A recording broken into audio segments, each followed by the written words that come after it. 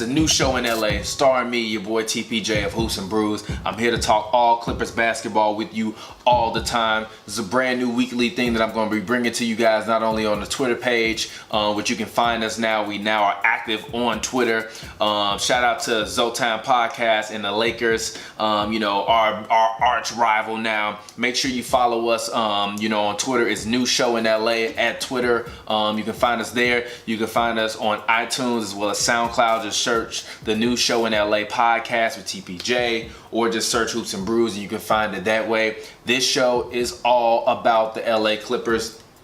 If you don't know, last year, myself, the homie Pavi, we covered the LA Clippers for the entire duration of the season. Not every single game. I believe we covered in total about 9 to 10 games. But we did cover throughout the season and it was sprinkled out. We actually saw the Clippers a lot of the time when they played bad teams. And usually the thing that you see when you see teams play bad teams are, lapses in judgment, errors where they can make on defense, thinking about little mistakes and things of that sort. We got a lot of clips last year of Doc Rivers specifically talking about just trying to stay focused, especially heading into the playoffs, and to think that this Clippers team now has Kawhi Leonard, now has Paul George on this team, now that they have, re-signed, Avisa Zubac. They've re-signed Patrick Beverley. Lou Will is on a deal already. Montrezl Harrell is on a deal already. They re-signed JaMychal Green on a 2-year deal.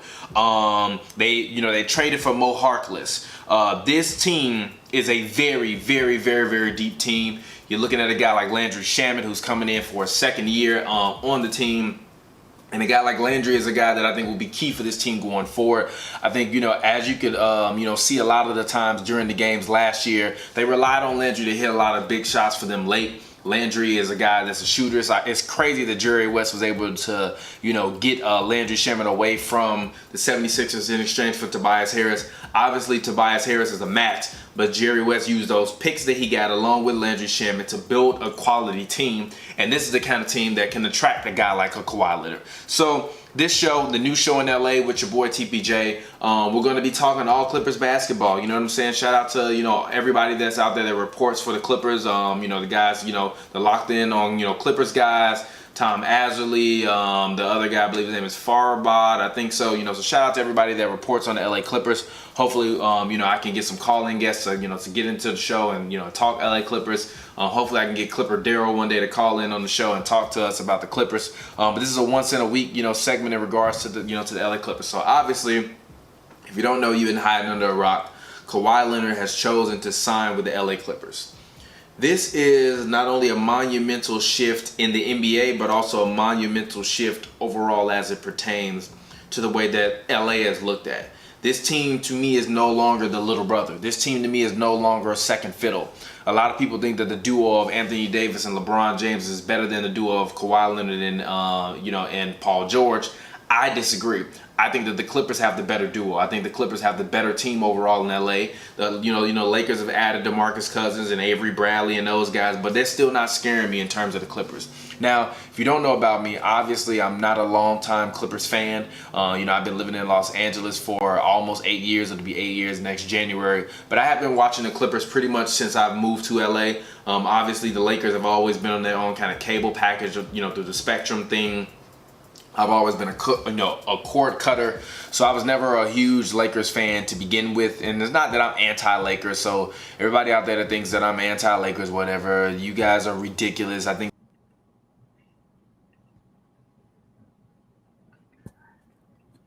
All right, what's up? Welcome to the third edition of King Watch LA. Today I am joined by Unwritten Rules, or Raj is whatever you know him. And we're just going to talk about Laker basketball. Go ahead and get your plug in, Raj, and let's get going. Sounds good, man. Thanks for having me here. So, basketball starts in, 3 days? 4 days? First scrimmage? Yeah. And then we have actual games on the Thursday. Yeah. And so we're going to be finally getting Lakers basketball back. It's been 3.5 months, 4 months, basically, with just nothing but old games on NBA TV or just reruns of stuff we've watched. And to be honest, I don't know how neither of us lasted this long, because we're both pretty big basketball fans, and right. I think you stopped your day 50 count, like after a day 50. Yeah, I thought there were more important things going on, and just posting that didn't seem right every single morning. So, Yeah. and it's hard to be creative on that. After like day 40, you just kind of Yeah. run out of day without basketball stuff. So, I tried it for like 3 days, and after that, dude, I was done. Yeah, it's not easy after a while. Not at all. So go ahead and tell the people where to follow you at. I'm pretty sure most of them already do, but go ahead and get that in.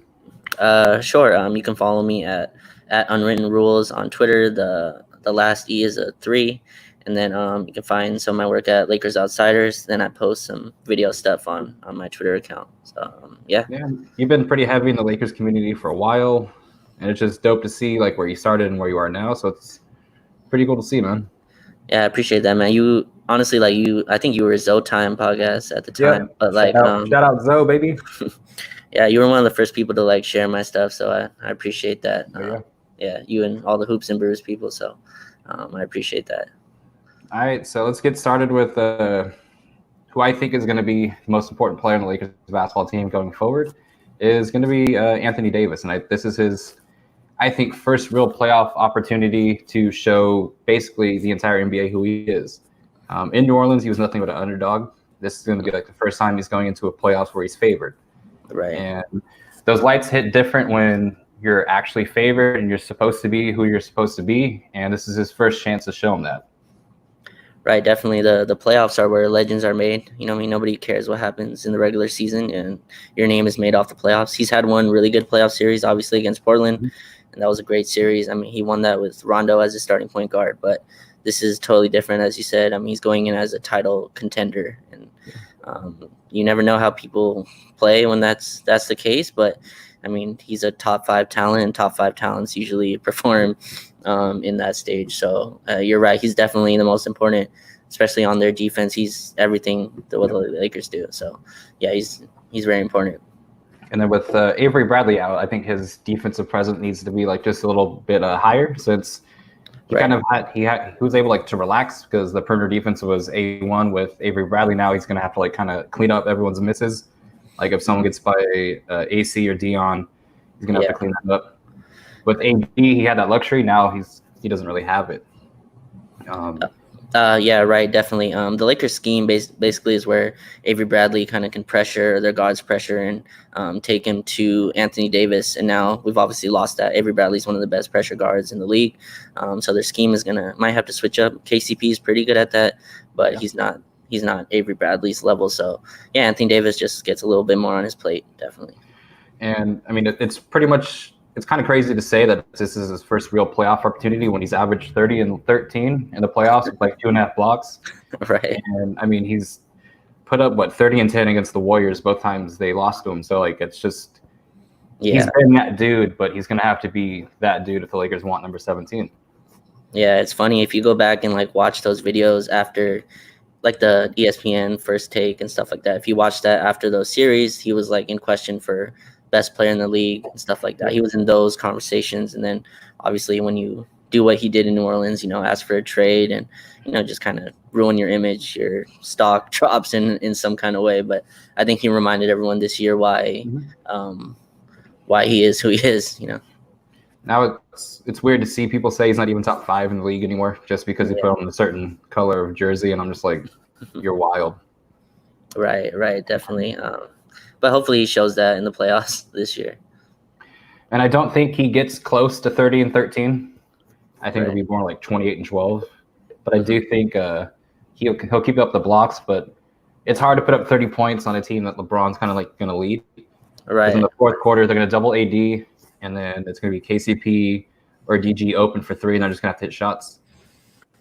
Yeah, I mean, his passing is definitely going to have to be better, a little bit better than it was during the regular season. I think he's picked that up as the season has gone on, definitely. But they're going to need him to also get buckets, man. This team relies on LeBron and AD to score big numbers every night. So I think he can do it. I think he's up for it. That was also one of like the things I was upset about was I was looking forward to this team with Boogie's playmaking and at the 5 position because Anthony Davis can't pass like that. And I think if the Lakers are going to be successful, he's going to have to like kind of dip into that bag.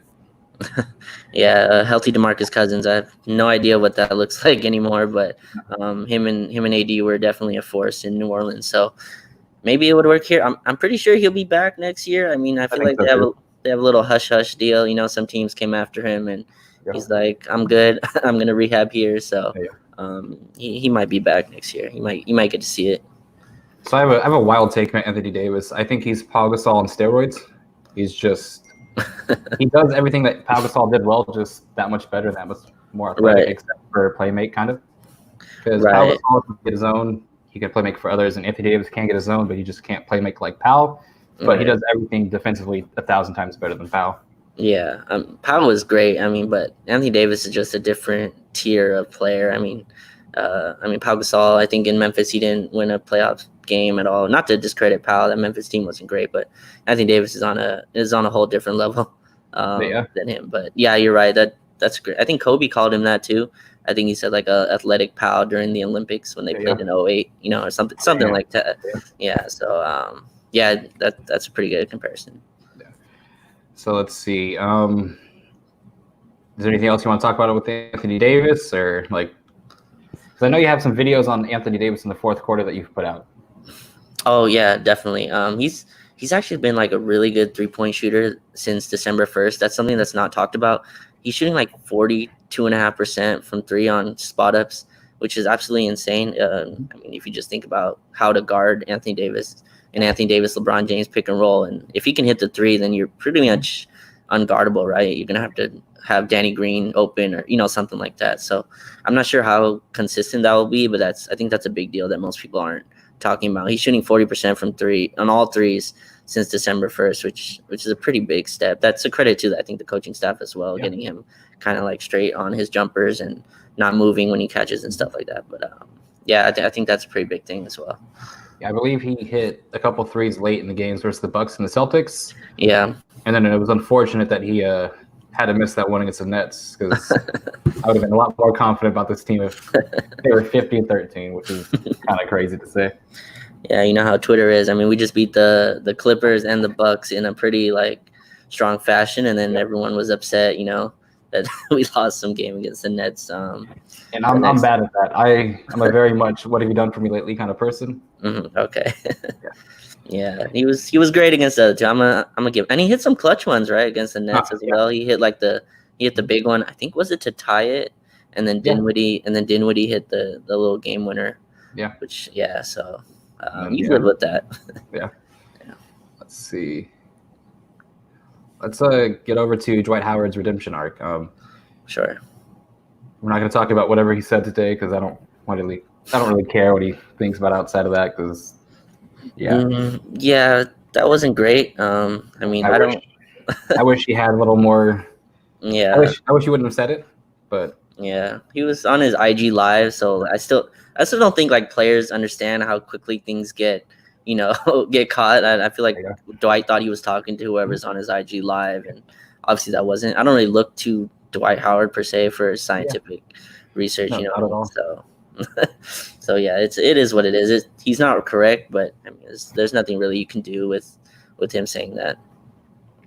But with regards to his redemption arc, this has been a lot of Laker fans like myself. We kind of killed him in the media, on Twitter for the past 5, 6, 7 years after the whole Stay D12 thing, and then after the shots he fired at like Kobe, and then like kind of like the Lakers like front office. You fast forward till now, and he's done everything that the Lakers have asked for him, and he's basically played his best as you can given his role. And now we're in Orlando, where he played for 10 plus years. And what would you think about that? Yeah, I mean, it's no secret he left on bad terms. You know what I mean? He just left. He went to Houston. And I honestly didn't want him back. I wanted Joakim Noah. Obviously, I was dumb for that.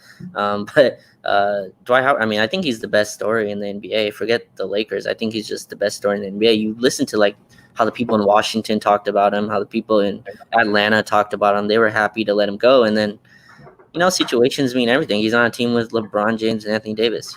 He can't be like a problem, he'd be gone. But like in Atlanta, that's a young team. Washington, that's a not a young team, but that team wasn't where LeBron and AD are. So, I think it's huge, man. He's been you can't ask for anything more. He's been rebounding. He plays his role. He plays how we wanted him to play in 2012, which is kind of funny. But I think his story's been incredible. Yeah. He wanted too many post opportunities in 2012, 2013. Right. And now he can't score like that. And he kind of like humbled himself, which he talked about this entire season. Like, you just knowing your role, doing what you can do, and not caring about what you can't do.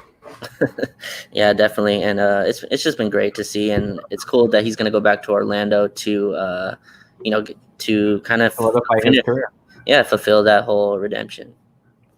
Because for Dwight Howard, the player, this is all he's missing. He's been a Defensive Player of the Year. He's been on the Olympics. He's played in the finals before. He's been a top 3, top 5 player in the league, and this is all that's missing for his Hall of Fame case. Yeah, I think he is a Hall of Famer already. Yeah, definitely, he's already a Hall of Famer. Yeah. But this might tip the scales on being first ballot compared to maybe second ballot. And again, I do think he is a first ballot regardless. Yeah, I do too. This would kind of like just be the icing on the cake for Dwight, and I do think he comes back next year too. Yeah, I hope so. I think he's on a 1-year deal, so if someone wants to pay him, they could. But again, he might just want to come back. It might not be for the money. You never know. So I hope he does come back. I'm really happy with what he's done here this year. If you looked at the comments, someone's compared you to Kyle Kuzma looking boy, and I've been called a purple soda drinking Jared Dudley looking ass boy. So it is what it is. You know what's kind of crazy? That's not the first person who said I've looked like Kyle Kuzma, which you kind of do. Which isn't like the best thing, I guess, for Lakers Twitter, who somehow really hates Kyle Kuzma right now, which is funny. Nah, we don't. I don't think we hate Kuz. We just expected more from him this year. Yeah, for sure. Yeah, I mean he's finding his role on a really good team. He's been on 2 really bad teams, and it takes time. He needs to hit his open shots, but I think he's become a good defender. Or a serviceable defender on the wing and stuff like that. So then I think some of the criticism is warranted. I think some of it is just a little extreme. Yeah. And I know for Dwight, I'm a little nervous because his free throw shooting might decide a game for us in the playoffs. Mm-hmm. And it might, like, against the Clippers or the Rockets or Bucks. Mm-hmm. That's just something I'm still nervous about because, again, we will need him defensively, but he might be limited offensively, and so he might not be able to be on that court. And if AD's in foul trouble for a game, it'll get dicey out there. Yeah, definitely. I still think we probably close with AD at the 5 in most lineups. And I think the NBA changed the rule as well, right? There's no more hack, like hack a Shaq and stuff like that. So, and his free throw shooting hasn't been terrible this year. I don't think it's great, but that could be a concern. I still think though AD will close for most games, and especially against like the Clippers and teams like that we really are going to have AD at the 5 to close it out. Because I don't know if AD does get in foul trouble and Dwight's not shooting free throws that great. We either have to rely on JaVale McGee or Haycock maybe playing some spot minutes in the playoffs if that happens. We'll see. So you never know. I doubt it. I doubt Haycock gets any meaningful minutes, but you never know. You need a whole team to win a ring, so everyone's got to contribute at some point. All right, so you've hit the 2 big guys. Let's get to what I think might be the most important play for the Lakers this playoff round will be guard play / wing play. Do you think the Lakers can get by with KCP and Danny Green on the wings? I think they can. Those guys will have to hit shots. But Avery Bradley, I think he hurts more on the defensive end. His shooting was very up and down. So I'm not really worried about the scoring. The Lakers went 17-3, I believe, with KCP starting in front of Avery Bradley. And KCP was great this year, hitting threes and things like that. So, and then J.R. Smith, obviously, we can talk about him too later. But I think he'll also get minutes and fill that wing. But they're all gonna have to step up. Danny Green's gonna have to hit threes. He can't be up and down like in the regular season. He's gonna have to hit shots. So, but to fill in for that. Yeah, because I've talked to people and like Danny Green's numbers do dip in the playoffs, and I don't know why that happens. He continues to get the same looks. Right. But for that reason, just the shooting goes down. But I do think the Lakers can win in 2020 with KCP and Danny Green on the wings. Even with KCP stepping in as a 1/2 in the starting lineup with LeBron. Right. I don't want KCP to have any playmaking duties unless he's throwing up a lob to Anthony Davis or Dwight Howard, which he's surprisingly pretty good at. Yeah, Vogel did this really cool thing because most of our starting guards, they can't dribble. Like, they're not ball-handling guards. Avery Bradley's not a ball-handling guard.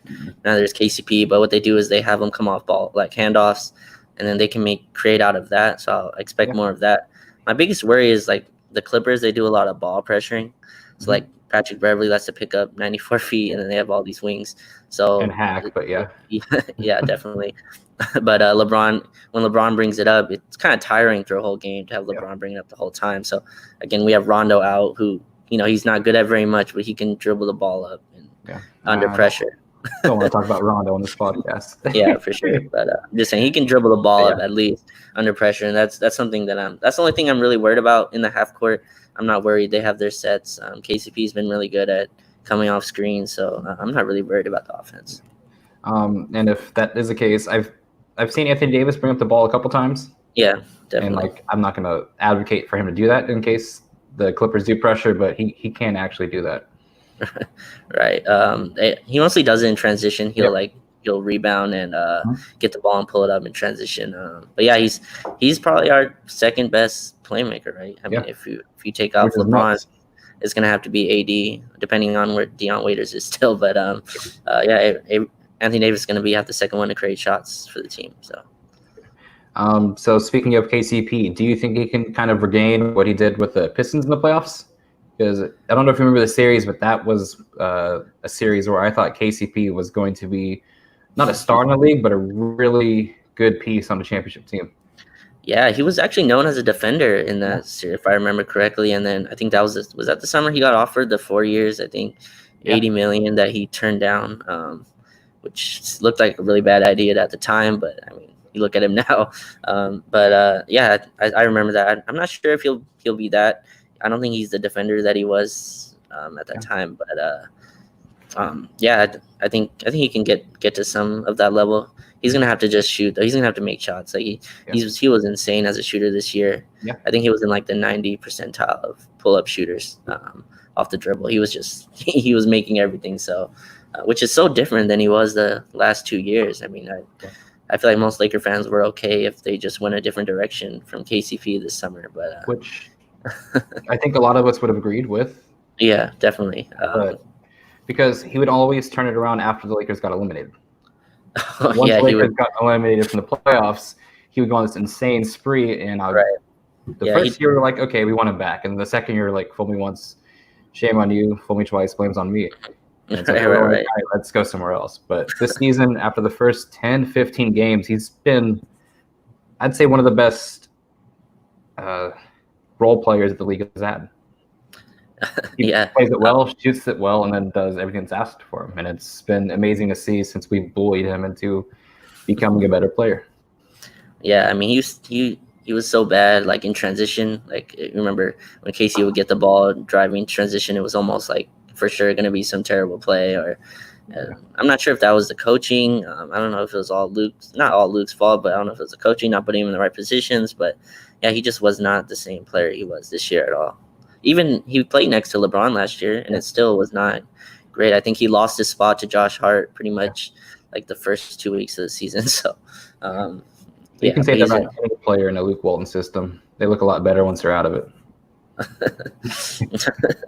Yeah. And then any last thoughts on Danny Green, or should we jump into J.R. Smith on the wing and how much you would trust that in a playoff series? Yeah, I mean, we can jump to J.R. Smith. I think Danny Green's going to have to hit shots. That's the only thing about him. And his defense has been great all year. Because all the advanced stats kind of lead to his defensive presence. Right. And he's been amazing at just being a pretty good denier for off ball, and then can kind of stay in front of his man, a little bit like slow off of like lateral movements. He can get blown by, but he plays great team defense, and that's what you kind of need around Anthony Davis, who can clean up your entire mess. Yeah, he's never in the wrong position defensively. He always knows the scheme. He's played the most minutes next to LeBron and AD, and I don't think that's an accident. Like those three have played more minutes than any three-man lineup, and it's not even close. So, yeah, he's a big part of why this team is on pace to win 60-something games. Even with his shooting, I mean, he shot like I think 37% from three this year, which I know he still shot amazing. Like for any player, just he'd hit like 7 threes in one game. The next 2 games he'd hit like maybe 2 shots. Right. With worries some of us come playoff time. Yeah. And what do you think about J.R. Smith playing? Like, how many minutes do you think he's going to get per game, and can he affect a series? He can definitely affect a series. He's one of those players that he doesn't need to be open to take a shot, which is big on this team. This team doesn't have many shooters like that. KCP needs to be open. Avery Bradley. Danny Green takes some contested threes, but not like J.R. Smith, and I think that's a big deal. Now he's like a year away from playing basketball that meant anything. You know, that Cavs team was terrible, so you never know how he's going to react to here, but he seems in shape, and like you see the practice videos, he looks like he's acclimated to the team already, like he's been here since October.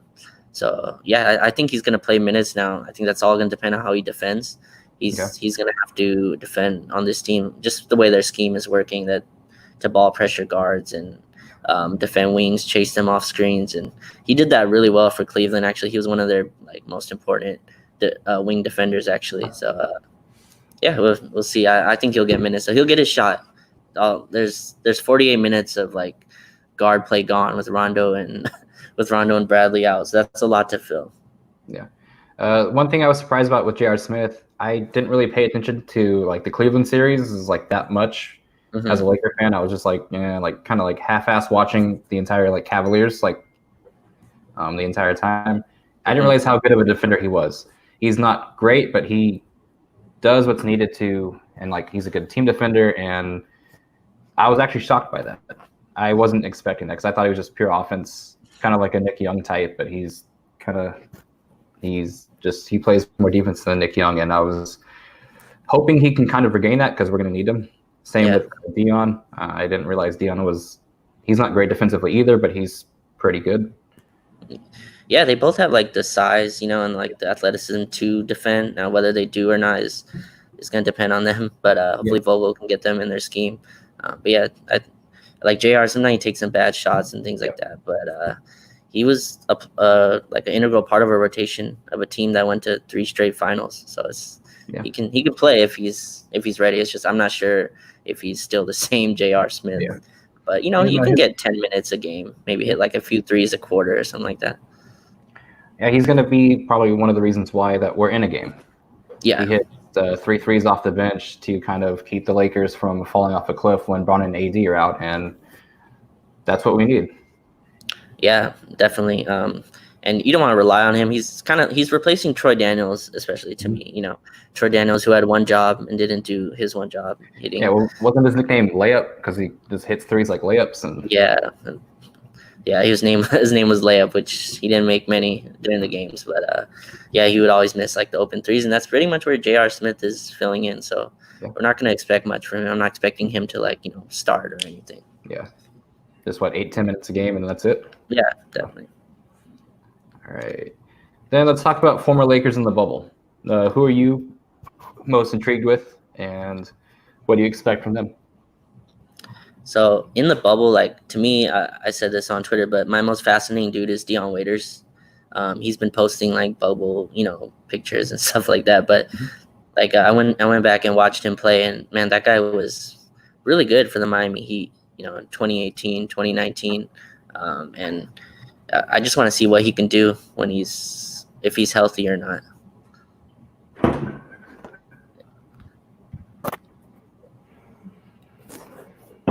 And then let's see. So you were just talking about Dion, right? Yeah. All right. So then I'd say the most exciting former Laker that I have in the bubble is going to be Lonzo. I cannot wait to see him play basketball again. And I want to see if his 3-point shot kind of translates from what he was doing the last month of the season to in Orlando. Yeah, he was shooting the hell out of the ball. He was looking exactly like the player many of us thought we were getting it too. Right. And Yeah, many of us still think has that talent for, and I want to see if he can continue that. Yeah, he's definitely a streaky shooter. I mean, we knew that from him in LA here.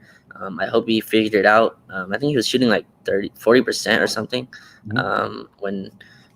before the season ended. And then obviously Brandon Ingram as well, becoming an all-star, which is just pretty amazing to see after the year after he leaves the Lakers. And then we get a healthy Lonzo year. Like, he would always get hurt, I think. Yep. He got hurt in like Christmas both years. So, it's cool to see them play well. And then his brother coming into the NBA too. So it's pretty cool. Yeah, I want to see how they kind of like handle like a playoff push, because we were supposed to get that last year, and then both Lonzo and Ingram basically are done by the All-Star game, and we just had LeBron left, and that was it. So our playoff chances were done. But you get Lonzo and Ingram, who are going to have to step up if the Pelicans want to make the 8th seed. Because who knows what happens with Zion? Because they say that he has cramps. He left the bubble for a family emergency, so you never know. If the Pelicans are going to make it, they're going to have to step up, and I got to see it from one of them. Yeah, I mean, the NBA helped them out. They got a little bit of an easier schedule. Now, if you talk to Pelicans fans, they'll say, like, that's what it was going to be anyway. But shout out to Maples, because that's what Maples has been saying the entire time. Yeah, Maples, Mason Grimberg is one of the other Pelicans people. They say that, that's how the schedule is going to be. Now, Memphis is still 4 games ahead. Yeah. But Zion the Pelicans just have to go. I think they have to reach like 2 games behind or something like that to get a play-in tournament, and we'll see from there. I think they have the better team. I think Brandon Ingram, Zion, Lonzo is just a pretty good piece to have.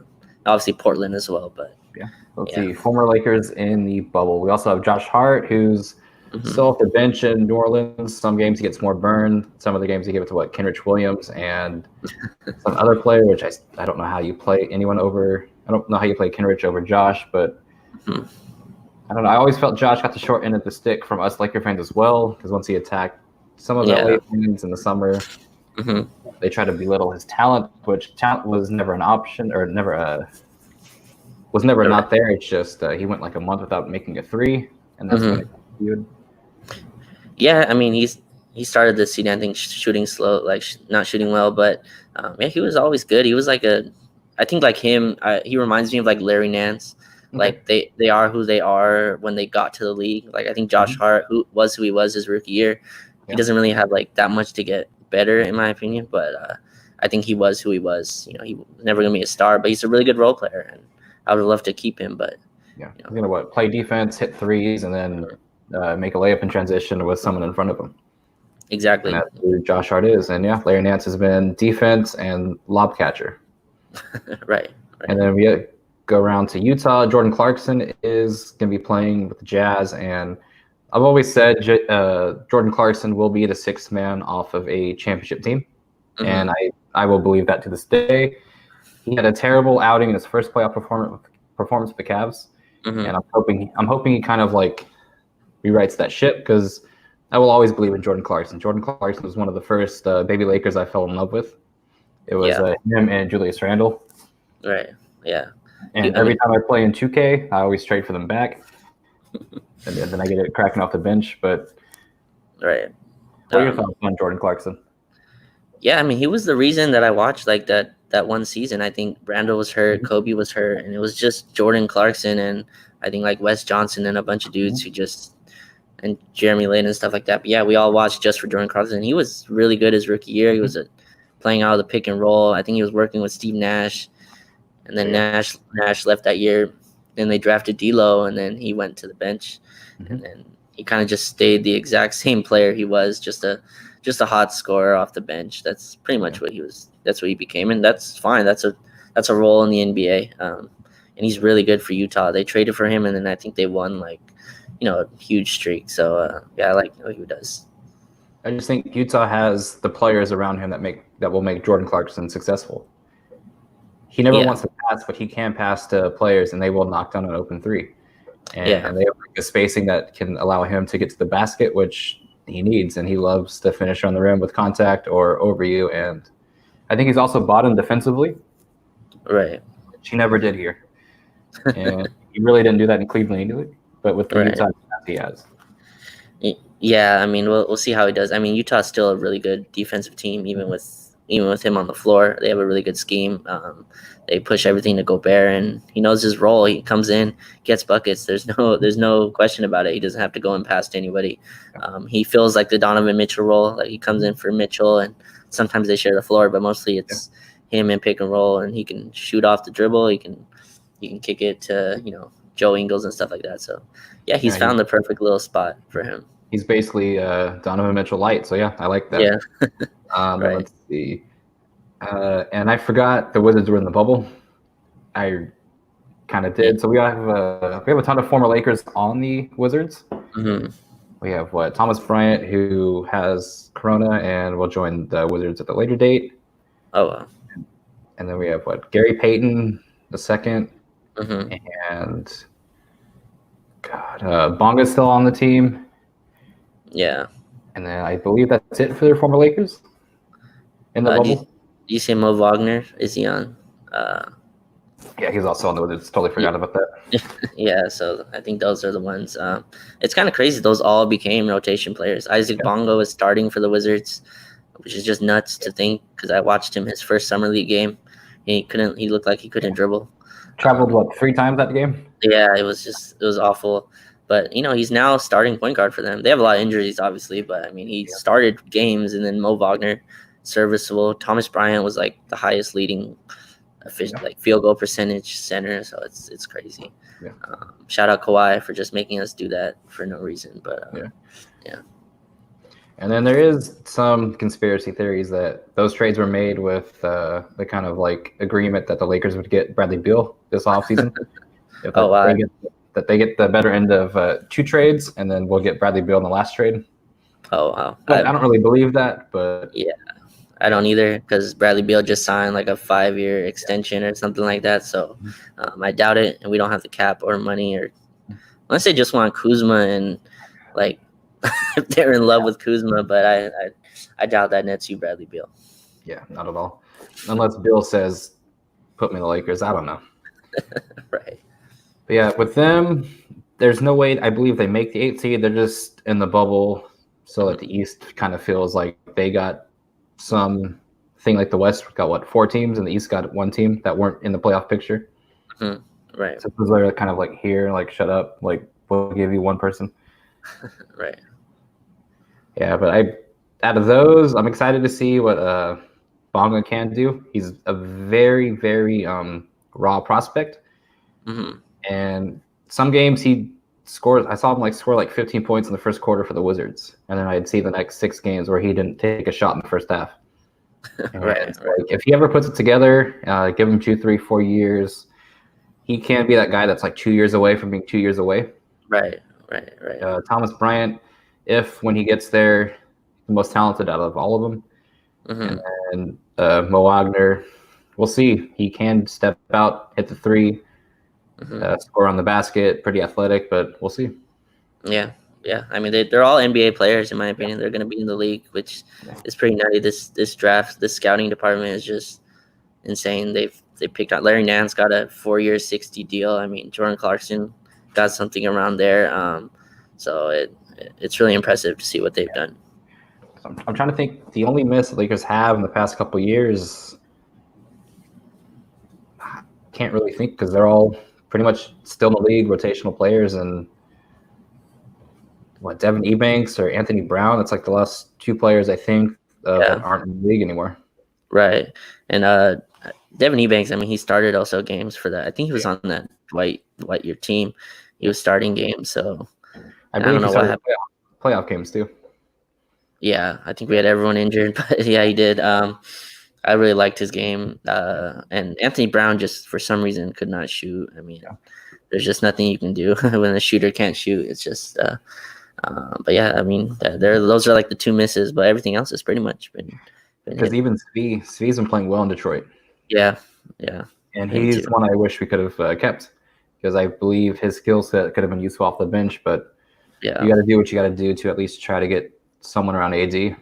Yeah, definitely. He also just could not shoot last year in the regular season for some reason after destroying the. Yeah, so just after destroying the summer league, he just for some reason could not make it work in the league. But I'm glad it's working out in Detroit for him. All right. Now let's get to some predictions stat-wise, and I guess we can go with whether you believe the Lakers are going to pull it out in Orlando. Let's get to some Bron, AD/Lakers bubble predictions. Yeah, I mean, I guess as a Laker fan, I would have to predict that the Lakers win the title. I mean, I'm not sure I would want any other thing to happen. So obviously, I would predict that they would win. I see them playing the Clippers, obviously, in the Western Conference Finals. As much as I joke on like Paul George, I think that's like a really good series that's going to happen. So that's just how I see it going. How about you? I do think the Lakers meet the Clippers in the Western Conference Finals. I do think they advance, and I think that they meet the Bucks in the finals. And I think that is going to be over. I think the Clippers will. I think Lakers go 7. I think Lakers Bucks go 6. Oh, really? Okay. And I think the Lakers win it all. Okay, yeah. Not a lot of bets that they do, and but I take back a lot of hot takes if they don't. But it is what it is. Right. Yeah. I think that Bucks series is going to be a lot tougher than I think people realize. Like that team is absolutely destroying the league. They win games by like 11 points per 100 possessions, which is insane. We beat them at home, obviously. But I think that's going to be a really tough one too. The Clippers and the Bucks is going to be a hell of a series. I think both of those go 7, in my opinion. Like that's going to be really tough to defend them. Yeah. And then what do you see for LeBron in this postseason? Well, I mean, it's the first time he's gotten like 3 months off in between a season. He's got more rest than you can ever ask for. And I think he's like the best athlete ever in knowing his body. So he knows how to ramp it up for the playoffs. I think he was ramping up perfectly if you watch those last 2 games. But yeah, I'm ready to see how it looks, man. There's just not much more you could have asked for him. Like he's gotten all the rest. He's been able to work out at his home or whatever, and he knows how to control his body. So I think and man, those last 2 games, those Clippers and Bucks games, he controlled from the jump. Yeah, the pace, the play, he controlled everything and you could tell he took those 2 games seriously. So I'm really excited to see him, and whatever he does, he makes Anthony Davis better. I think Anthony Davis is really good, but I think LeBron's the most important player on this team. He controls, the offense, and it's going to be really important for him to be at his best to beat the Clippers and the Bucks, who are good teams. Yeah, I think with LeBron, it's going to come down to, can he be that much better than Kawhi in a series? Right. Yeah. Because we're going to need him in the fourth quarter, because they're going to take away the Anthony Davis looks. They're going to say, all right, Bron, beat Kawhi off the dribble. Yeah. Which will be a lot of pick and roll action. Will you continue to attack and kick out? Yeah, it's going to be a pretty big chess game that's going to be going on between Vogel and Doc Rivers. If like Doc tries to play Lou Williams, then the Lakers will just go on to try to hunt him. If not, they can try to go with Anthony Davis. If they try to go small, they can attack them inside. And then the Clippers just have a plethora of wings that they can just throw on LeBron and ball pressure him. So it's gonna be fun to watch. Yeah, because you saw in the last game, LeBron was attacking Kawhi, and he was also having success with attacking Kawhi. Yeah.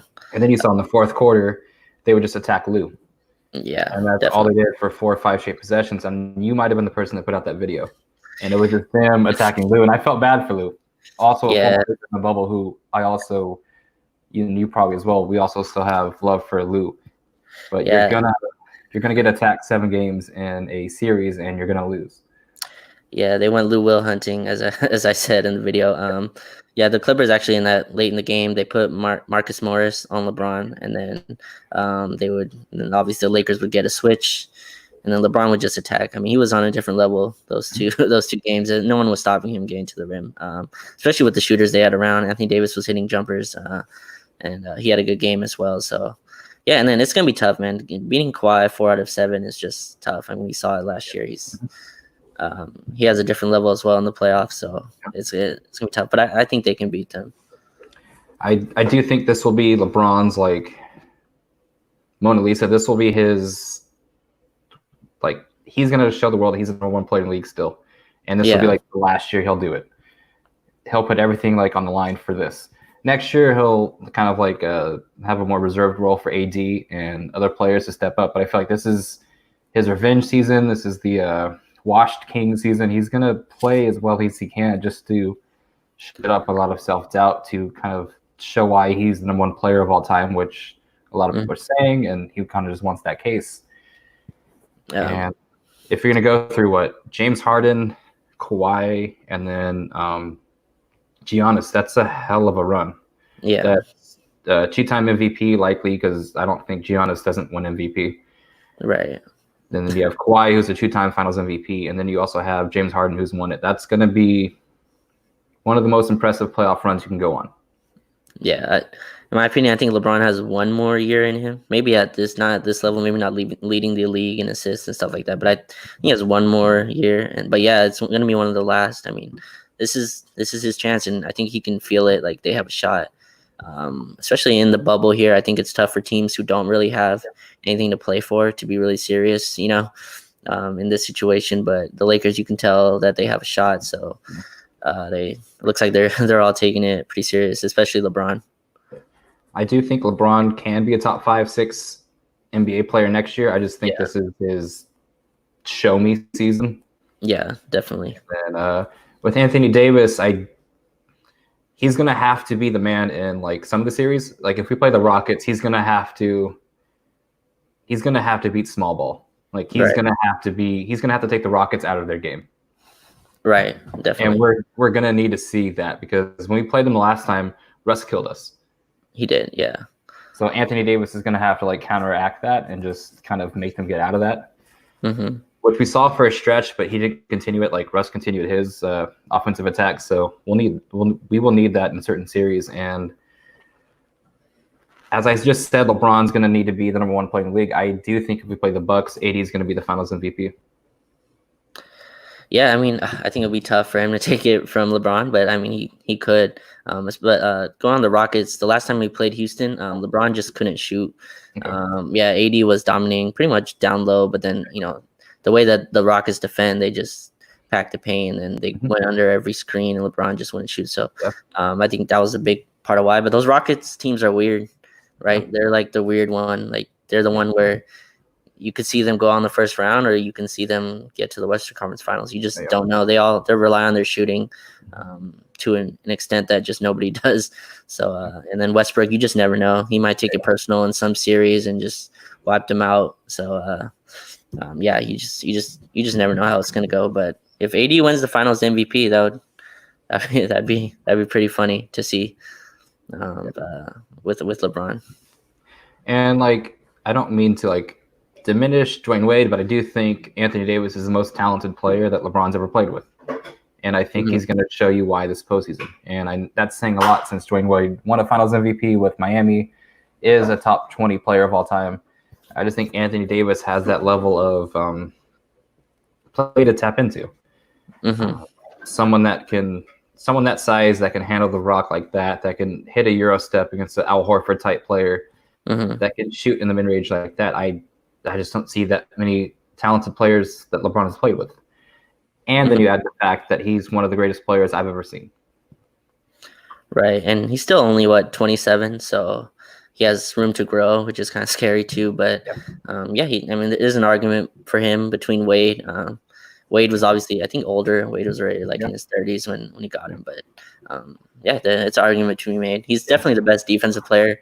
And then he's the best big man by far. LeBron's never had a big man like this that can roll, catch dunks, lobs, do one-on-one moves off the dribble.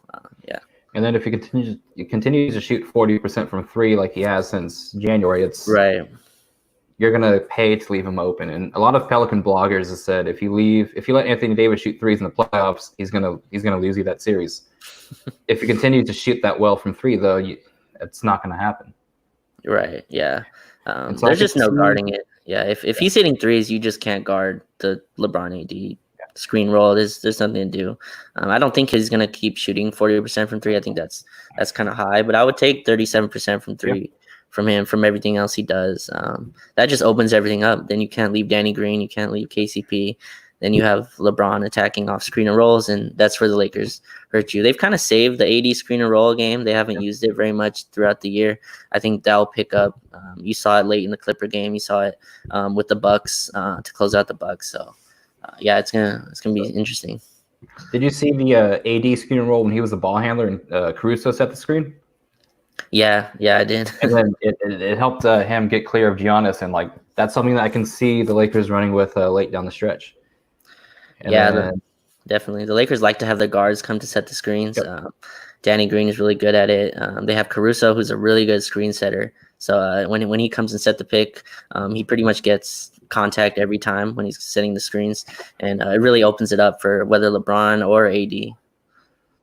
Yeah, and the Lakers have had good guard screeners. Londo was a great player that set screens as a guard. Definitely. So was Josh Hart. Mm-hmm. And just Anthony Davis, I just think this is going to be his kind of like, that's a haul, folks. Like this is his chance to kind of quiet NOLA Twitter, quiet all the NBA backlash he's received since he demanded a trade to Lakers. It's going to be one hell of a playoff time in Orlando. Yeah, I think it'll be the Lakers' best one-two punch since Shaq and Kobe, and I do think those two players have a similar production. I think they're going to have a similar production if we want title 17. Yeah, definitely. It's definitely the best two tandem in the league, I believe. And since Shaq and Kobe, that's probably right. They're two top 5 players on the same team. So when you have that, you have a shot in any game. Yeah, and let's see. So who do you think the Lakers play in the finals?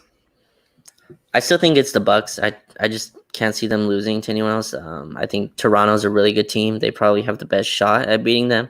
But I just don't see how that's like a system, and I don't think that there's no Kawhi anymore over there. There's no LeBron in the East, so it's Giannis's turn, man. He's about to get his second Finals MVP in a row, and he's still young, but it's time. This is his time. He has to make the finals. There's no team out there that should be even close to stopping them. Boston's really good, but I don't think they're ready for that. Toronto's really good, like I said, but this is Giannis's finals to lose. I think if he loses in the finals to the Lakers or Clippers, it's not that big a deal. But if he loses before that, it's going to be some seats on fire. The coach. There's going to be a lot of conversations coming. Yeah, I feel like if Giannis doesn't make the finals, he won't get that luxury of being in a small market anymore. Right. They will come for Giannis just like they came for AD this season. Right. He's on that, that everyone likes him, playing right now. That's where AD was after the Portland series, Yep. He beat Portland, then they lost to the KD Warriors, and you expect that. It's the Kevin Durant Warriors. You're not beating that. But, so he's in that role right now. Now, if he loses in the playoffs before the finals, it's going to change. I do hate to say it, but I do think the Celtics have a really good chance of making the finals. And as a Laker fan, I wouldn't mind seeing the Celtics in the finals. I wouldn't mind beating them. I want to get 17 against them. That would be one of the most bitter or sweet memories ever. If we can tie that team in the finals against them. Yeah, their strengths are kind of like our weaknesses in a weird way, because they have guys who can shoot off the dribble really well. Kemba, Tatum all come off screens and pull up, and our kind of scheme is kind of where we want to give up that look. But they're a good team. I mean, Brad Stevens did. I think Vogel said he would give Brad Stevens the coach of the year or something like that. Which I think is a lie, because it's Nick Nurse, and it's Nick Nurse by far. Yeah, and you don't say that. I know Vogel's new; it's his first year. You don't say that, but they're really good. I think Kemba's still out in a weird way. I think he's still hurt, but Tatum and Gordon Hayward is too. I think I thought I saw somewhere that he's going to be chilling with his family, which is obviously understandable. Yeah, I'm not sure if he's in there or not, but Tatum's becoming a superstar has really been the thing that's kind of. All right, what's up, everybody? I don't know how much of that step back threes basically the third newest episode of King Watch LA, and I'm joined today by Kingsborough from Twitter. Go ahead and introduce yourself, man. Hello, everybody. It's Kingsborough from Twitter. Just here to fill in, on some topics regarding the Lakers hoop in general. I know a lot of y'all seen some of my takes over the time. So Yeah. it's gonna be a little fun to try and explain it a little bit more in depth than just going into like Twitter back and forth with a lot of people who like focus more on the narratives instead of like just the on the court aspect or the hoop aspect. Yeah, and like we actually finally have some things to talk about. The Lakers played the Mavericks last night, and they did what you kind of wanted them like to do. They played with great intensity in the first half. You saw everyone seemed to be basically in the condition that they were back in March, and it's cool to see that everyone took like their quarantine / bubble seriously, and no one looks to be like they just chilled, and it's dope to see. Yeah, I mean, you saw down that burst by LeBron. I mean, he's probably at his apex. I mean that knowing LeBron, he's always going to keep himself in shape. So that basically that time off was just rest. Honestly, any of that wear and tear from the season just got removed. So because he's always going to stay in shape year round, and then everybody else, seeing Waiters work out too, just staying in shape. I mean, with the Lakers, the pieces are there. It's just them staying focused, making sure they take care of little stuff. So it was good to see, them stay sharp defensively, stay sharp on rotations, AD still being active. So, they kind of picked up where they left off pretty much virtually. They're just trying to fill in the voids from A. Bradley. Yeah, like to be honest, I couldn't tell there was much of a drop off from March till now. Everyone seemed to that was on the team from there to now.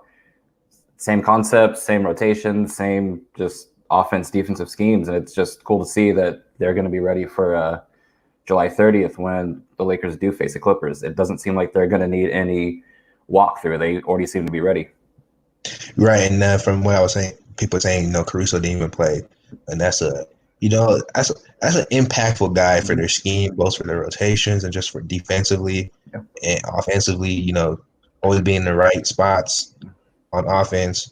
Always rotating on the right spots on defense. He keeps the floor high, and he helps raise the ceiling by making big impact plays on both sides of the ball, either making a big finish or making a big steal or a big off the ball play on defense. Caruso will never lead your team in scoring, but he's going to do what you need to do to win basketball games. He's not going to play selfish. He's not going to take stupid shots. And he's just going to take the wide open shot, and if it's not open, he's going to kick it. He's going to let LeBron touch it, or he's going to let AD touch it. And that's some of the problems I had with Kuz last night, which we'll get into later on, where I think any possession where AD and LeBron are on the court and they don't touch the ball, it's a loss. Like you failed that possession if you're just going to go solo. If the two best players in the league, in my opinion, at least two of the top five, don't touch the ball on offense, what the hell are you doing? Right. I mean, basic basketball principles, you want to just swing the ball anyway. Mm-hmm. So if you have guys like LeBron, AD, I mean, just if they were just regular guys, you want to have a nice offensive set is going to be, everybody trying to touch the ball, see if they can get a good look by creating, a bunch of movement. But I mean, if you have LeBron, AD, and they're not touching the ball, and because Kuzma wants to go ISO, I mean, that's kind of like, that's something as a coach you got to scratch your head, like, come on, man, we're not trying to do this. Yeah, and if they're off the court, I get it. Like the Lakers will need offense. Like that's why I didn't mind Dion like taking some stupid shots. Like, hey, there's no other scorer on the court. You got to throw something up, and that's when I wouldn't mind Kuso trying to like push it in transition. But when AD and Braun on the court, you got to give it to them. Right. I mean, it's gonna make your life easier if LeBron has the ball and you're an off-ball player. Like Kuz likes to cut, he likes to slash. I mean, if you give LeBron the ball and you slash, he's gonna find you. So it's gonna make your life better if one of the best passers of all time has the ball and you're a guy who likes to slash. But Kuzma is having a hard time. He's having an identity crisis. He's trying to figure out what his role is. He don't know if he's a third option. He don't know if he want to be a star. He don't know like if he's like a shooter or a one-on-one scorer or like he's just trying to find himself. Honestly, fortunately for the Lakers, they have a lot of pieces that can offset Kuz. I mean, but if Kuz ever finds something consistently offensively and he ever finds that offensive, consistency with the talent he has, I mean, it's really just no beating them. But because I mean, for whatever reason, Kuz, his best talent defensively is guarding wings, which is the most important position in playoff hoop is the wing play. For whatever reason, Kuz is very good at guarding wings. He can't guard anything else. He can't guard post players. He's not good at guarding guards, but I mean, he's great at guarding wings for whatever reason. So that's a special surprise for the Lakers that they could utilize, especially having Markeith on the team. Yeah, and so like you said, Caruso and Markeith didn't play, so we got to see a little bit more extended minutes of Dudley yesterday. We got to see, so more Dudley. We got to see J.R. Smith. We got to see Dion. And I really like what Dudley brings to a team. If he plays in any game in the playoffs, it'll be probably 4 minutes max. I don't see him getting that much burned, but he is able to come off the bench and just play his role and rotates, defends, passes, and then will shoot the open shot. He will not do anything he's not comfortable doing. And it's cool to see that if Kuz is in foul trouble or Markeith's in foul trouble, he'll step in. Yeah, Dudley, I mean, he's that type of veteran, like floor spacer, great team defender. He's going to come in. He's not going to be a liability in the time he's there. So that's the greatest thing about him. He not only will he give guys breathers, but he actually helps your team while he's on the floor. Like, he's not just somebody that you're going to throw in and hope that, your team can just maintain the pace. Dudley's a guy you can throw in and, you could possibly go on a run when he's in there. So, that's always a nice little piece to have. All people are underestimating the Lakers' depth because it's not flashy with the names and they don't have flashy skill sets, but they have a good fit in terms of how the Lakers want to play, especially around their two stars. It's a good fit. And the fit matters more when you're trying to win a chip. I mean, if you look at the Raptors last year, it was all great fit. I mean, that's my issue with the Clippers. They have a bunch of talented guys, but the fit is just wonky because their best playmaker is virtually Lou Williams, who's not really that good of a passer to set guys up. So it's really up to guys like Paul George and Kawhi. They have to consistently be able to get theirs. I mean, they have a bunch of guys who can get theirs and they can play in a flow of a scheme, Lou, Reggie, Kawhi, Morris, Trez. They can all they can all score and they can all do multiple things with the ball. So they're not really specialists, but there's no cohesion with them. So you see it when it gets to the nitty gritty, in the crunch time, it's going to come down to either ISO or a Lou Will pick and roll. Yeah. So it's pretty much, predictable. And, it's not like LeBron, where, the Lakers come down to the wire, it's going to go down to LeBron's hands. But that's one of the greatest passers of all time. So he's going to always put pressure on your defense in terms of making sure you're in the proper rotation, where it's with the Clippers, it's going to be an ISO possession and you got, try and force Kawhi into a bad shot or, Lou Will pick and roll. You're probably just going to blitz the pick and roll. Yeah. Make Lou Will make a pass over guys. So, what I'm saying? They lack creativity, and I think in my opinion, when it comes to creating for the Clippers, but they do have firepower, and the guys can score. I mean, the ISO scores and pick and roll, but they have a bunch of good guys who are good at ISO scoring and pick and roll. So you know what I mean? So it's you know what they're gonna do, but they're also good at doing that. So but I like the Lakers in terms of how they match with them because AD can switch anything. LeBron can switch anything, especially on the Clippers because now they're small because they have Marcus Morris, so now they're smaller. Lakers got a bunch of guard defenders they can throw at Will. They got Caruso, they got KCP, they got Danny Green. I always tell people coming into the year, I mean, when I saw them have Bradley, I was like, Lakers have some of the best guard defense in the league. And I was telling people before the year, because people before the year, they were telling me, oh, Lakers are going to be terrible defense. I'm like, no, Lakers, if they do what they need to do, they probably easily be top 10, might be top 5. I did not foresee top 3.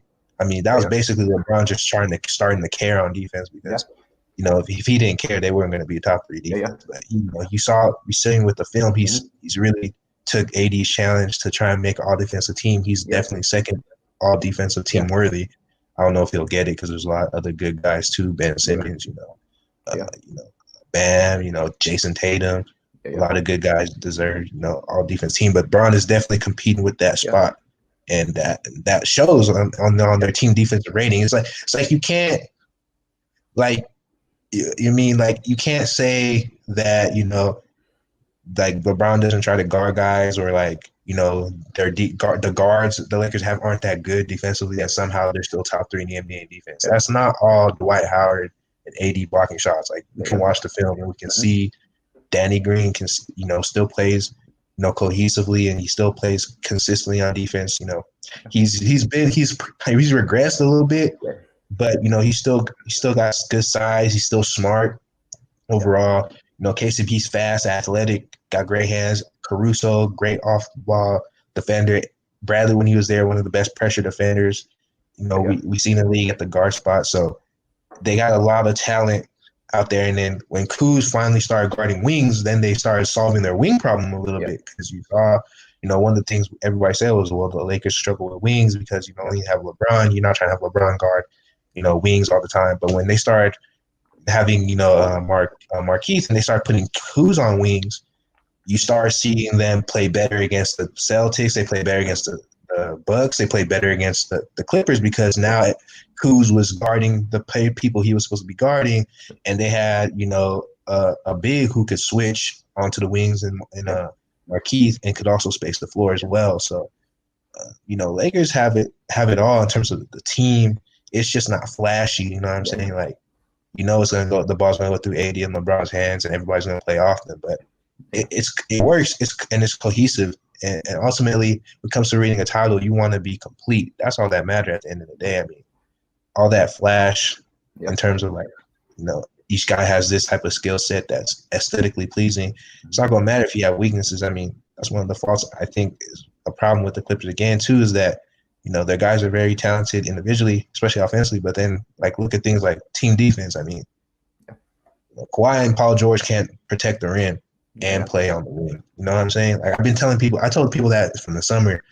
Immediately when they made those moves, I'm like, bro, they have no center. Like, they have one, Zubac. He don't even play more than 15 minutes a game.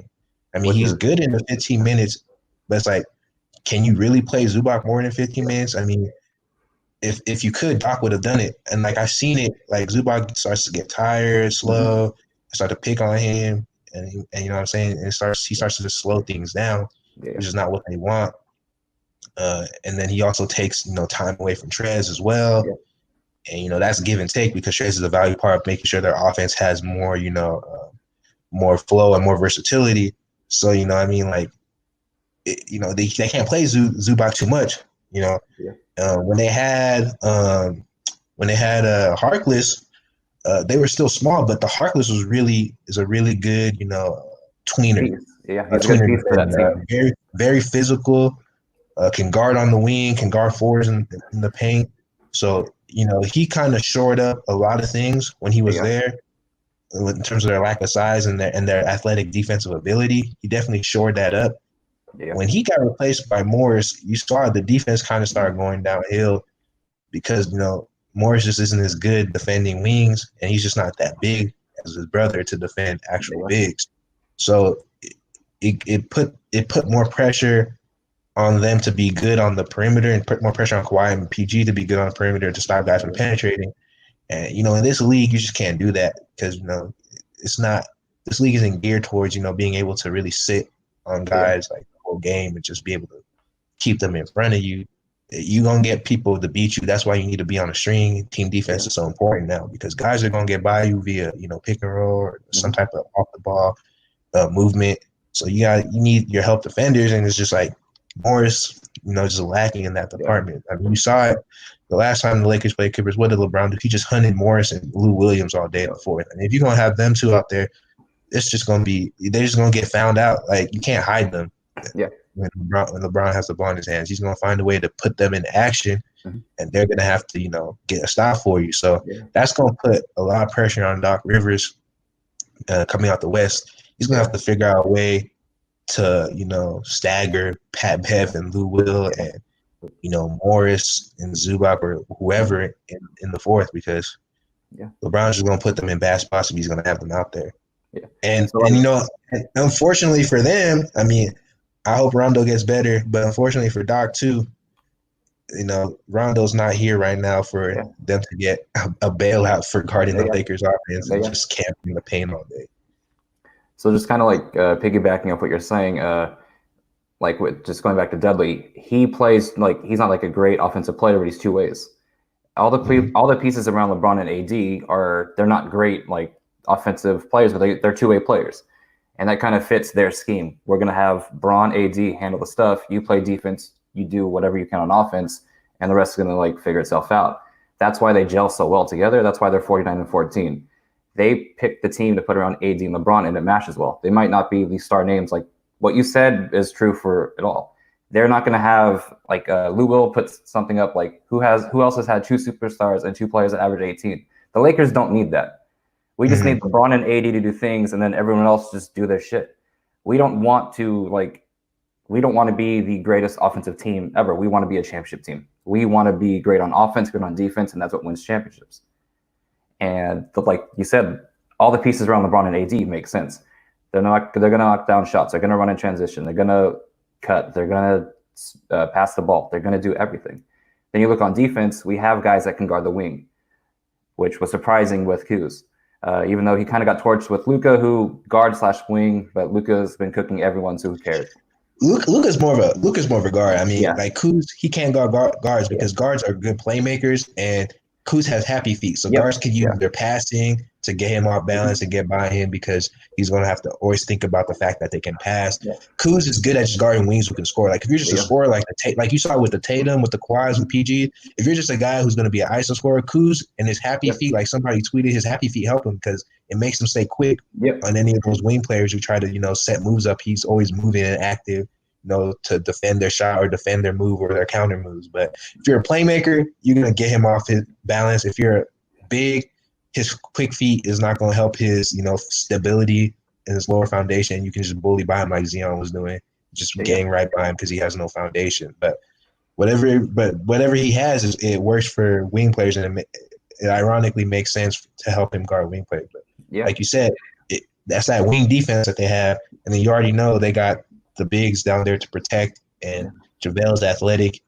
He can run. I mean, he's not just a big who's just going to sit in the paint and try to block shots, but he can actually, recover when he gets beat, and he's long enough to contest the shot at the rim. Dwight Howard's resurgence has been great because, I mean, he's super athletic at contesting shots and also been really good at switching and holding zone on the outside. And, AD, he's a freak of nature on defense. He can do it all. So, and then you have LeBron. He can do it all too when he wants to do it all too. I mean, Brandon Ingram. I mean, Jason Maples was talking about it. Brandon Ingram is one of the up and coming guys in the league, and he's gotten like shut down by LeBron every time they play. I mean, LeBron when he's on, he wants to play defense. He can make your life miserable. So Ingram struggled every time he's played LA, and it's weird to see. He's torched every other team, but against LA, he struggled every time. And it might have been because he wanted to prove a point, but LeBron was just kind of like able to get under his skin and just kind of like bodied him a bit, and that kind of like affected him from getting to the rim. And then once you take that away, he kind of like loses it. And then just going back to like the point with Lou Will being the Clips' best playmaker, he's also their worst defender. So you got to pick your spots. The Lakers don't have a player that can get played off the court in the fourth quarter that makes sense. The only one that did is hurt. He broke his hand. Whatever he did. So Rondo's out. So the Lakers don't have a player that Vogel would play that could get ran off the court. The Clippers do. And like we're saying, Lou Will's not a bad player. He's a really good player. It's just based on who the Clippers have, it doesn't make sense like to fit in the fourth quarter. Like they're going to win 50 games this year. They're going to make the Western Conference Finals, but to be a championship team, you kind of have to have the pieces that fit in the fourth quarter. And I don't see how that team beats a team with LeBron and AD, who are just going to hunt every single time in the fourth quarter in a close game. Yeah, I mean, he's kind of redundant in the fourth because it's like you're gonna want Kawhi to close, and you kind of want Paul George to get involved because here's another thing, and people don't realize this, and this is actually a negative thing for Paul George, and you kind of saw it in the last Laker game. He was torching them for like the first 2-3 quarters, and then the fourth, playoff peak made his appearance, and he did nothing. If you're gonna go through Kawhi first, obviously makes sense. That's your best player. But if your second closer is Lou Will, then what does Paul George do? on offense. There's that situation too. It's like you go through Kawhi and then you give it to Lou Williams. So then Paul George is kind of not in rhythm in the fourth because it's like those are your two leads. There you go. And it's like Lou Will is more of a primary ball creator, but you want to go with Kawhi first.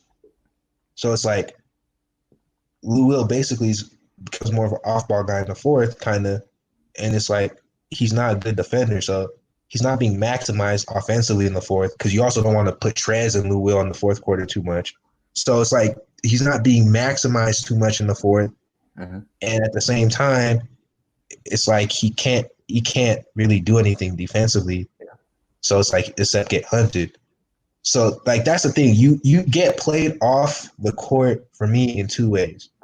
If you're terrible at spacing and you're terrible at defense, you're gonna get played off the court. The worst thing about Rondo is that many games he was bad at both. Spacing and defense, and it was very noticeable. Lou Will's great at spacing. Lou Will's great offensively, but he's bad at defense. And being bad at defense in a playoff game where, every possession matters is enough to get you sat down because, when you have guys like Kawhi, you have guys like Pichu who can get theirs on offense through ISO, you don't need more offense. You need to get stops. So, you know what I mean? And that's why guys who aren't good defensively always sit, because if you have a superstars who can get theirs irregardless, then you need guys who can get stops. That's why you see Caruso's, the KCPs, the Dan Greens, they play in the end of games because they help you get stops and they just let your stars take it home offensively, because that's what you need at the end of the day. You just need guys who are going to get stops, who are able to space the floor and hit an open shot. You don't need them to start doing all this other stuff. Like, that's for the other points in the game. You know what I mean? Like, you don't need Reggie Jackson. Like, Reggie Jackson had a good game. Where was he in the fourth quarter? Nowhere. Because it doesn't matter. It doesn't matter. Like, it doesn't matter because at the end of the day, you're going to go home with your stars. So you need to have guys who can play around your stars. That's what matters at the end of the day, unless you got like a team like the 04 Pistons where you just have like by a platoon.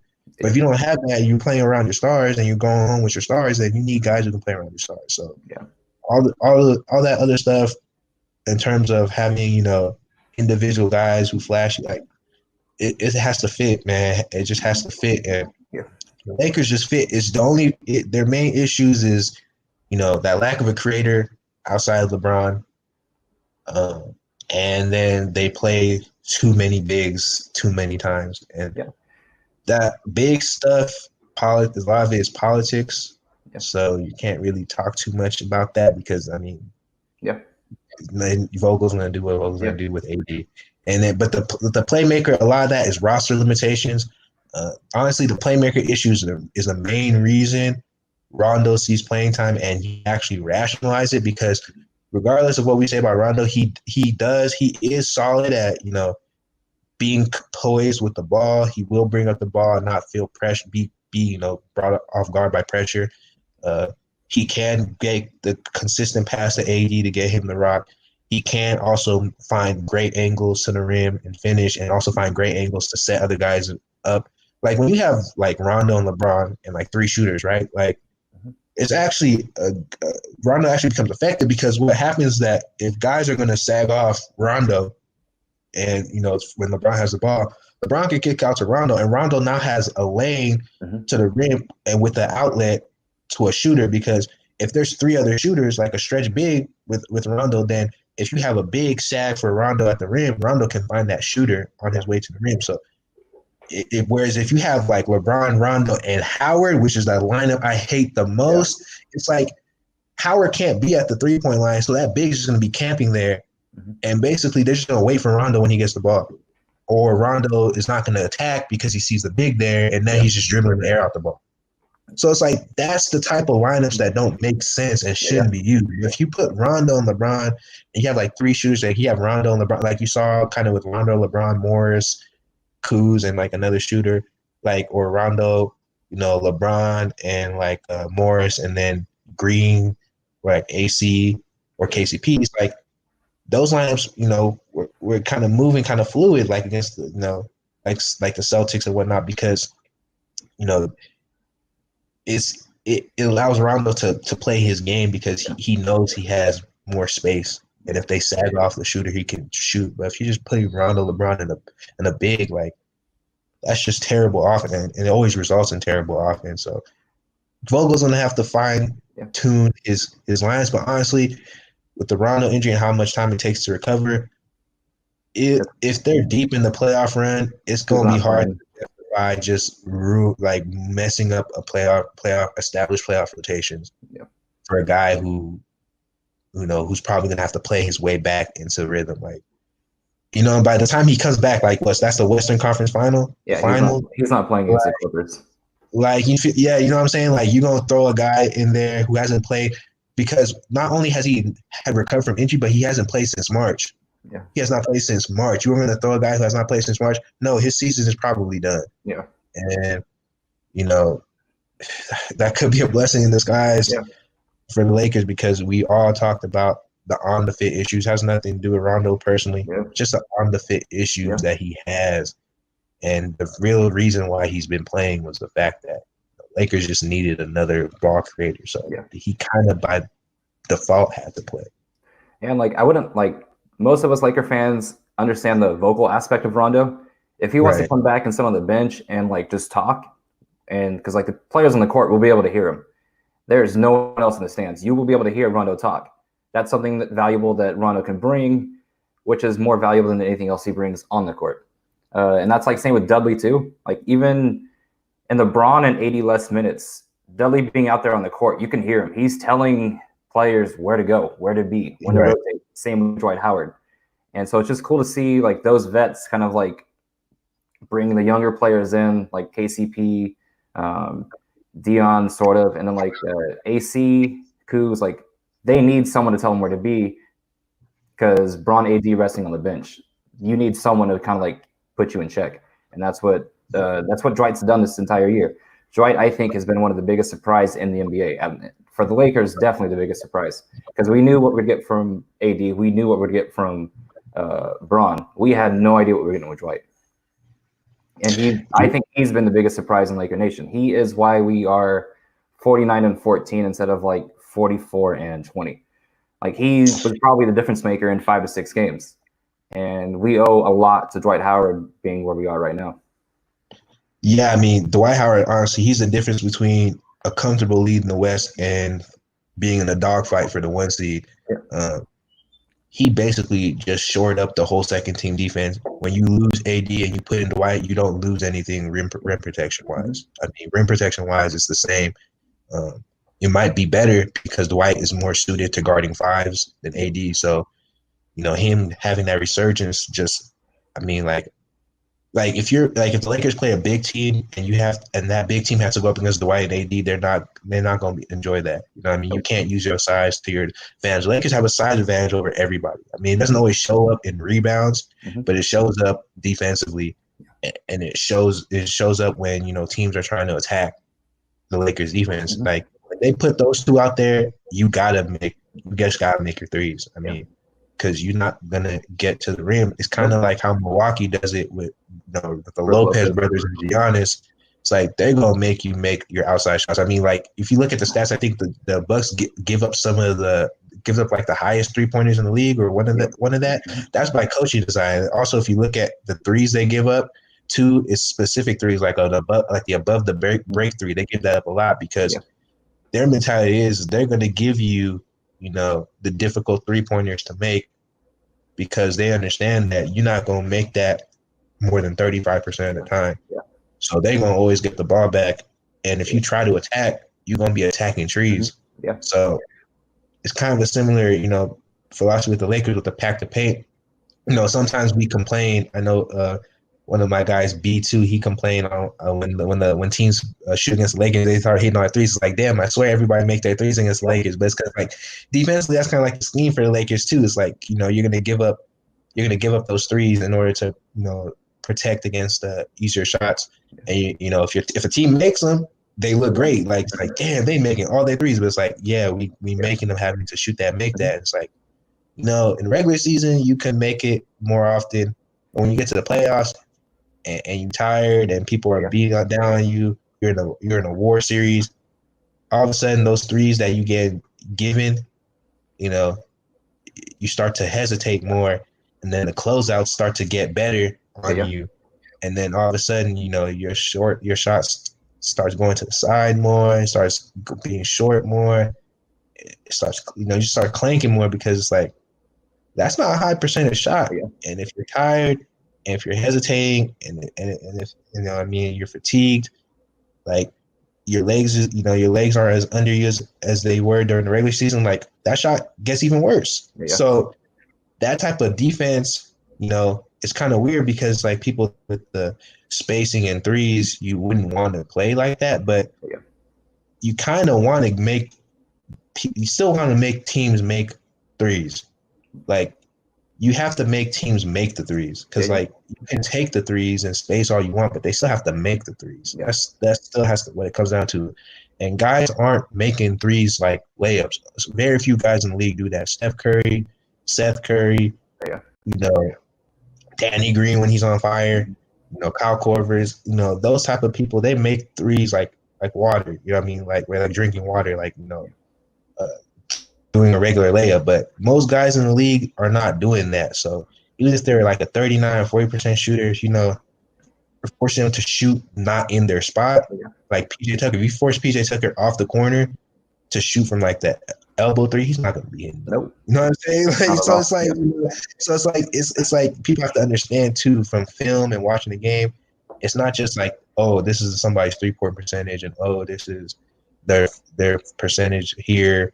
It's where are they mostly getting those shots? And like LeBron said something on the court, I think was it against the Memphis Grizzlies, where like he left somebody wide open.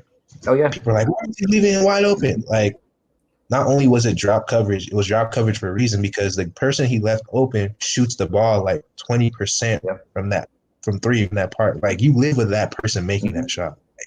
Like you know what I mean? You don't want to have a situation where you're guarding someone who on something they can't do. Like that's like, I mean, like you don't want to like guard Giannis at the 3-point line.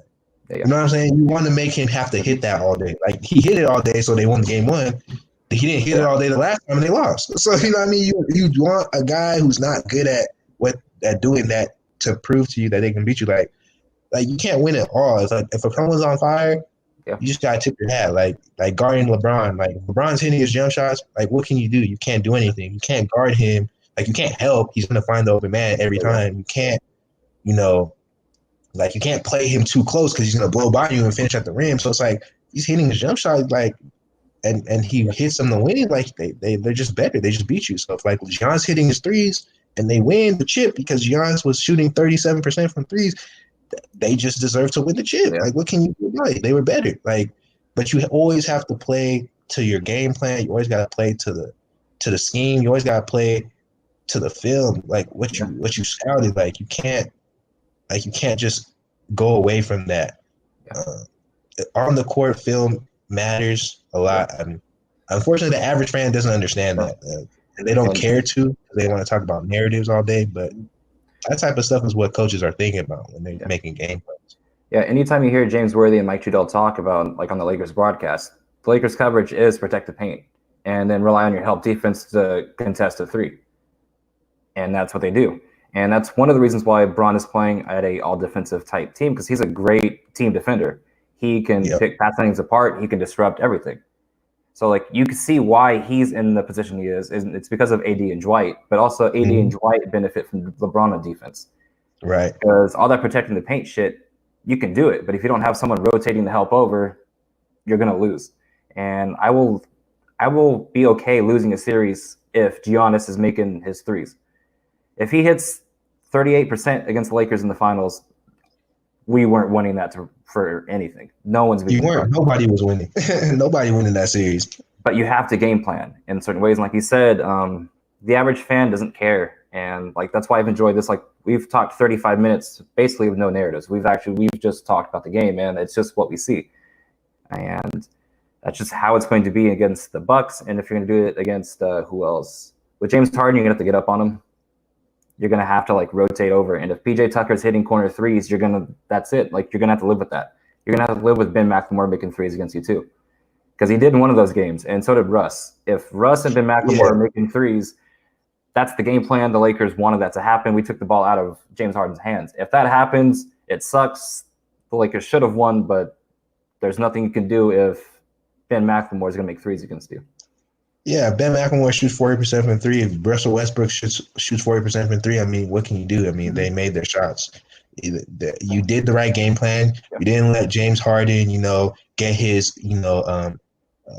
lob threat. You took away his lob threat. You took away his space for him to dance and create step backs and for him to, create contact via space and like pump fakes and all that. So you took that away. You at least limited it. And you limited the lob threat, but you left Russell Westbrook open and he started shooting threes, or you left Ben McLemore open and he started making threes, and now he's scoring like 18 a game.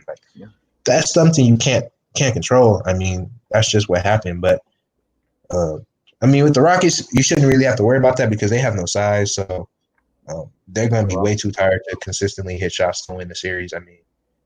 The Lakers size too is they're athletic. Like it's not gonna be a thing where with the Lakers you're gonna be able to like just run their bigs off the court. Their bigs are athletic. Like you even saw it with Covington at center. He had to fight all game. Yep. He don't want to do that all series, man. Covington and TJ Tucker, they don't want to do that all series because they know they can't just outrun Dwight and outrun AD or even outrun JaVale. Like those guys are athletic. So it's the Rockets. Their team is not good against the Lakers because the size and athleticism of the Lakers is too much. The Lakers aren't just big, they're athletic. Their bigs are athletic. The Rockets are suited to play the Clippers because the Clippers don't have much size. So they don't have to worry about being tired. The Clippers, when they play the Rockets, are really going to have Kawhi and PG really be able to stay in front of James Harden one-on-one. I think the Clippers trying to double team Harden, like it makes them play slower and it gives the Rockets chances to come back in the game. Even when the Clippers are up, the Rockets aren't out because the Clippers aren't, playing. They're not playing, organically enough to stay in rhythm. Like they're having to trap Harden up high and always be worried about Harden slowing down the game, which then slows down their offense, slows down their offensive guys, makes it more half court. And, the Rockets have a lot of switch guys, so they can force misses and force stops if you're going to be going ISO and pick and roll because they can switch. So it's like they're going to always get stops to get their chances. And it's like if you're having to double team James all the time and leaving guys open and you're not punishing them inside for easy shots, you're basically making a jump shot battle or like a ISO battle. And the Rockets have one of the best ISO players in the league in James Harden. And then Russ can get to the rim like the best of them still at this age. And he's kind of had a rejuvenated year, kind of having more of a feature. And James Harden kind of playing off him so that – because, guys aren't going to leave James Harden. So, Russ is getting more one-on-one looks, which is helping him out. But, at the same time, it's kind of hindering James Harden because he kind of wants the ball in his hand. Otherwise, he's not as effective offensively. But – D'Antoni's trying to find that synergy. But against the Clippers, they can make it sloppy enough to where they can stay in the game. That's kind of when you saw with the Clippers-Rockets games. A lot of them were just sloppy because, Rockets make a half-court game. Clippers can't take advantage of the lack of size, and it's just like it basically just becomes half-court. Who's better in the pick and roll? Who's better in the ISO? And if the Rockets get the Clippers, they would want that. The Rockets don't want a team like the Bucks. They don't want a team like the Lakers who's gonna, run and throw it to their lob threats. Punish them inside with post game, drive and finish over their, 6'9" dudes because they're not that big and they can't really rim protect. Like they don't want to play those type of teams. They'll get destroyed. But they want to play the Clippers. They want to play a team like that who's focuses on being small. They want to play a team like the Celtics who's focuses on being small and quick and undersized and just get into a half court battle with them. That's what the Rockets want. And they're not going to get that with the Lakers and Bucks, unfortunately. So I don't think they're going to be much of a threat. Let's get into our next topic with Brews. Do you think he can step up to be that third consistent player the Lakers need in a series to win a championship? No, I don't. But I don't think he needs to be honest. I was just thinking about this the other day. I was like, honestly, if they, Lakers, you get your high 20s, third, let's call it playoff Brian going to be here. AD's a monster in the playoffs too. Statistically, he's only lost to the championship Warriors every time he's lost in the playoffs, and he's put up big numbers on them. And they had the best defenders. They had Draymond Green, one of the best generational defenders of this era. Put up average 30 on them, So AD can average 30. LeBron gonna average 30. All you basically need at that point is what you need: 8 to 10 from Danny Green, 10 to 12 from 10 to 12 from KCP. Mm-hmm. You get maybe get 8 to 10 from Dion Waiters. Get your nice 5 to 6 from Caruso. At that point, you're creeping to 100. You know what I'm saying? And this is, you're basically creeping to 100. And this is without Dwight Howard and JaVale's easy lobs. Yeah. JaVale easy lobs. This is without any of that. You know what I'm saying? So it's like you're already creeping to 100 consistently. So basically at that point, and then you have Markeith. Markeith plays too. He might give you 6 to 8. It'll most likely give you 6 to 8 because he can shoot. Yeah. And he can place the floor. And he's tough physical. He can get some putbacks. Get some finishes inside. So it's like he can give you 6 to 8. So it's like I said, you get into that 100 pretty easily without Kuz. Yeah. So then at that point, anything Kuz give you is a positive. So that's why it's like I don't think they really need Kuz to be a third. They just need him to be part of the committee. Yeah. If he comes out and he beats that third guy scoring 16 to 18, they're gonna be. They can't be beat. Mm-hmm. If Kuz is gonna guard wing defenders, he's gonna guard wing players. And he's going to come out and he's going to score 16 to 18 points a game. LeBron and AD are scoring high 30s. The Lakers aren't going to lose. Yeah. They're not going to lose. So, but he hasn't done that. So the Lakers haven't been as good as they could have because Kuz is inconsistent. Yeah. So then the Lakers haven't reached their ceiling because Kuz has yet to find his place. So the good thing with the Lakers, I don't think they need him to win. But if he does, it's going to be a lot less stress for Laker Nation because if he finds his place, how do you guard them? There's so much attention on AD, LeBron, so much gravity around them. And then if Kuz is hitting jumpers and he's running, cutting, and finishing, there's nothing you can do as a coach at that point. Honestly, you just got to hope your stars outplay the Lakers stars at that point. And good luck outplaying LeBron in the playoffs. LeBron hasn't been outplayed in the playoffs. I think he hasn't probably been outplayed in the playoffs since since he choked. I think the only argument you have is KD in that 2017 season, where his first year with the Warriors, where he outscored Bron. He put a lot of points on Bron, but Bron battled him right there, was scoring on him too. Had a triple-double, had 30-point triple-doubles. For me, it was kind of even, but I would understand if you gave the nod to KD because they won, and KD did. He had an amazing all-time series offensively. But other than that, it hasn't been a series where LeBron has been outplayed in since he choked against the Mavs. Yeah, the Mavs. So, asking a star to outplay LeBron is asking for a lot. If Kawhi does it, then it's his time. If Giannis does it, it's their time. But it's asking for a lot, man. KD had to be with Curry and Clay to do it. So, you know what I mean? He was on an all-time team when he did it. And then when they met the second time, he got destroyed. LeBron came in game one, dropped 50 points, 30 of it on KD's head. So, you know what I mean? And that was when LeBron didn't have Kyrie. So it's it's hard to ask a guy to outplay LeBron James. So, and there's not many in the league that can do that, if any. Yeah. So if Kuz is playing well, and then it comes down to you have to play the Lakers stars, that's not going to be. You're probably going to lose that series. But the thing is, you can't trust Kuz to do that, though. That's the problem. I think what's more importantly is Kuz needs to be one of the best 5 defenders for the Lakers, more than the third offensive threat. If he buys in defensively, that means way more than whatever he can give us on offense. Because, like you said, the Lakers can get to 100 points easily. Because you get 30 and 30 from the 2 stars. Then you just need 10 to 8 from a couple role players, and you're already there. And that was going to happen eventually because LeBron and AD, their minutes going to increase. They're going to be closer. They were 34 and 35, which are the lowest they've basically had LeBron ever, and AD since I think his rookie season. Right. So that was going to happen eventually. So they're going to get 30 and 30. KCP, I think KCP averages double digits in the postseason. Same with Danny Green. Keith, probably 6 points, hit 2 threes a game. like average out, and then Caruso, depending how many minutes he gets in the second and third quarters, and then we'll just go from there. And if Kuzma can give you 10 to 12, it's Lakers hanging 17. If he's 8, they struggled to get 17, but I still think they can do it. I don't think there's any way they don't get it because, again, if Kuz is a top 5 defensive player on the Lakers team, that's more important to me than him being the third scorer. Yeah, I mean, he just has to guard wings. Like when Tatum was destroying the Lakers and I was saying I was tweeting that out. You remember I was like, throw Kuz on him. Kuz gonna shut off his water, and then they threw Kuz on. He shut off.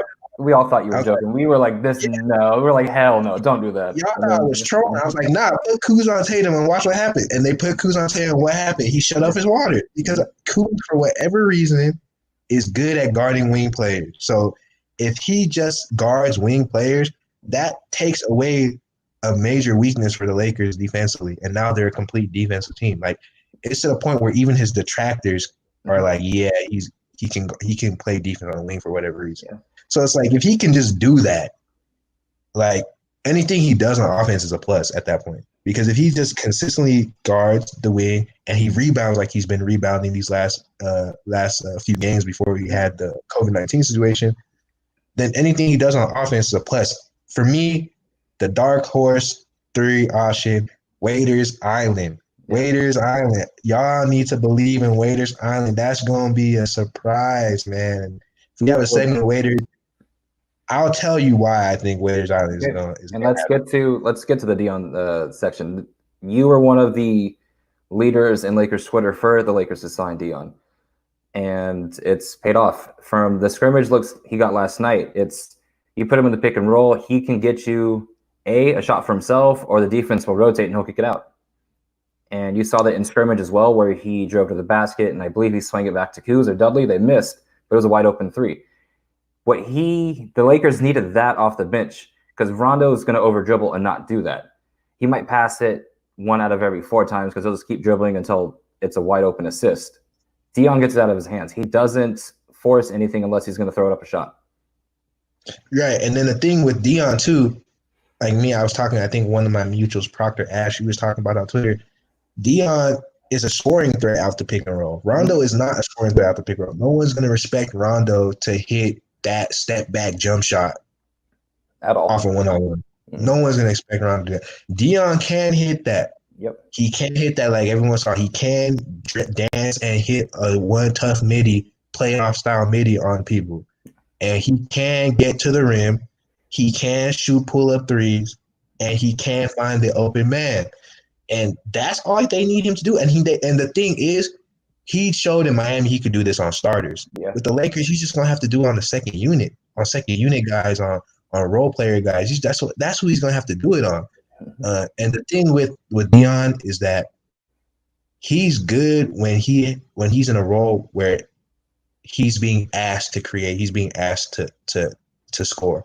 Okay. When he was with the Thunder, he struggled a lot because he was having to play off Russ and KD. Like the Thunder was going through them. And if it wasn't them, the Thunder was trying to feature Steven Adams. Yeah. You know, they wasn't having like Lamb and all them to really try to create or nothing like that. It was mainly Russ, KD. We gonna post up, with Adams, and then the rest of you guys are just gonna keep swinging and try and play, team ball. But they wasn't trying to have Waiters be featured on offense at OKC. He was an off-ball player strictly. That's why he wasn't that good.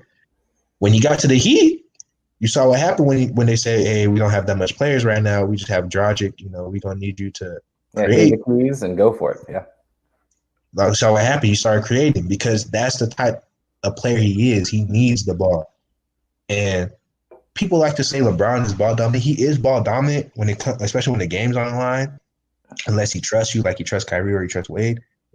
But he doesn't like to always have the ball. He likes to make his life easy and not have to bring up the ball. Yeah. He likes that guys who can score and can let him rest offensively, or he can let him have easier looks offensively. Because when LeBron has the ball, he understands the defense is all geared towards him. Yeah. They're all see that he has the ball and they're all ready to play the film that they've studied on him. He knows that. That's why he's always methodical. He's always trying to read He's always trying to see how the defense is going to react to what he does before he really attacks, because he knows that they're studied him and they're going to, when he has the ball in his hand, they're in their defensive set to stop him. When another person has the ball and LeBron gets to play off ball, it's easy because the other team, if the guy who has the ball can score and is a threat, they have to care about him. Yeah. So that lets LeBron set up easier off the ball and play more one-on-one off the ball. And that lets him get into better spots off the post or off the elbow. And he's closer to the rim with less help because guys have to actually guard who has the ball. And it's easier for him to get, to attack and to score off that and to create better mismatches when a guy can bring up the ball, a guy can score, and a guy can help set him up. So if we see LeBron with Dion on the second unit, that's going to be I think that's going to be a really great lineup because Dion's going to have better looks because LeBron's there. So he's going to have better looks for his ISOs. And then LeBron's going to have an easier time getting, looks without having to bring up the ball because he can get to his spot and just, fight to his spot without the ball and just set up. And then Dion is good enough to get him the ball. Dion's good enough to get the ball off the court. Like the problem with Caruso Caruso and why Cook is actually serviceable is that Caruso finds it hard sometimes to deal with that pressure. Yep. When the ball's up, when the defender's up on him. Cook is good at, fending off the pressure. Cook is also a good floor spacer. He's terrible at defense, so you don't want to play. But if you have to play in Cook, he can bring up the ball. He can shoot. So Cook is actually like one of those Dudley guys who can give you something. I mean, he's a liability unlike Dudley, but he can give you something offensively. He can bring up the ball. So, but Waiters is basically the good about Cook, and then he doesn't have the liability defensively. Waiters actually, like you saw with one of his only few games, right, against who else? The Clippers, and he was out there bodying up Lou Williams in the clutch. Like, that's not like that showed the talent. That was him rusty. Like, he was rusty. He hadn't played in forever, and he was doing that. So imagine him, in the flow, in shape. Like, I don't know, man. People like they like the narratives. Oh, Dion, he had the gummy situation. He had, he hasn't played with the Heat, but it's like they're not looking at his skill. They're not looking at how his fit, how he did when he was actually played for the Heat this year and what he did to Williams. They're not looking at that. Like, he can play. He showed it in the game that he played. He can play. He can still score, and he can play defense on guards who can score. Like, what more do you want from a role player? You're not going to get all-star guys to be a role player, man. Like, come on, man. You need guys who can fit the role. And the only Dion things from last night that were negative would be he got lost a little bit on defensive rotations, which is to be expected. He hasn't played since January. That will go away in time. And that was it. He might have took some tough shots, but I would rather him take a tough shot than people overpass. And like you said with Quinn Cook, last night, he showed what Caruso lacks is taking that mid-range pull-up. Cook and Waiters both did that. And like you said, Cook is serviceable because he can do that. Terrible on defense, but he can make the offense click. It's just he's gonna give it up on the other end. Waiters is the good of both Caruso and Cook. So Waiters looked serviceable, and like you said, against the Clippers, he showed what he is. A lot of politics kept him out of Miami, and if you only based your basketball takes on narratives, the Lakers would have sucked with both Avery Bradley and Dwight Howard. Right. You gotta let the talents show itself first. And people said Bradley was a terrible signing. Like, everyone said Bradley was terrible. Then when he said he wasn't coming to Orlando, they're like, "Oh, Lakers are screwed." For the same people who you can go find their tweets, they said Bradley was washed. I said, "Oh, when they signed Brad, I'm like, oh, that's kind of, he could hit threes. Obviously, he was an all defensive talent in the Celtics.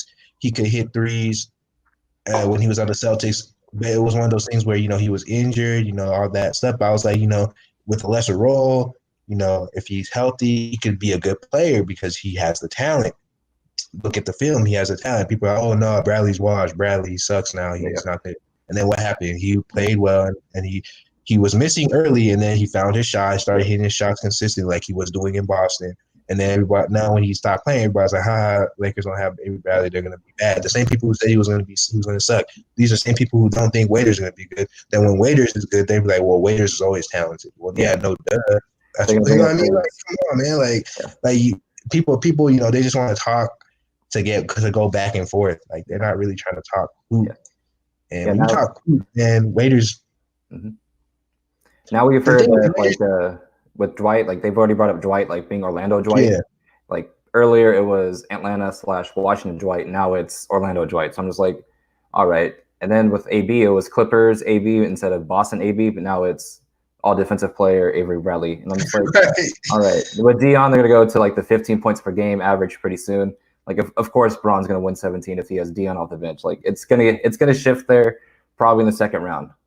Yeah, they're gonna go back to, oh well, yeah, you have Waiters Island, of course you would get. but these are the same people who are laughing at him for being gummies and saying how Waiters is washed, blah blah blah. But then if he starts hitting, it's gonna be, oh, you have Waiters Island, yeah, you should be hitting. But it's like, the thing with Waiters that people are gonna have to live with is that he's gonna be one of those guys. He's kind of like JR, who was funny enough on the Lakers. It's like he's gonna take bonehead shots, but it's like you need him to take those shots. To keep the defense honest, to remind the defense that he's going to take those shots, and B, because he can make those shots. Yeah. And because he can make those shots, you'd rather a guy who can make those shots take those shots than, like you said, keep trying to pass the ball and then you don't get a good look. You don't get a look at all. Because that happens a lot with the Lakers. They don't get a look at all because there's a lot of guys who can't really create when LeBron is off the floor and AD's off the floor, or when AD's on the floor and they're doubling the post and other guys can't create outside. Yeah. Dion can create. So if you're going to live with somebody taking a contested shot, you want it to be him because he can take and hit those shots. And, the Lakers, they got everybody in the spots that they need. It just comes down to the rotation. I mean, I was so happy when they signed Markeith. It showed up immediately. Even when he wasn't even scoring, just his presence there, putting guys in their proper place, spacing the floor is a big because they have to respect him. That in itself was principles enough to make the Lakers look better. So imagine when he starts actually producing better. It's like I said, that's going to be a positive. And then you have Waiters with, fits in his role. That's going to be a positive. So it's like they don't need that third guy because they have so many guys who are good. It's just up to Vogel to make sure they get in the right spot, and that's all that matters. I trust the Lakers guys over a lot of guys. Like the guys who are going to have to really prove something to me, for example, is like Milwaukee's role players. Those are the type of guys where it's like, especially in this type of environment, a lot of those teams, home court matters for those type of teams. Like home court matters for those type of role players. Home court matters for the George Hills. Like you saw in the Warriors game 1 with the Cleveland Cavaliers. Home court matters again for George Hill. And like if you don't have home court and it's like no crowd, it's basically like just a regular ass environment. You just have to make the play. Some of those guys is gonna fold because like, damn, I gotta make a play, and like you don't have momentum to rely on. Like, you don't have the crowd to get you mentally psyched up. It's like you just have to make the play. And a lot of those guys fold. Like guys like LeBron, they thrive off that because LeBron's meticulous. He's gonna make the play. That's what he lives off of. He makes a play in any environment. So if you have no crowd, he's just gonna make the play and pick you apart. But certain guys who play off the crowd, the Pat Bevs, who knows how they're going to be. They're not going to have that on their side. They're going to have to just play smart basketball and make that play every single time. Like a lot of guys who have role players like that, they're going to have to prove it. Like the Bucks are going to have to do that, and then the Celtics too. That's another team who's dark horse, but they're going to have to prove that too. The thing with the Celtics is that they have Brad Stevens. He always keeps them ready, and he always keeps them in that professional, executed mentality. So I trust that they'll do that. But like again, they're going to have to make the play, and then the Mavericks too. They're a fun team.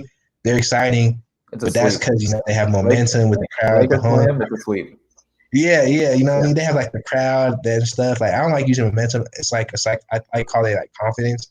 Like they have the crowds, noise like helping them when they're at home hitting threes. So like at home they're blazing. But it's like when you don't have that, you just have to play regular basketball.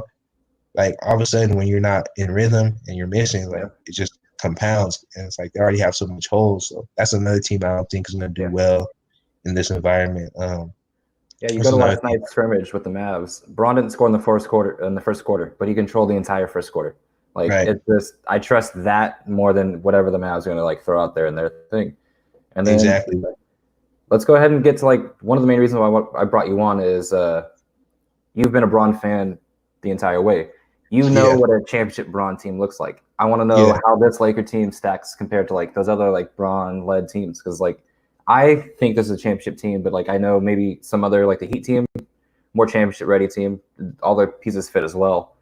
I just want to get your thoughts on how this Lakers current team compares to other Braun-led teams. This Lakers current team is probably one of the most complete teams. The thing with the Heat team was better and was much more talented. It was not much.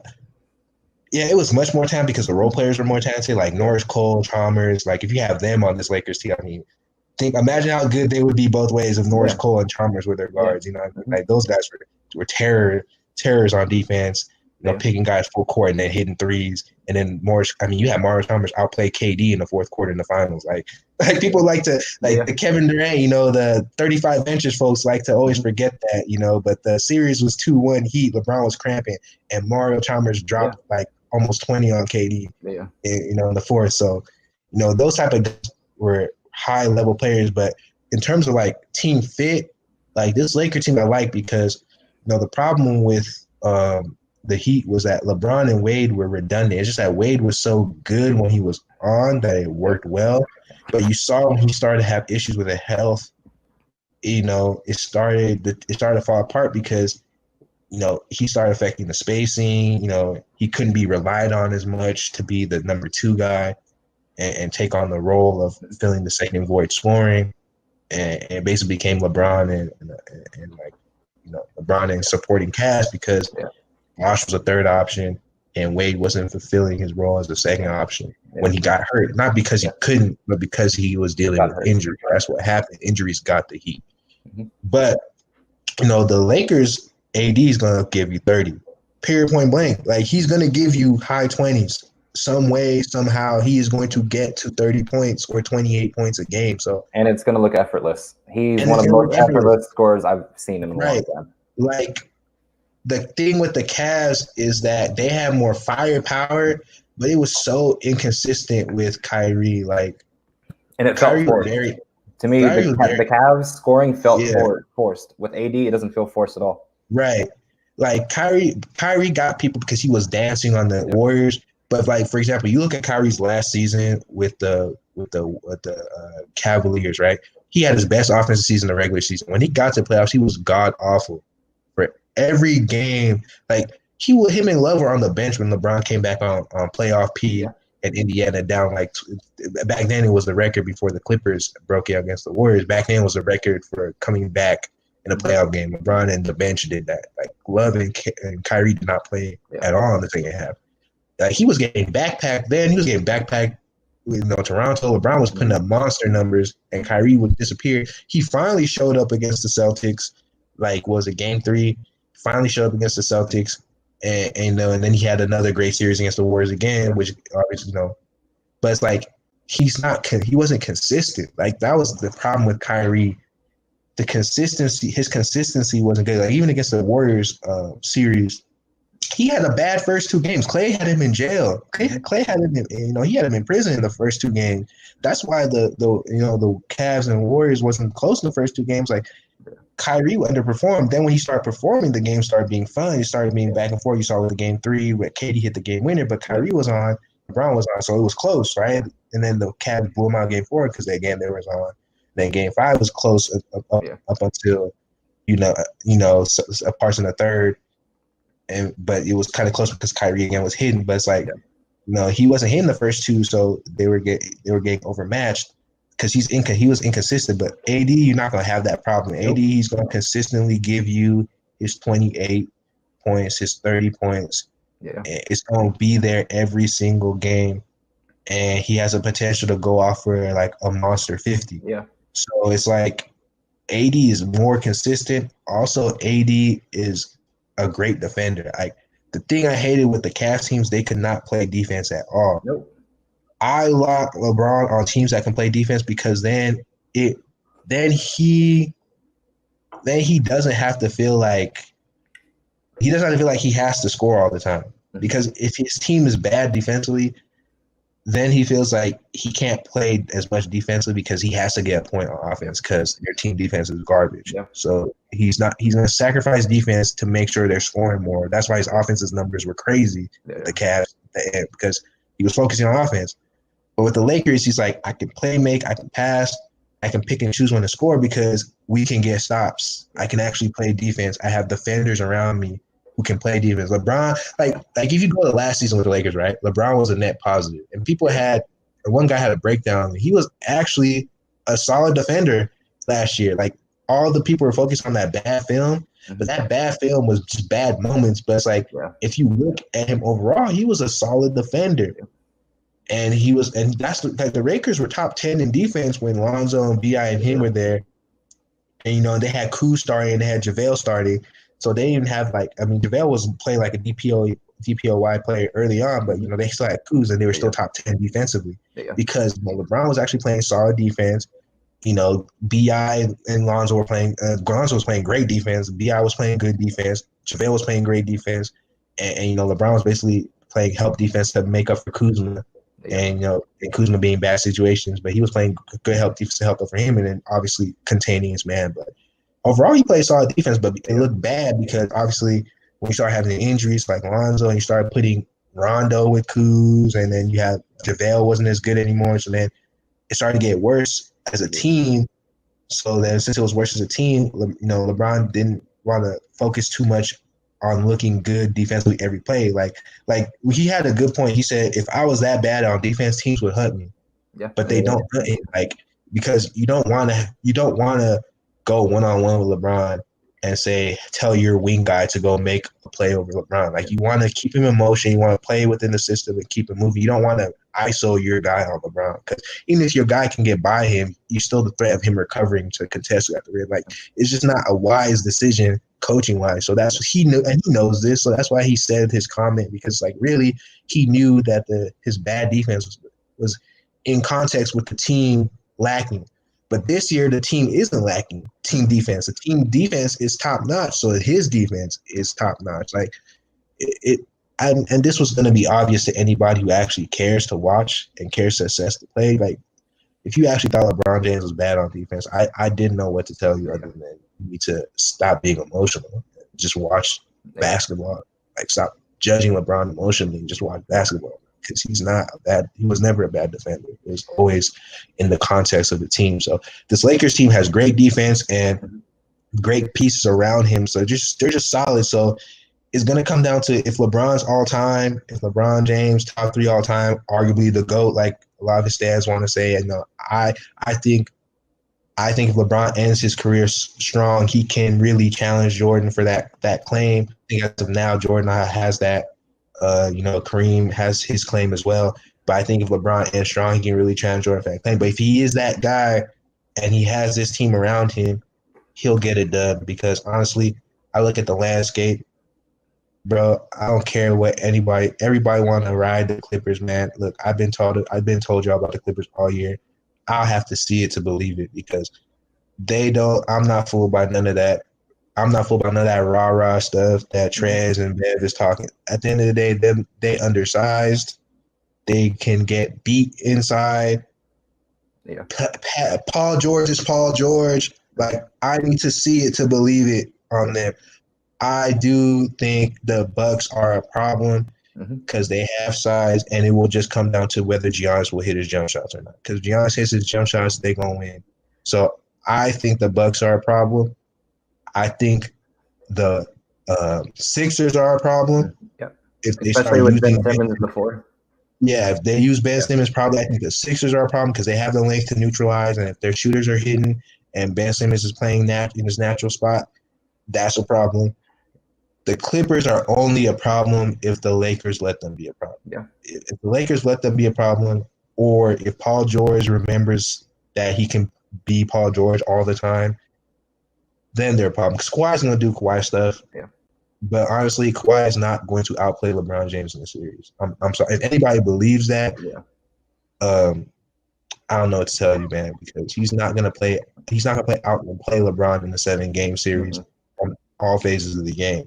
However, the Clippers can outplay the Lakers, and the key to that is going to be Paul George. But like I said, I'll have to see it to believe it because he hasn't won a playoff series in, what is it, 6 years? Come on, man. Yeah. I have to see that to believe that. I'm sorry. So then you would say this Laker team is on the championship level that the Cavs and the Heat were? I think this Lakers team is better than the Cavs. The Cavs were not a super team. They were not. They were just very great offensively. But Kevin Love was a offensive stats guy, but he was not a bona fide superstar. the Heat didn't even have 3 superstars. Chris Bosh was never a superstar. Chris Bosh was a star. Chris Bosh I don't even think he had an All NBA team before he joined the Heat, but he was a certified All-Star. He could play both ways, and Dwayne Wade was a top 3 player in the game when he joined LeBron, so they were a legit super team. But Kyrie's never even been a top 10 player. He's been borderline top 10, but he's never been a bona fide top 10 player in this league. Kevin Love was a stats guy offensively, but never won anything. Kyrie never won anything. Like, Cavs were not a super team. That was the greatness of LeBron on offense. They had no defense to keep the run going. But the Lakers have the defense to keep the run going, and they have the greatness of LeBron James on offense. So they have the yin and the yang, man. It's just they just have to execute at the end of the day. That's why it's like I worry with Vogel, because honestly, if Vogel just does what he needs to do, they should win. I don't see anyone beating the Lakers this year.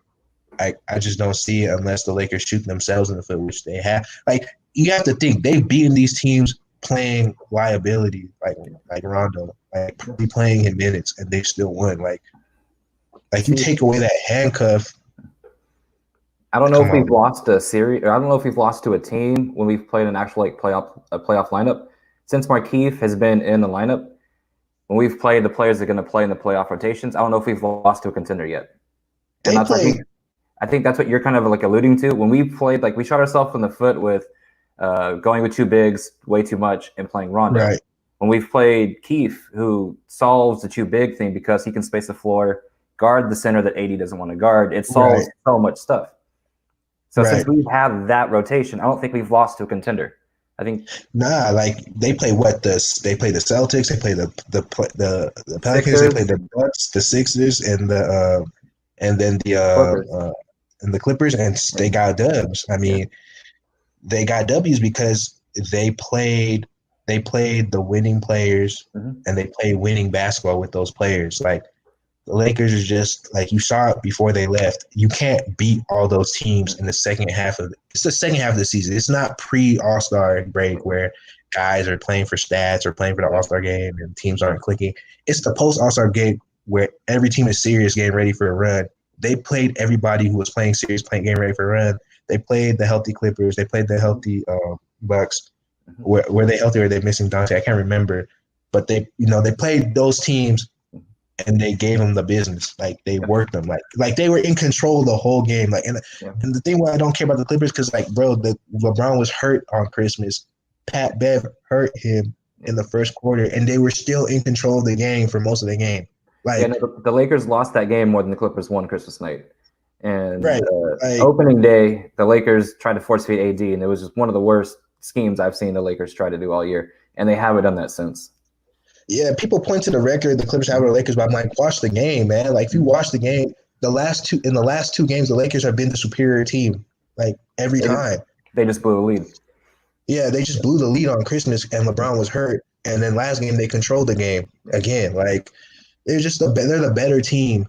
It's just gonna come down to executing the moment. Like I said, I trust playoff Bron because you saw playoff Bron, man. Everybody was like, oh, like, he was having those moments in January again. And everybody was like, LeBron fall off again. Oh, and then what happened second half of the season? He started sitting on Kawhi. He started sitting on Zion. He started sitting on, B.I. He was sitting on Giannis. Like, LeBron knows when it's time to go. And even last night, you saw a little bit. Like, you saw when one of my favorite things about this Lakers team is they're all team defenders, meaning LeBron sometimes gets to chill on defense. That means he's going to be the first to get the rebound. When he gets the rebound, he's sprinting. And you saw how that in shape, that's playoff Bron to me, when he's getting that shit and just running. And that's what happened last night. So, like, I do think we're going to get playoff Bron. And like you said, second half of the season, he was making his MVP case. It got shortened because of COVID-19 or whatever. But he was playing at an MVP level, and it wasn't even like a close gap. Second half of the season, it was Bron, everyone else. Giannis took the lead way early in the season. But if you're talking about best player in the league, it's Bron. The second half? Yeah, the second half of the season, LeBron was the best player in the league before. And it wasn't even close. Yeah, he was definitely out. He was outplaying everybody. I mean, and the thing was, like you said, like, one thing I have noticed with this Laker team that I didn't notice at least with the Cavs towards – at least at the last season. I mean, when he had Kyrie, he was trying to gun, but in the last season, you notice he played a lot more slow. Mhm. He didn't try to gun as much because he didn't have Kyrie to help be his gunning mate, and then he didn't have the defense to bail him out. But with this Lakers, he doesn't run as much, but there's more moments where he'll go coast to coast. I remember I think early in the season he did out with the Mavericks. He had that dunk coast to coast in the fourth, like after playing a long minutes, and he got that coast to coast in the fourth. You saw it yesterday off the steal, fast break. Mm-hmm. He'll push it when he knows that if something goes wrong and he can't he'll push it if he gets a bucket, but he'll knows that if he can't get the bucket, he knows he has the defense behind him. Yeah. That if they mess up, they can recover and get a stop. Like if you're a team like the 18 Cavs, if he doesn't get the bucket, they get scored on. You know what I mean? But this Laker team was terrible. Yeah, this Laker team, if you don't get the bucket, they have a lot of, active guys on defense who's going to get a stop on the other end. So it's like, he's willing to take more chances knowing he has that type of team behind him, ready to lock down. And that's the LeBron you want. LeBron, it's an issue with LeBron, like when he's not trying to score. Like you notice all his bad series, all the series where it actually him quitting, quote unquote, like with the not even quote unquote, like choking, like with the Celtics, the first name with Cleveland and with the Mavericks, when he showed like he's not trying to score. Yeah. When he's not trying to score, he's mentally out of it. If you see LeBron trying to score, he's in the game. He's engaged in the game because he's focused on trying to get points, trying to focus on trying to attack the defense to get to the bucket or to create offense. So if he's actually trying to score, that's him actually being involved in the game mentally because he's trying to attack the defense in every way possible. If he's not trying to score, and I mean not trying to score, not saying in the sense that he's not trying to score because he's trying to set other people up, but he's actively engaged.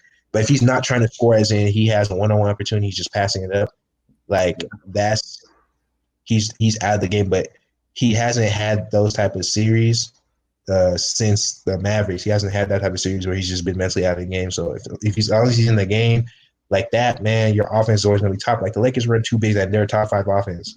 They run two bigs in 2020 and they're a top 5 offense. Like AD did not play against the Rockets and they destroyed the Rockets with this LeBron and JaVale McGee, like just because they ran one big man. And like, what I'm saying? Like LeBron offense can score with anybody, whether you're the Mavericks who have an all-time offense or whether you're the Rockets who run, running gun and have no center.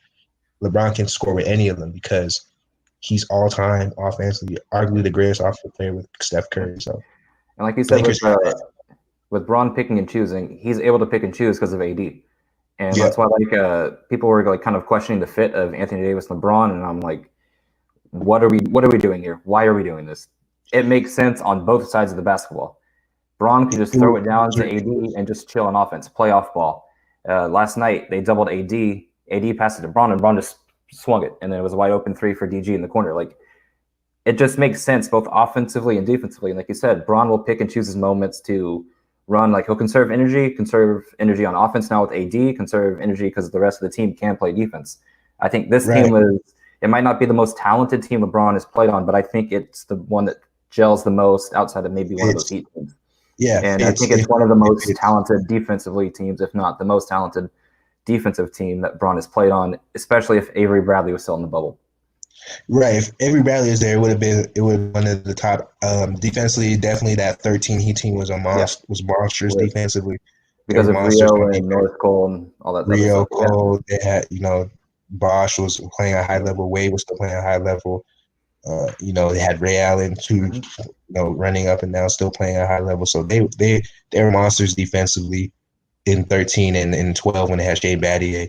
But this Lakers team is right there defensively because, like you said, they have so many great team defenders, and then AD is just I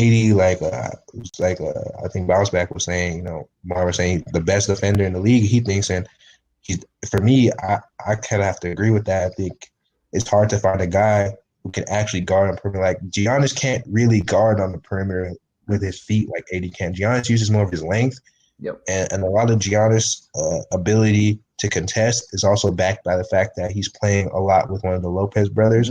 Yeah. But AD can really just man the 5 on his own and just switch anybody on the perimeter and man the paint by himself. I think it's similar. Giannis is a better help defender, maybe like a little bit, but even then, it's not. To me, it's. I guess you can. Oh man, like I seen somebody make the argument for Giannis because of his team defense, but it's like AD is a great help defender, and AD's a great on-ball defender, and it's like the fact that he's really elite at all of it. Like I don't think any other person's elite at all of it on the film and in the stats. Like Giannis is elite in the stats, but on the film, I don't see him pop out on the wing like AD on the wing. AD on the wing. It's a great wing defender. I mean, this is a guy who's a great wing defender. He can actually guard Kawhi and give Kawhi trouble on the wing because he's very athletic, very long. He recovers well. He's smart. He's a very smart defensive guy. So, yeah, AD, man, that's a monstrous talent. And look, the Lakers just have every fit. You know, it's just gonna come down to them executing. But I trust them to execute. And I really, like you said, it's gonna come down to the Clippers and the Bucks, and they match up great with both Clippers. Teams. Yeah, I think both teams. Yeah, both teams. But I think the Bucks give them trouble because they have that length. That length is a problem, and they also have like players that play in roles, and will just if they get hot, then it's you just get the hat for the Bucks. They have guys who can play in their roles as well, and they have length as well to stop the Lakers' length. But and they have no one that you can hunt in a series. Like they don't have a Lou Will, they don't have a Trez. Like they don't have those two players. Right, like what are you gonna do? You're gonna hunt Bledsoe, arguably the best point guard defender in the league. Like you know what I mean? You can't really hunt anybody. You just have to score on them, man. You know what I'm saying? So the Bucks are gonna be tough for any team to beat because you're just gonna have to be able to beat them. Yeah. But Lakers actually match up with the Clippers in that they have a matchup advantage in them that they can use at any time that they want. Like they can use that any time that they want. And the Clippers don't have that matchup advantage really. They just have to hope that Kawhi, Paul George outplay, or Kawhi and we will outplay the Lakers stars. Like that's what they have to do consistently. And Kawhi did that the first two games and they won. He didn't do it the last game. They didn't, you know what I mean? So they have to hope for that because they don't have anything that they can rely on consistently like the Lakers do against them. Yeah. So it's going to be fun, I think. But I think at the end of the day, Lakers are going to win the chip. If they don't win the chip, it's definitely going to be the Bucks. Yeah. Like it's going to be the Bucks because they're the only other team that's really complete on both ends. And there's not like the Raptors, if they had Kawhi, would beat them, but the Raptors don't have a superstar, so they can't beat them. The only dark horse team, I think, from a coaching standpoint, because I don't trust Brett Brown for the Sixers, the only coaching team from a coaching standpoint, the roster standpoint, that can actually beat the Bucks is Miami. Miami can, with Bam and Jimmy and those shooters that get hot, Harrell, Robinson, and Nunn, the Bucks, if Chris Middleton decide to have a bad series that game, it's going to be, it's Giannis going to the area because the Heat can get him out of there if Chris Middleton decides to not show up against them. Like, Bam's going to make Giannis' life a living hell if Chris Middleton don't want to show up that series. But other than that, I think they can come to be anybody because Boston, they don't have no bigs that can stop Giannis. So he's going to do whatever he wants against them. The Sixers, they're just not mentally fit to stop them, honestly. They're just not mentally there. They don't know what they want to do with Ben Simmons, so their offense isn't good enough to do it. But the Heat match up well, man. That's a team the Bucks do not want to see. Yeah, no, the Heat are just, like, again, everything fits with them. And then just getting Iggy, too, like, everything fits for the Heat. And they're a team I don't want to see 3 years later down the line, especially if you give Pat Riley that cap space to work with. They're going to be a dangerous team that's going to come out of the East because they have a GM that will make the moves, that will do what it takes to put a championship team around. And they've hit on draft picks, hit on trades, and so yeah, they're pretty scary. In the future, we'll worry about them. I don't see any team in the NBA beating Lakers 4 to 7 times because of the firepower that both AD and Braun have, and the I wouldn't say the firepower from the rest of the team. It's just their fit. Complementary pieces. It's just complimentary pieces. Especially after Pelinka signed Keith. Keith was he's going to, years later down when we look at the Lakers championship, he's going to be one of the reasons, like, hey, like, this was why. Like this was the final piece of the puzzle. He put everyone in their rightful spots. He put Kuz in his spot on defense. He lets AD do what AD wants to do while not sacrificing spacing offensively. So he really just puts everything. He's the perfect compromise. He's the perfect compromise for what AD wants, how AD wants to play, and he puts everybody else in the spots that they're supposed to be in, and he doesn't disrupt the spacing, and he knows his role. He plays his role. It's the perfect signing because it's a fit signing. You can't go wrong if you sign fit. Yeah, like you can't go wrong if you sign fit and you're able to get fit for cheap. Like getting Marquise for nothing, that was gold. And then you got Dion Waiters too. Yeah. Like you don't have to give up anything. Now you still have trade flexibility for next year. Yep. And then speaking of next year, I mean, I still think the window's next year because who knows how. I like THT, man. Yeah, he showed a lot last night. Like he was raw, but you saw like some of the flashes. Like he pulled a rondo where like he pump faked, went around, and then went up with it. Missed it, but like it looked like a vet move. Every move he put on last night, it looked great. Shot like he was always gonna shoot like shit the first time he actually got some burn. Like just gonna be nervous, but once he settled down, he looked like a rotational player. Yeah, and he's 18, 19. Like he has so much room to grow and he has so much talent. I hope that's a piece I think the Lakers need to keep. That's a piece that's going to be big, I think, for Lakers post-Bron. Yep. I think if they keep THC, that's going to be a big piece for him post-Bron because he can do a lot of things with the ball. Kuzma, man, he's playing. I think he's playing for his future. I think he's playing for his future right now, man.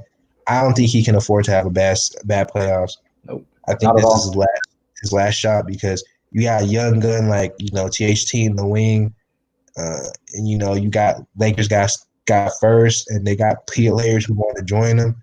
Yeah, like they will not hesitate to move Kuz to free up cap space too for the next 2021 and free his hold up, and then while also competing in the short term. Like they will not hesitate to do that. So he's gonna have to prove himself this run, or if he has a bad playoff run, he's out of there. Yeah. And then just going back to Keith's edition, like Laker fans, we love role players. We love Rick Fox, Robert Horry, Cooper. We like Derek Fisher. So like with Keith, he's going to average 5-6 points. But like we said, he was that missing piece that put everyone in their puzzle. That's why we like Caruso so much as well. He just stays in his role and plays team defense and plays team basketball. If you contribute to a winning team, we're going to support you no matter what. So if Kuz can ever put all of it together in this upcoming playoff series, in this playoff bubble, Laker fans will love him and kind of get back into Kuz mania. But it's shaky out in Kuz Island right now. Like there's not a lot of supporters left out there because they kind of see the talk is outweighing the production. Like you can't say mama mentality and you're going to go out there and play like you do. Like it has to match at some time. Yeah, man, he's gonna have to show himself. I think I will say this though. I will enjoy trolling when they play the Clippers and he's on Paul George. I'm gonna be trolling all series because I'm just gonna be trolling Paul George because I can already see Kuz is gonna give me some material on Paul George when he's guarding in the Clippers series. Man, I'm gonna have some material to start trolling. And for whatever reason, Kuz, like you said, Kuz can play on wings. He can especially play on wings that don't pass. Yeah, exactly. If you're only going to shoot, Kuz doesn't have to focus on anything else. He just has to stop you from getting a basket. If you're not going to play it, cool. You're playing into Kuz's hands on defense. Exactly. That's why guards have Kuz lost. Like they're looking to do so many things. He's like, what am I doing? Am I switching right now on this pick and roll? And it's just an easy bucket for the other team. Right. Anyway, if you give him ISO, he'll do ISO. Yeah. If you just want to leave on an island, he's okay on an island. I'm not going to say, he's a lockdown defender, but that's all right. Anyways, Kings, I just want to thank you for coming on this podcast and just spreading your basketball knowledge. We've been chatting on Twitter for 2 years now, and it's just been dope to hear your basketball side of the brain and just pick it. And this was a really good podcast, man. Yeah, thank you, man. It was great to go in and go into in depth with kind of what I've been seeing all year with the Lakers. I've been saying my tweets, but talking about continuously, especially with a long-time fan like you, just talking basketball. It was always good to talk basketball and to leave the narratives out of it. You know what I'm saying? Everybody has their own take. who's the GOAT, who's better, whatever. But I mean, it's just good to always just talk about, the scheme, the X's and O's, the matchups, assignments, coach talk. You know what I'm saying? Yeah, and then I would love to have you back on like in 3-4 weeks when a playoff series is happening, and we'd just like to talk post game after that. So yeah, I'll be reaching out to you to do this again. Yeah, man. To let's say Western Conference previews, we can get into that. We'll most likely be Clippers and Lakers, but we'll have material to talk over about what to look forward to going into. And who knows, we can get like a whole bunch of people. We can get Renee, we can get Naples on here. We can all just talk about I had Naples on like the first one. It was funny. It was good to have him on, man. Yeah, so we can all get on and like preview Lakers versus Clippers. I think that'll be a good one. Everybody want to get on for. Anyways, let the people know where they can follow you and like just plug all your stuff right now, man. Yeah, you can follow me on Twitter. It's Kingsbruh on Twitter. Laying low a little bit now. I mean, it's not really a good loss, but it's always things you could take away and learn from your losses. Just got to watch film and pretty much see what happened and what we didn't do right. Kawhi, you've been so successful this year, kind of getting the ball where you want it in your spots. How did the Lakers make that more difficult for you today? I mean, they were just pretty aggressive, throughout the whole game. I feel like I still got it where I wanted. Paul got it rolling early, and it was him, keeping us in the game, and just kept playing. Doc mentioned the lack of ball movement today. You guys had more turnovers than assists. What kind of went wrong offensively? We really didn't play with too much pace tonight, or this afternoon. We kind of came in the game on our heels a little bit, even though we was up. It really didn't feel like we had a good rhythm out there, and I think that pretty much carried over into the second half. Doc talked about how Marcus and Shamit's roles have really changed since you guys have gotten healthy. What have you seen in terms of their roles changing and how they're adjusting to it? I think they're doing good. They just didn't knock down shots tonight. It's just one of those days. They got some good looks, just didn't go down. And, we just got to keep rolling and bounce back. Paul George's first shot in the fourth quarter came with only 1 minute left in the quarter. Communication-wise, what do you think can be improved so that doesn't happen again? Just try to get him in his spots. That's it. Just see if we could get him the ball in better situations. But we got a lot of talent on the team. I think, we got Trez got fouled a couple times in the post. So I was making some shots in the fourth quarter.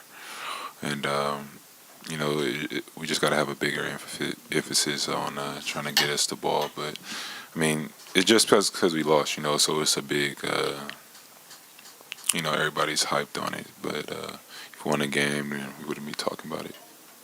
You picked up Anthony Davis a couple of times defensively. Can you just describe your comfort level with guarding someone that much taller than you and just in general what it's like guarding Anthony Davis? It's just pretty much what we do. We switch 1 through 4 a lot. And, I have to be ready for matchups like that. He's a great basketball player, long, can shoot the ball, got to touch. So, I just got to try to, my best to not give him a rhythm and, just contest all shots.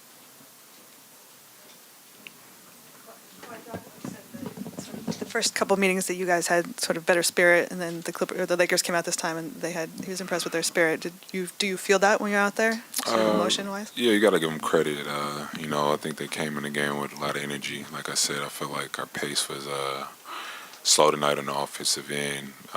Felt like we're in mud, just moving a little bit slow, or just timid at times. So give them credit. They came out, played a great game. They were aggressive all night. Thank you.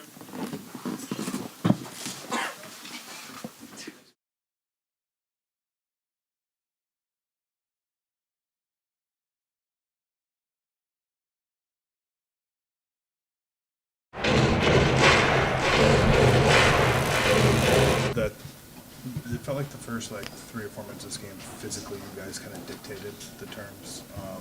Something flipped. What did you kind of make of the physicality and the way? It was a physical game all game, man. They ran their game plan to the T of what they wanted to do, what they wanted to take us out of, and it worked for them. We had a game plan of what we tried to take away from them, and they exposed it for us. Hats off to Avery. He made us pay for, being able to blitz out like that. He stepped out and knocked out a bunch of shots tonight.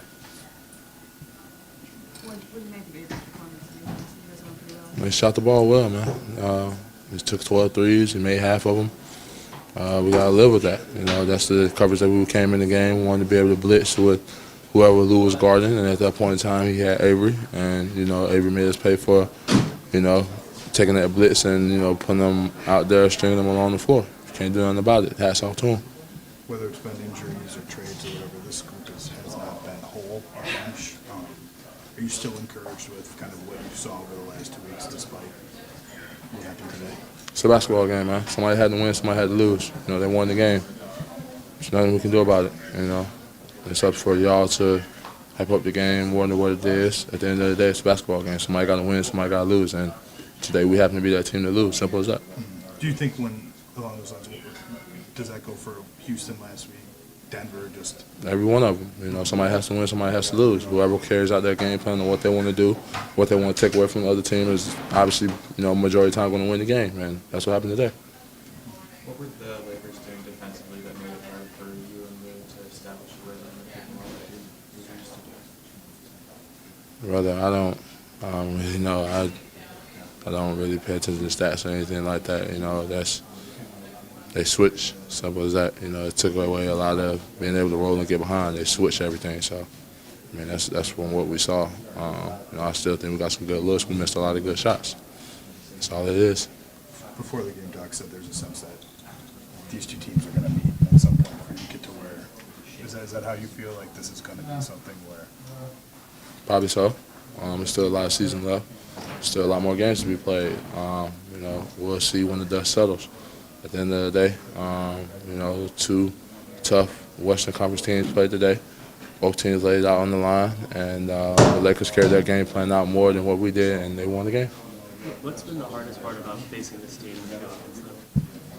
I don't really see any hard tasks, brother. First 2 games we won, they won today. So, like I said, that's up for y'all to differentiate what comes out of that. Last question. Well, Paul over here to your right. Sorry. What do you take from a game like this when you guys obviously had played so well the 6 games before? Do you learn almost maybe more from a game like this? No,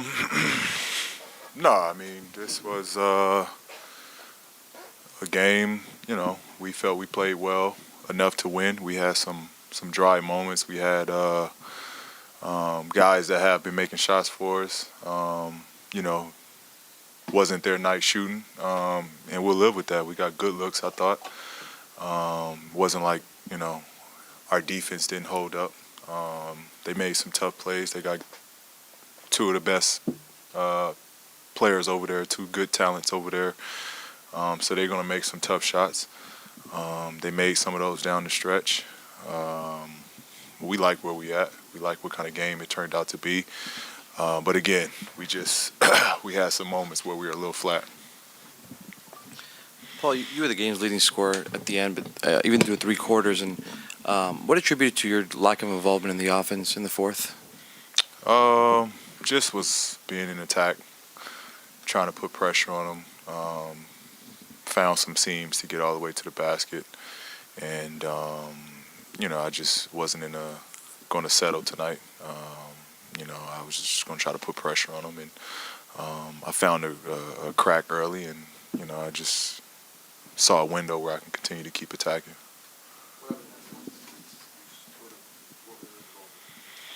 I thought we got good shots. We should have just did a little bit more player movement, which would have got the ball moving around. But it's just how the game goes.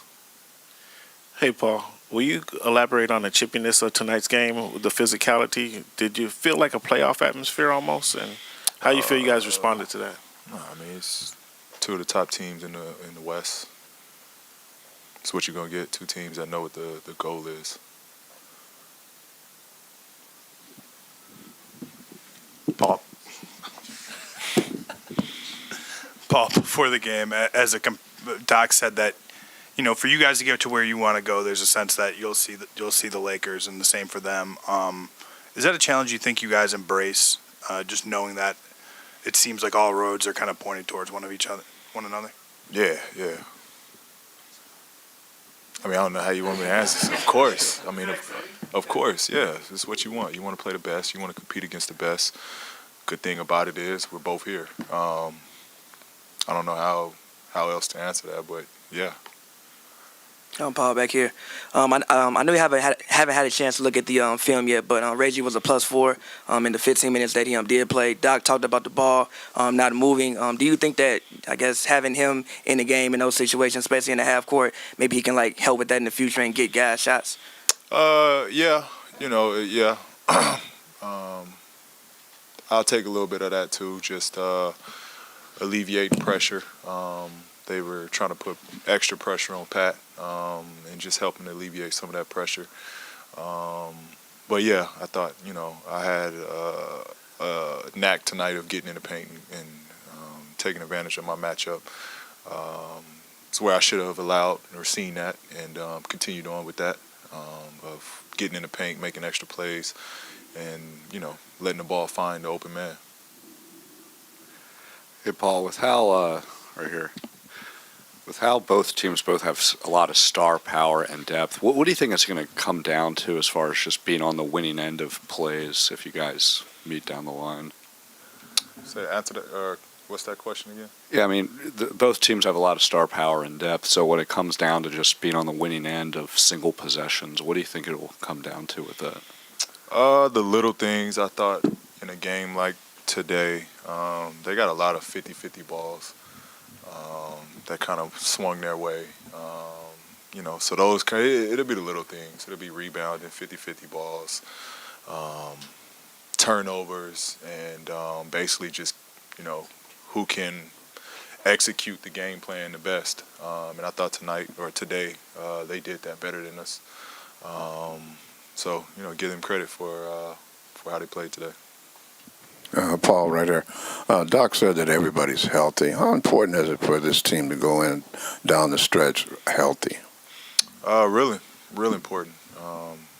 We've been strong when we've been healthy, and the more we can be healthy, the more we'll, games like this, we'll figure it out, we'll learn from it. But we're gonna need everybody, and I think that's a luxury that we had when we've been healthy. That stat of us not losing, until today speaks for itself. We're really good when we're healthy. Paul, a couple days ago, Pat Bev was saying that he gets a lot from talking with Kawhi about just kind of keeping perspective and let, it's like step by step and, don't take shortcuts and all that. Do you get that from conversations with Kawhi or just from being around Kawhi and kind of seeing how he approaches like the length of the season and with the championship in mind? Yeah. Kawhi, he's someone that's been there and, he's two-time champion, so he understands it. But just being around him, watching him, observing him, everything's methodical and everything is well thought out. And he sees the big picture. He's not a guy that gets caught up in, what's going on at the moment. He's more so, how is it going to play out? That's kind of how he looks at things. So it's good to have someone like that, where you can just observe and see how he, responds to things, see how he looks at things. Everybody's taking something from Kawhi and just his approach. He's got, the approaches Kobe had. He's got the approach the great ones have, and we can definitely take something from him. Was there anything that the Lakers did defensively that caused the Clippers to struggle with ball movement, player movement? Nah. Is that something that just kind of happens sometimes where the ball gets stuck? It's just one of those games. Again, they played well today. It's one of those games. when you and the team are on a nice roll, you're on a nice winning streak getting toward the end of the year, and you come up against the Lakers in a big game and you don't win.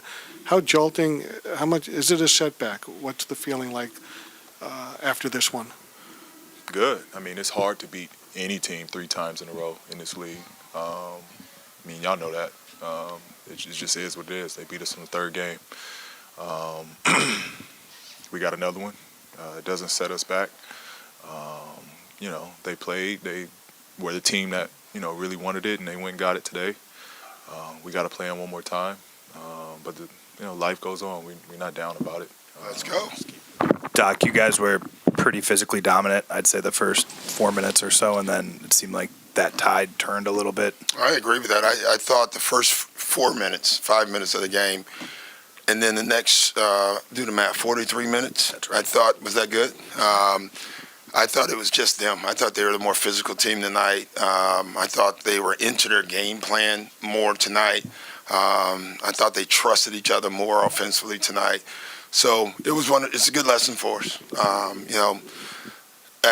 think going into the 4th, I looked up and I think it was a 5-point game, and I felt like we should have been down 15, and then at halftime, we were up 5, and I thought we should have been up 15. It was just one of those games. But give them credit. I thought they were the more physical team tonight by far.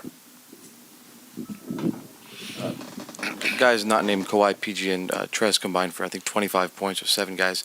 Were you a bit surprised to see how close you guys were at the end, considering guys struggled to shoot? Yeah, we struggled shooting, but give them credit. I thought their defense was part of the reason. I didn't think we had a lot of ball movement today offensively. I thought our offense let us down more than our defense. We made too many defensive mistakes to recover to win a close game. Avery played phenomenal tonight. We messed up coverages at least 5 times. He had shots that he could roll and take a couple of dribbles before he shot it.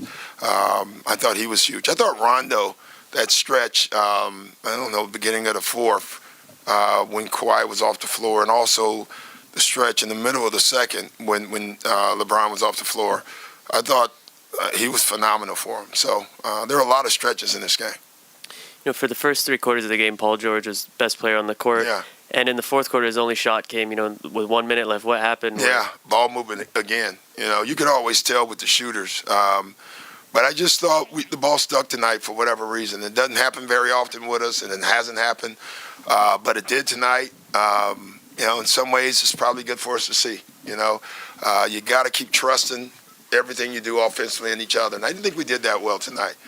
They clearly, to me, their spacing was better, and they moved the ball better, and I didn't think we did that.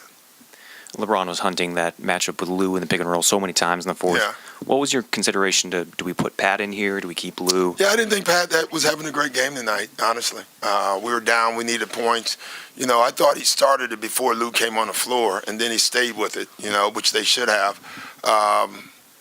We could have trapped it. We could do a lot of things. But what we were doing wasn't right, and that puts the coach in a tough spot. Hey, Doc, you're familiar with Avery Bradley and what he brings to the court. Yeah. Did any of that surprise you tonight? His toughness, his No, agitating? Avery makes shots. He is. He's but defensively, no. I thought that was maybe the biggest play of the game. The rip on Pat was a big momentum shift for them. I thought it gave them confidence. And that's what Avery can do. Montrezl Harrell played, I think, 19 straight minutes in the second half. Do you think he got tired towards the end? He could have. I really think I could have went back with Zub. I didn't think Zub was having a great game, but I thought Zub was really physical tonight. Zub's been fantastic for us. They went small. We didn't like the Zub AD matchup, and so we kept Trez on him. Doc, what did you see that they did with Kawhi to kind of keep him out from his normal mid-range spots and having AD on him out? They switched a lot. Our spacing was poor. I thought our spacing and our pace, it's the slowest. We get, analytically, we'll get numbers after the game, but that had to be our slowest pace game of the year. Makes or misses. I don't know how many times. I thought I was going to tear my rotator cuff, just trying to get guys, just get up the floor. We were always one guy less in transition, and so I thought that was part of it. With no pace, you can keep anybody off their spots. Doc, I think coming into tonight, Marcus has shot like 30% from three since, and he obviously shot the ball so well. Yeah. The roles, what he was doing with the Knicks is completely different with what he's doing. Completely different. How big of an adjustment is It's that? a big adjustment. He'll get it, but it's going to take time. I talked to him, unfortunately, before the game and told him, just be patient, it's going to happen. You know, it's tough when you go from a place where you're touching the ball probably every possession to, you know, every other, every five, and usually it's a ball swing. Hello, and welcome to another Win Daily show. My name is Michael Raziel, and we are going to be talking about the 729 NBA slate. It is back. We're here to chat about it with you. Jason Mizrahi is my wonderful, wonderful guest. I appreciate that out of you, Jason. How excited are you that NBA is coming back tomorrow? Pretty excited. I had a bad slate with MLB right now, so I get to put this one in the bed and start fresh with NBA. So I'm super excited about that. Got $1 million on both sides, DraftKings and FanDuel. So there's a lot of unknown. Like I was preparing to go ahead and start building lineups on Monday and Tuesday and Wednesday. And then when I started seeing all this news popping up, it made no sense to even attempt to make a lineup, because if you made a lineup already, it's pretty much dead in the water, because there's no way you made a lineup that is injury free or strip club free, whatever you want to call it. There are a lot of these dead lineups out there right now. So you got to go ahead and, refocus and look at the injuries, look at the reports and see what the hell's going on. It's going to be interesting. And yes, as Jason is alluding to, we know Lou Williams went to a gentleman's club. I actually had chicken wings tonight for dinner because apparently it is National Chicken Wings Day. So I was thinking about those Magic City wings. Kevin Harlan was also thinking about those Magic City wings. They look really good, man. Like I kind of understand. Those wings look official as official can be. Like people probably just pop off there, not even for the gentleman's club, just strictly for the chicken wings. So now I get it. Now it makes a lot more sense. It does. It does. But still, it's pretty crazy. I love chicken wings. So if there is a place to get chicken wings, I'm at least going to try it out. So the next time I'm in Atlanta, I'll make sure to see how far away Magic City Gentlemen's Club is, and I'll make sure to grab some wings. But as we said, Lou Williams is not going to be there. Montrezl Harrell is out. Patrick Beverley's a game time decision. Zion Williams a game time decision. Anthony Davis is a game time decision. Apparently LeBron's a game time decision, but I think that's more in name than it actually is. He's playing. In actuality. Exactly. He might just go out there by himself and just, Space Jam and just play by himself. Space Jam 2, baby. It's coming out. I'm going to love it. And the thing about the LeBron one, though, I would say if he is at all injured, that means his innings. Here we go. I'm back on MLB. His minutes will be limited in some capacity. Now, we don't know how many. I was on the team that I think he's going out and playing 46. You said, no, that's a little crazy. And I think I'm going to have to side with you now a little bit, but we're here to talk about the NBA. We're here to talk about the slate. We're going to hop into FanDuel here in a second, just to make sure that we can give you guys a really good understanding and really just give people a look at what we're looking at and what we're understanding, especially as we're starting to see a lot of these game time decisions pop up. So, Jason, I mean, at first glance, with all these extra injuries, with all these extra reasons that guys can't play, how much weirder? We knew we had to get weird on a 2-game slate. I mean, how much wackier are we going to have to get to even attempt to try and take down that $1 million? You got to lock in a couple players that, for the most part, even if they don't get the minutes, to still hit the value, because there's certain players that were technically backups who are now going to be starters or playing starters minutes, and they need to get their run. And even if they run for 25 minutes, they'll still exceed value. So guys like Reggie Jackson, Alex Caruso, 2 point guards that are almost minimum salary, if not minimum salary, depending on the site, FanDuel and DraftKings. So they're, for the most part, they're safe players to go with. So you can build around there.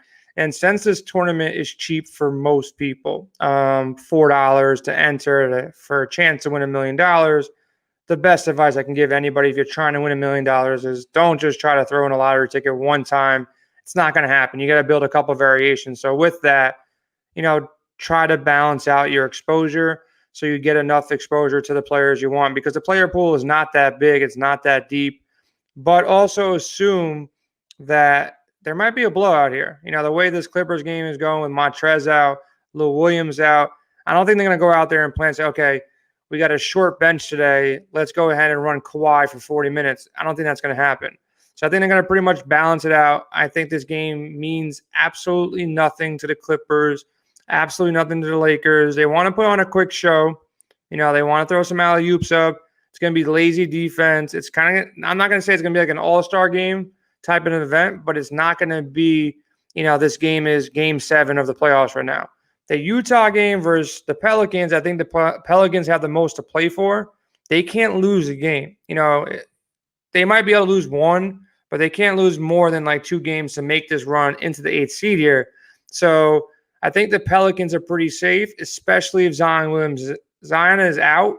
You can pretty much feel really safe in Brandon Ingram, feel really safe with Derek Favors, Drew Holiday, maybe even Alonzo Ball. There's a lot of plays that open up if Zion is out. So that's the first bit of news that I want to see. Is Zion playing or not? Because the Pelicans are the team I want exposure to because they're the safest team, in regards to playing time because they have to win this game. Utah, not so much. I don't think they have to win this game, but they're in the best environment where this game still means something to them because they're battling those playoff seeds for the Western Conference is so tight there between 3 and 6 or 3 and 7 that they can't fall too far behind because they're going to have a tougher matchup potentially.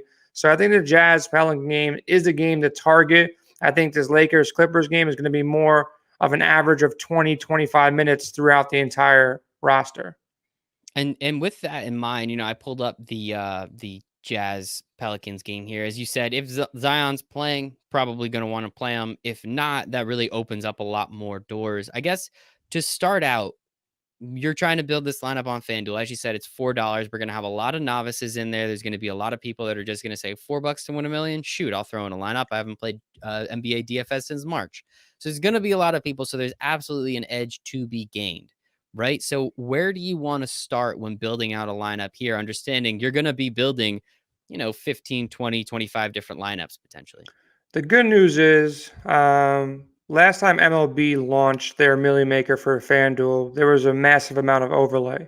It almost turned into a 50-50 where if you entered and you beat half the field, you doubled your money or you made a little bit of money, some profit. So I have a feeling this might do the same thing.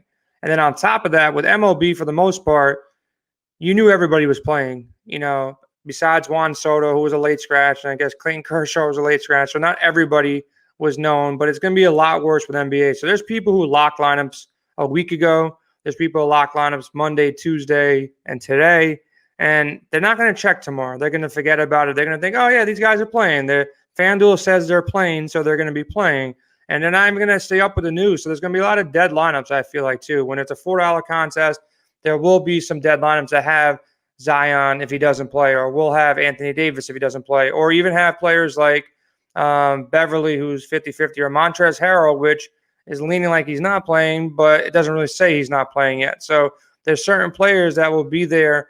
So as long as you play a lineup right now and there's overlay, basically what overlay is, when they have, say, 100,000 entrants and only 50,000 people enter, there's 50,000 entries times, say, $4 of overlay in there. And it's probably going to be a lot more in this, similar to, the baseball situation that we got into. So it's a pretty safe tournament to enter, which typically it wouldn't be in a large field GPP. You really have to have like a top 10% of lineups. But in this case, I think if you play a lineup where everybody is in the game, not injured, going to get some minutes, and then you take some shots. So you make some optimal lineups, and then you make some kind of wacky lineups that, could go off if there's a blowout. If there's a blowout in LA or there's a blowout in New Orleans, either one, you got to kind of play for that because there's options for that.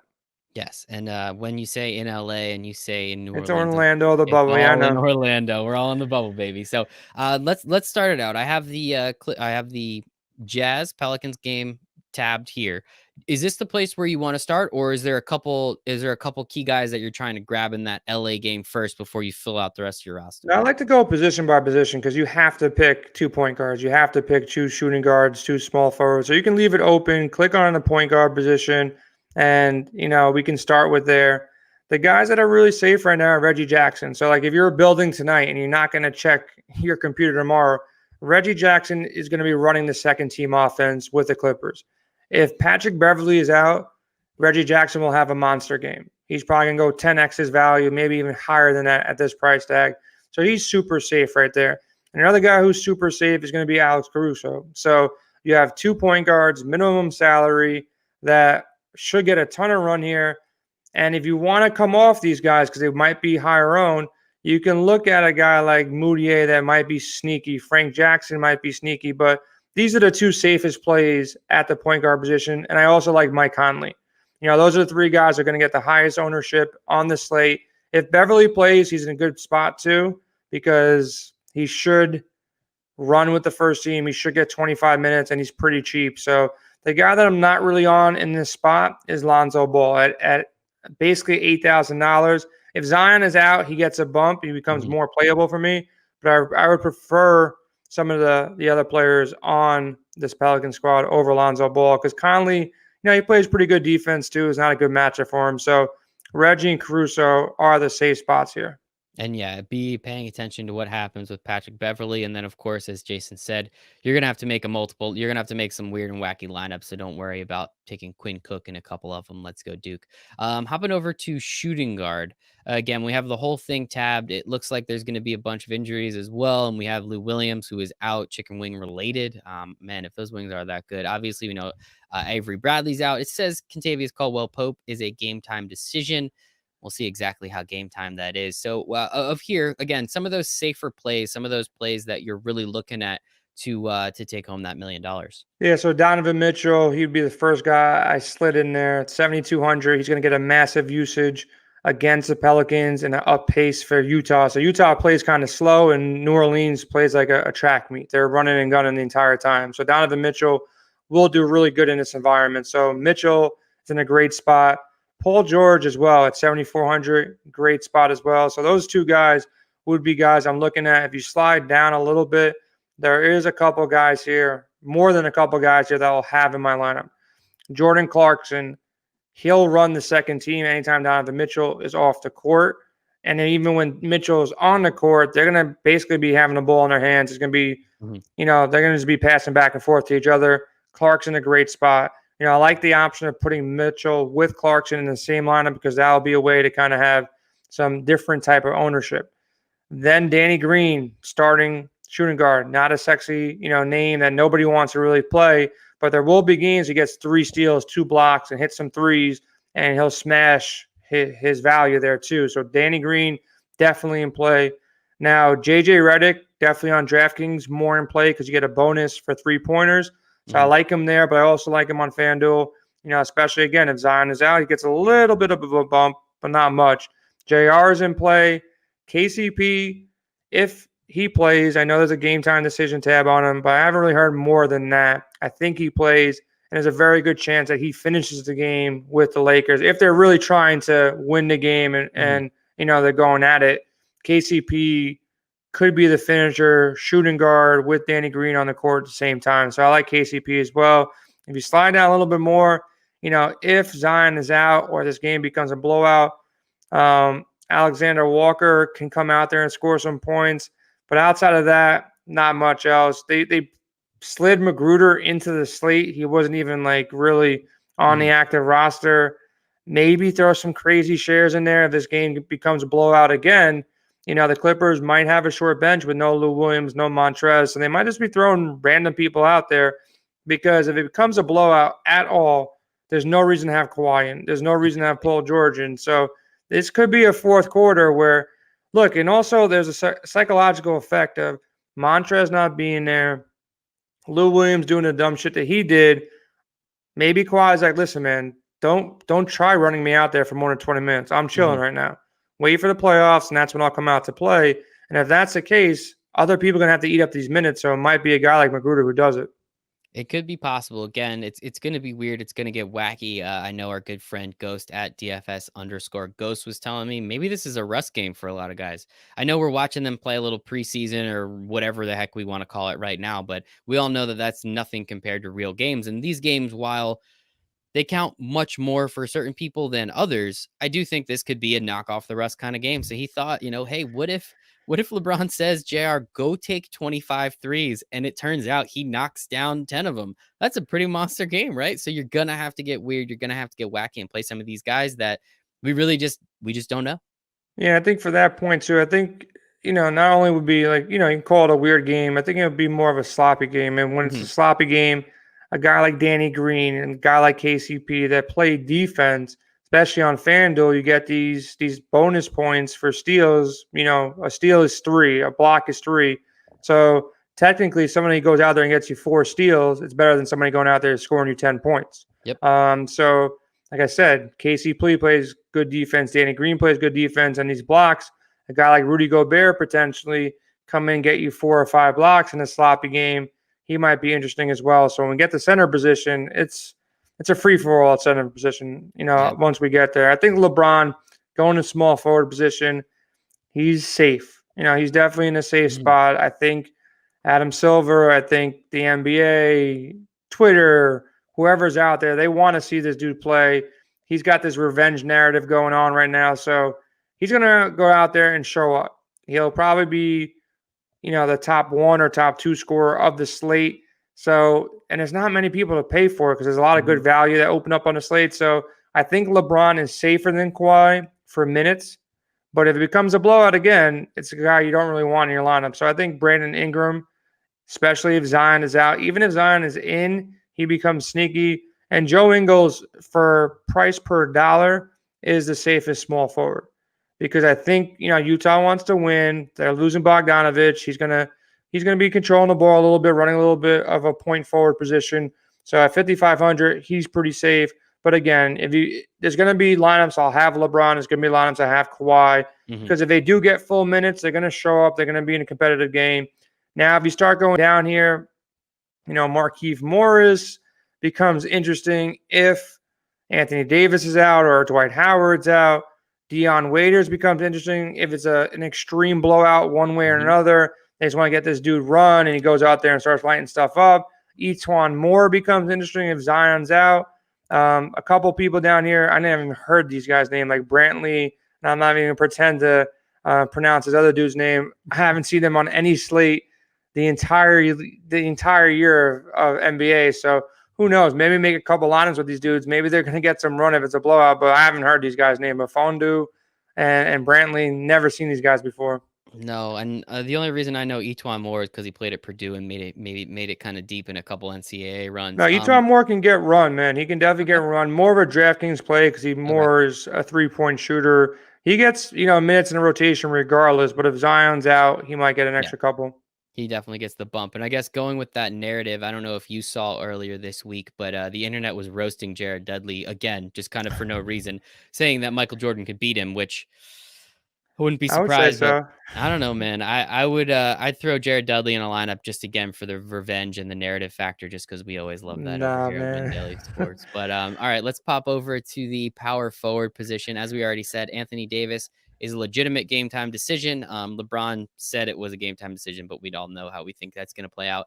Zion is a coach's decision, so I'm really curious where the decision's being made. I think he is cleared to play in terms of the quarantine and being free of COVID, which is a good thing. And it also looks like Kyle Kuzma is a game time decision as well. So we are doing this now, but we highly, highly suggest that about an hour before lock, you make sure you go in and see who is playing and who is not playing, because that, as Jason said, there's going to be a lot of people that locked their lineup 2 days ago, forget about it, and then half their lineup's dead because 3 or 4 dudes end up not playing. So here in the power forward position, assuming everybody's healthy, Anthony Davis and Zion are great, and Kyle Kuzma is a nice play as well. Say they're not healthy, though. Where are we going from there? Listen, man, if people are building lineups, people already locked 150, max entered this, it's going to be like the most chaotic 2-game slate ever, because you got $1 million on the line. People are going to be stressed out. People are going to have 150 lineups. And, the problem is you want Anthony Davis in your lineup. Like, he was the first guy I wanted to pay up for. At 10-4, he's cheaper than LeBron. He's got a great matchup. Nobody can really guard him. And in a great spot. And same thing with Zion. It was too cheap, 7,100. Now, I don't know how you build lineups right now. Straight up. Like, how do you build a lineup right now not knowing if Anthony Davis or Zion is going to be playing? Because that changes the entire slate. Like, there are pretty much lock buttons for most of my lineups because the drop-off and the position scarcity, like, nobody even close to them can put up, even if they don't go bonkers and they don't drop 70, even if they drop 40 or 50, and your guy hit value at 4,000, you're not going to be able to make up those points in other spots. So Anthony Davis and Zion, if they're playing and they have a full complement of minutes, you play them in most of your lineups. If Zion is out, you can look at Melly, who's a little bit farther down. If Anthony Davis is out, You can look at Kuzma, you can look at Howard, you can look at McGee. Any of their big men are definitely going to have to step up. Morris is going to have to play some more minutes. Now, JaMychal Green is interesting because if Montrez is out, he'll definitely get more minutes. I like him on DraftKings a little bit more. He still shoots the three, but even on FanDuel at 3,600. So I like Favors. I like Gobert. I like Zubac. And then there's still question marks with McGee and Howard. So if Howard's out, McGee gets a pretty big bump there too. If Zion is out, you might see some Jackson Hayes minutes. I don't know. I haven't heard anything about Joakim Noah. I've heard he's looked good kind of in practice.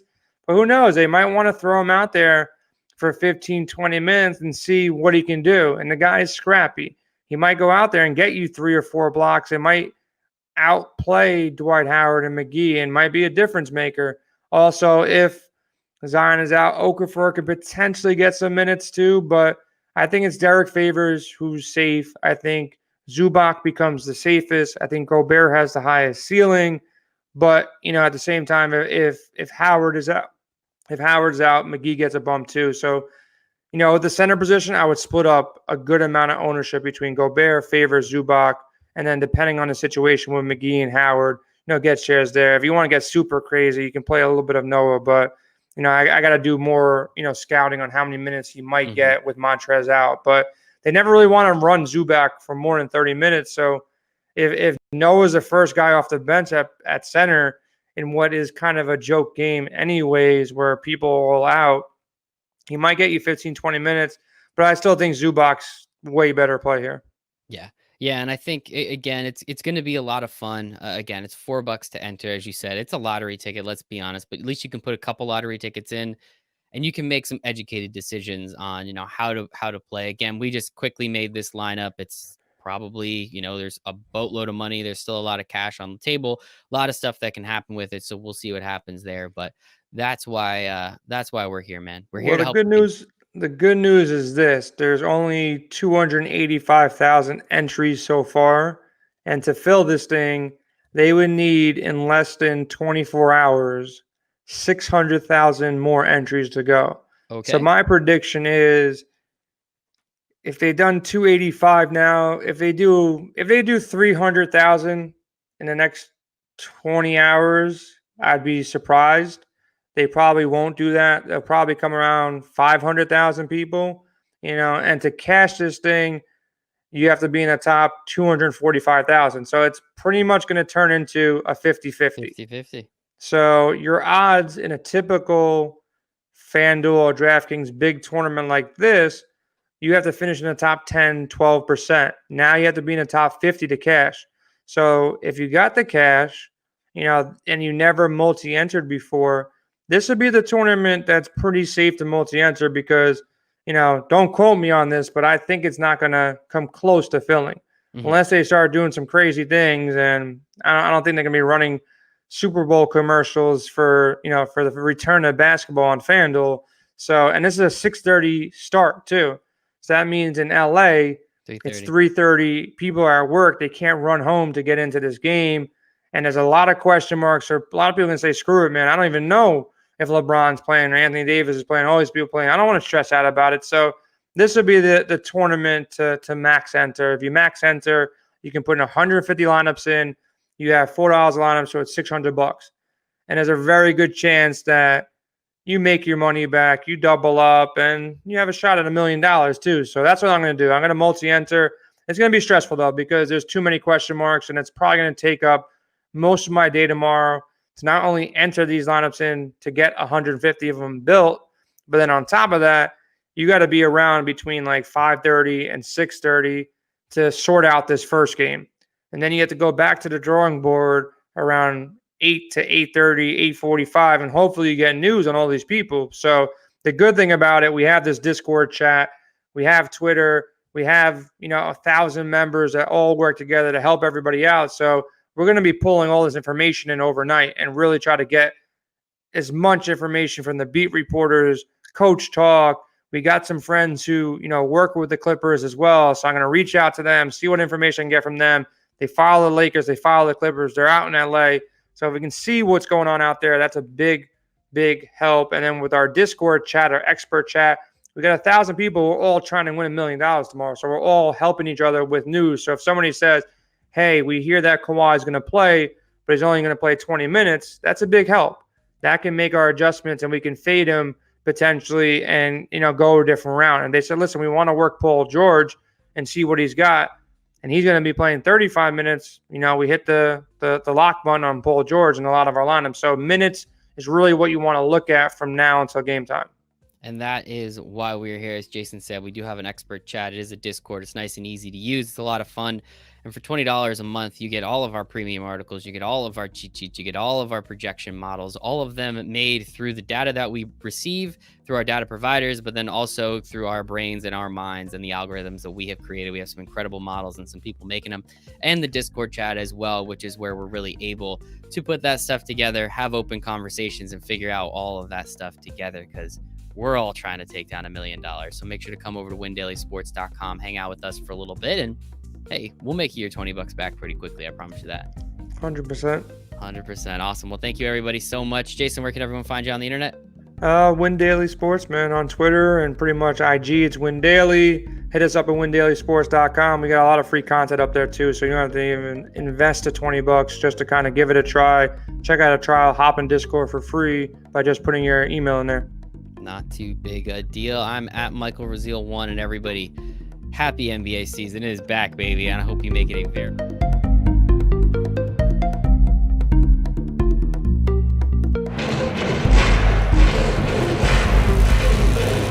No, literally. Hold on, wait a minute. Did they lose? Did they lose free agency? This is a question. This is a question. You have guys that are now on this bench, right? That you gonna talk to me about that are like these great free agents, right?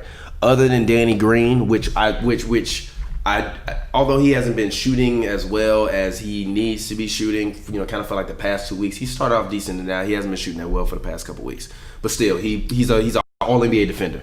Danny Green, outside of Danny Green, I'm still not impressed. The Dwight Howard signing was a great signing, but it was only a great signing because DeMarcus Cousins got hurt. If DeMarcus Cousins doesn't get hurt, Dwight Howard is not there. We don't know that. This team looks. We don't know that. Yes, we don't know that. He's not getting signed, bro. They're not running 4 centers. Okay, out whatever. There. They're not. It's not happening. Okay, look. And don't get me wrong. Dwight Howard is a great find. He's a great guy. He works well with this. He actually looks healthy. But he's a guy historically that has not been healthy. Historically that has been inconsistent. It has only been 23 games, and you guys act like the championship has been won. Has this championship in Los Angeles been won? Question. When has Dwight Howard been inconsistent?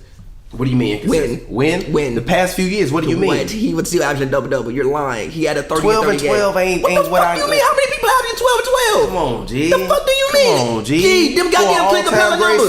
Them Clint Capella numbers. For all-time great center? Them Clint Capella. G, what? Oh, That ain't good, 12 and 12? For all-time great center? And hold on, wait, I don't think Dwight ever averaged 12 and 12. I don't think Dwight ever averaged 12 and 12. All-time great center? You looking at that and not looking at... all-time great G, center? how can you look me in my eyes and tell me 12 and 12 is bad? I didn't say it was bad. I said for an all-time great center. You just heard what I said. That's 12 and 12. Past his prime. Dwight is an arguable top 10 center. And Dwight ain't never averaged no 12 and 12. Ever. What did he average? What he been averaging? Look, it's probably lower than that. No, look, since Houston, 13 and 12, 15 and 10, 13 and 11, 13 and 12, 16 and 12. Oh, big difference. One rebound and 1 point of a difference. He averaged 1 more point and 1 less rebound.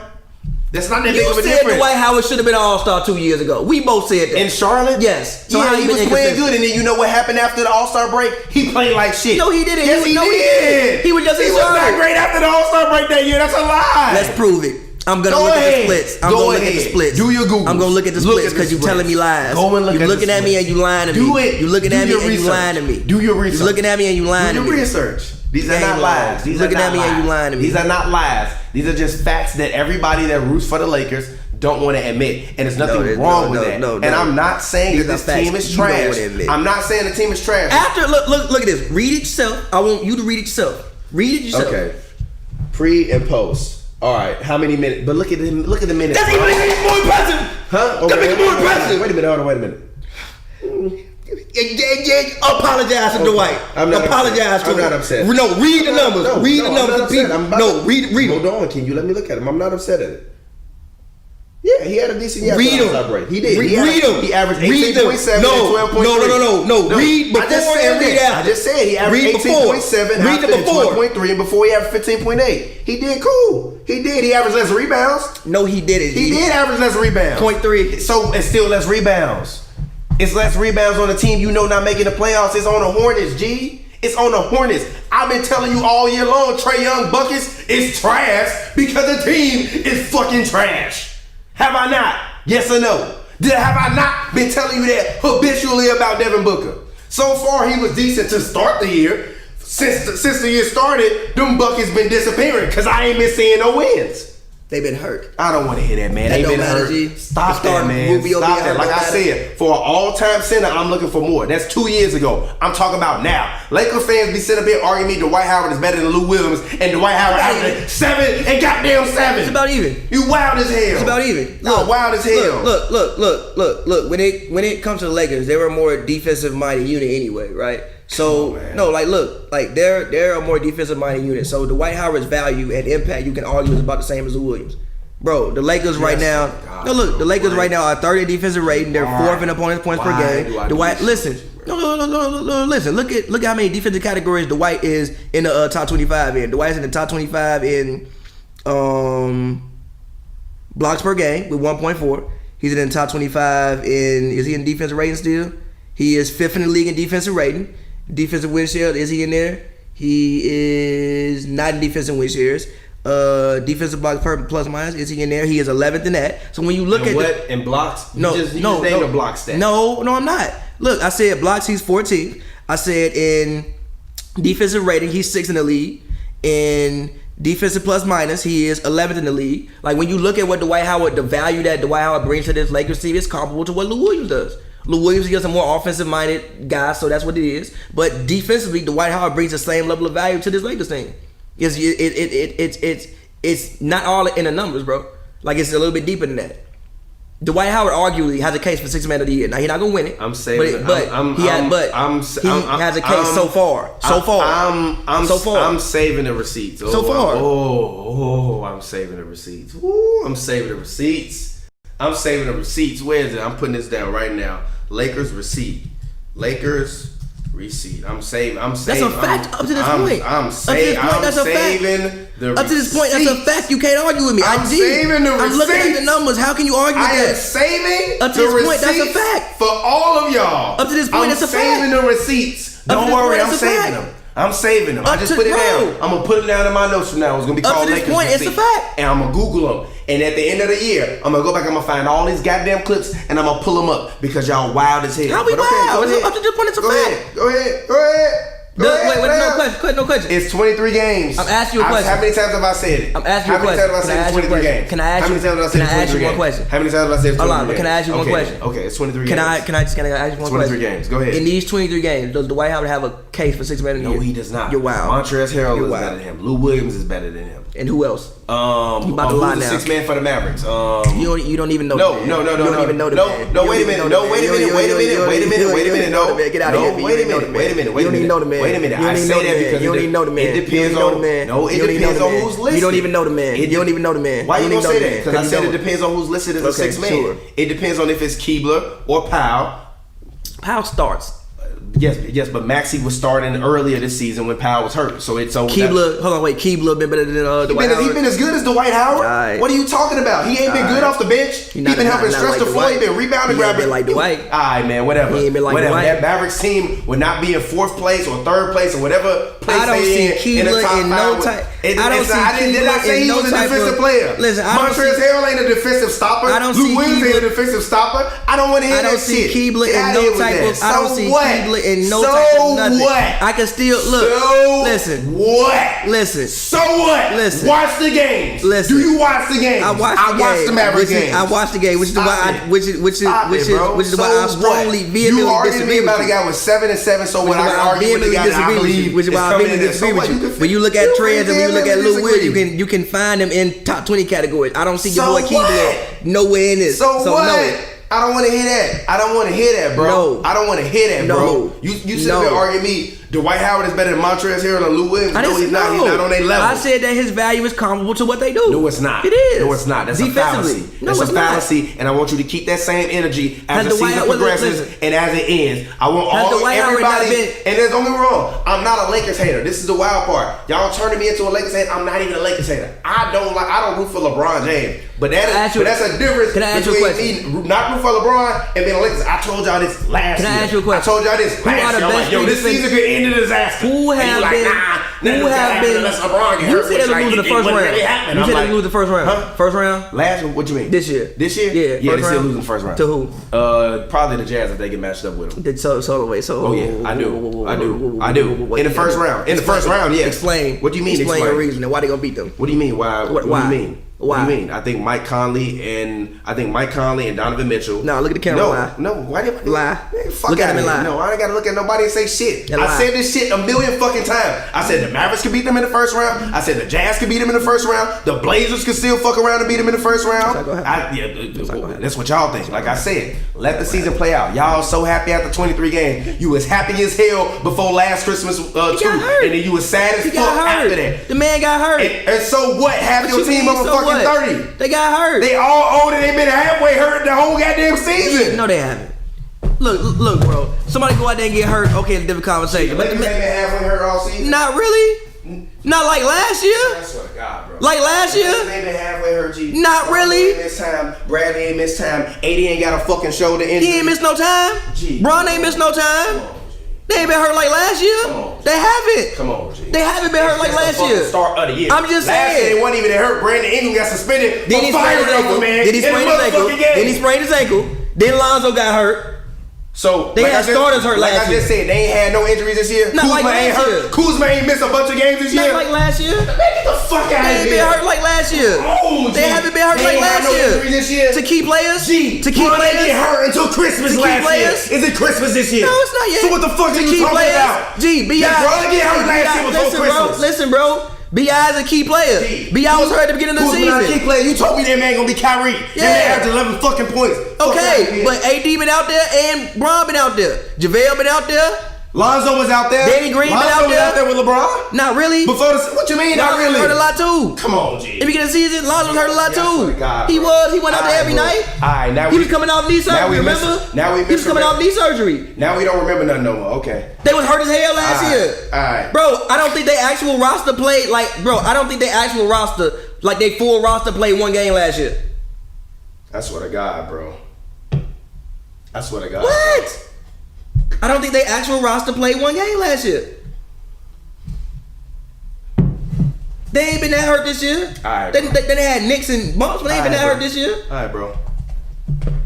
I wish I had one of their media packets for their teams where they tell you how many games everybody played, how many different lineups. Come on, G. And also, they still been winning unlike last year. Wild as hell. I'm looking in the camera and I'm telling you this. You wild. They had no. Brandon Ingram got suspended last year for firing on the man. Sprained his ankle, came back. That whole team last year had knick-knack injuries the whole year, and then LeBron got hurt on Christmas, and then once LeBron got hurt, it was all downhill from there. But they all had knick-knack injuries all last year, and then Lonzo, after LeBron got hurt, after he started playing well, then went out and sprained his ankle. Then got blood clots. Yeah, then B.I. got blood clots, which he still only missed. Which B.I. still only missed like 15 games, which still technically, if you want to call it knick-knack injury, he came back right after that. Then Kuzma hurt himself. Kuzma started off this year. You told me Kuzma was gonna be Kyrie. Kuzma a big guy for you. He been hurt. He coming off of it, still playing like trash. But I'm tripping. B.I. played 52 games last year. All I'm saying is, B.I. missed 30 games. LeBron missed 22. So what? What the fuck you mean? G? What do you mean? What do you mean? What do you mean? What do you mean? B.I. missed 30 games. A lot of games, bro. It's not a lot. Not really. 30 fucking games. You told me in December they should tank. Yeah, because he was hurt. And then Bron got hurt. I ain't saying that this year. Cause guess what? What's the day? It's December 8th. No! They got a better damn team. My point is, it is December 8th, not February 8th, not March 8th, not April 8th, not May 8th, not June 8th. Not even after the free agency started, after the Lakers could potentially win a championship on July 8th. It ain't even August 8th when we get ready to gear up for Summer League because the Lakers just won a championship. It is December 8th of 2019. Stop acting like it is June 8th or July 8th. You're back against Relax. the wall, man. You're back against Why the is wall, my back man. against the wall? Listen, I just said that they was a good team. But I also just said it's December 8th. Slow your roll. No. Slow your goddamn roll. No. Goddamn. Did I say that? Y'all not making me a hater. Listen. Slow your roll. Listen. Even with the Clippers, they've been getting their ass whooped lately on the road. You know what I've been doing? Slowing my roll. You ain't been seeing me saying what I've been saying because they've been getting their ass beat. It'll be alright.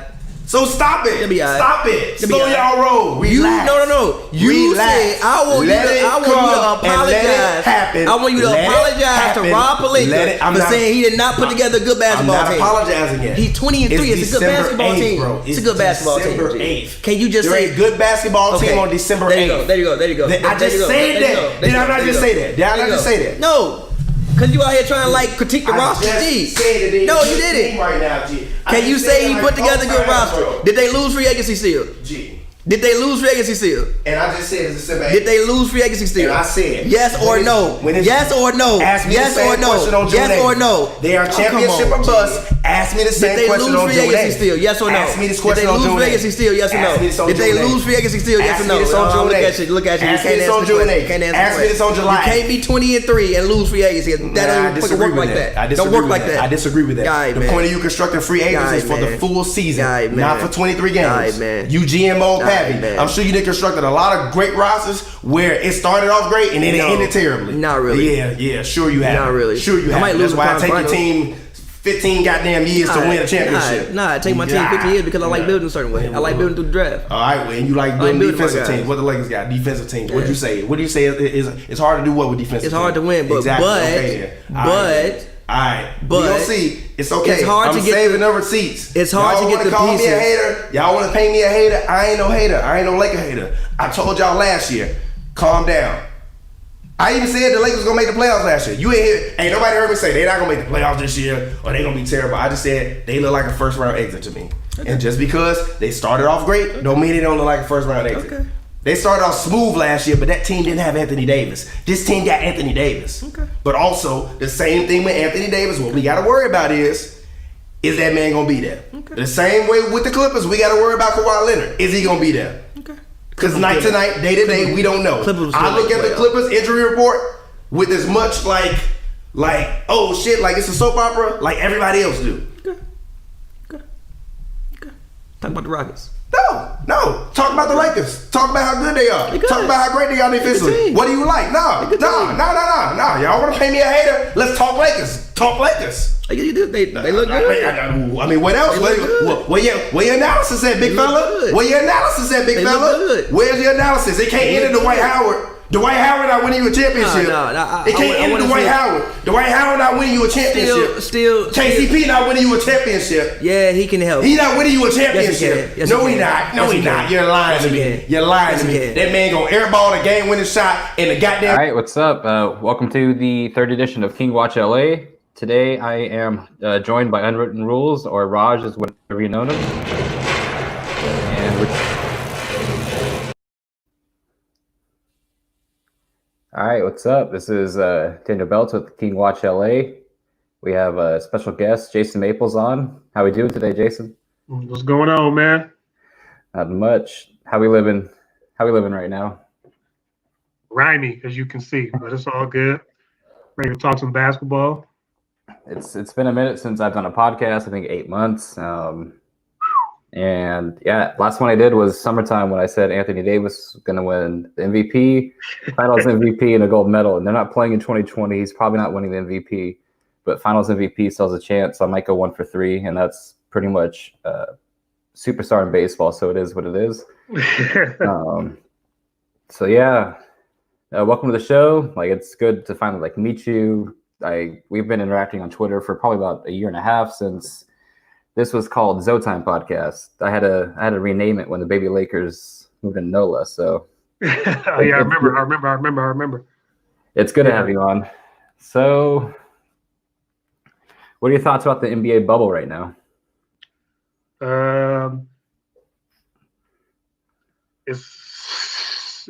this I've never since 2020 in general is nothing I've ever lived in. And 20 and the bubbles just kind of added to that.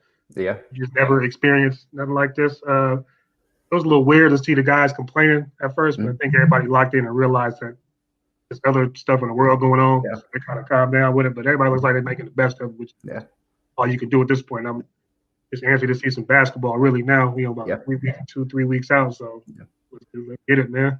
Yeah, because the first day, I was like, the food they were eating, the pictures they were sending, I was like, it's gonna be bad.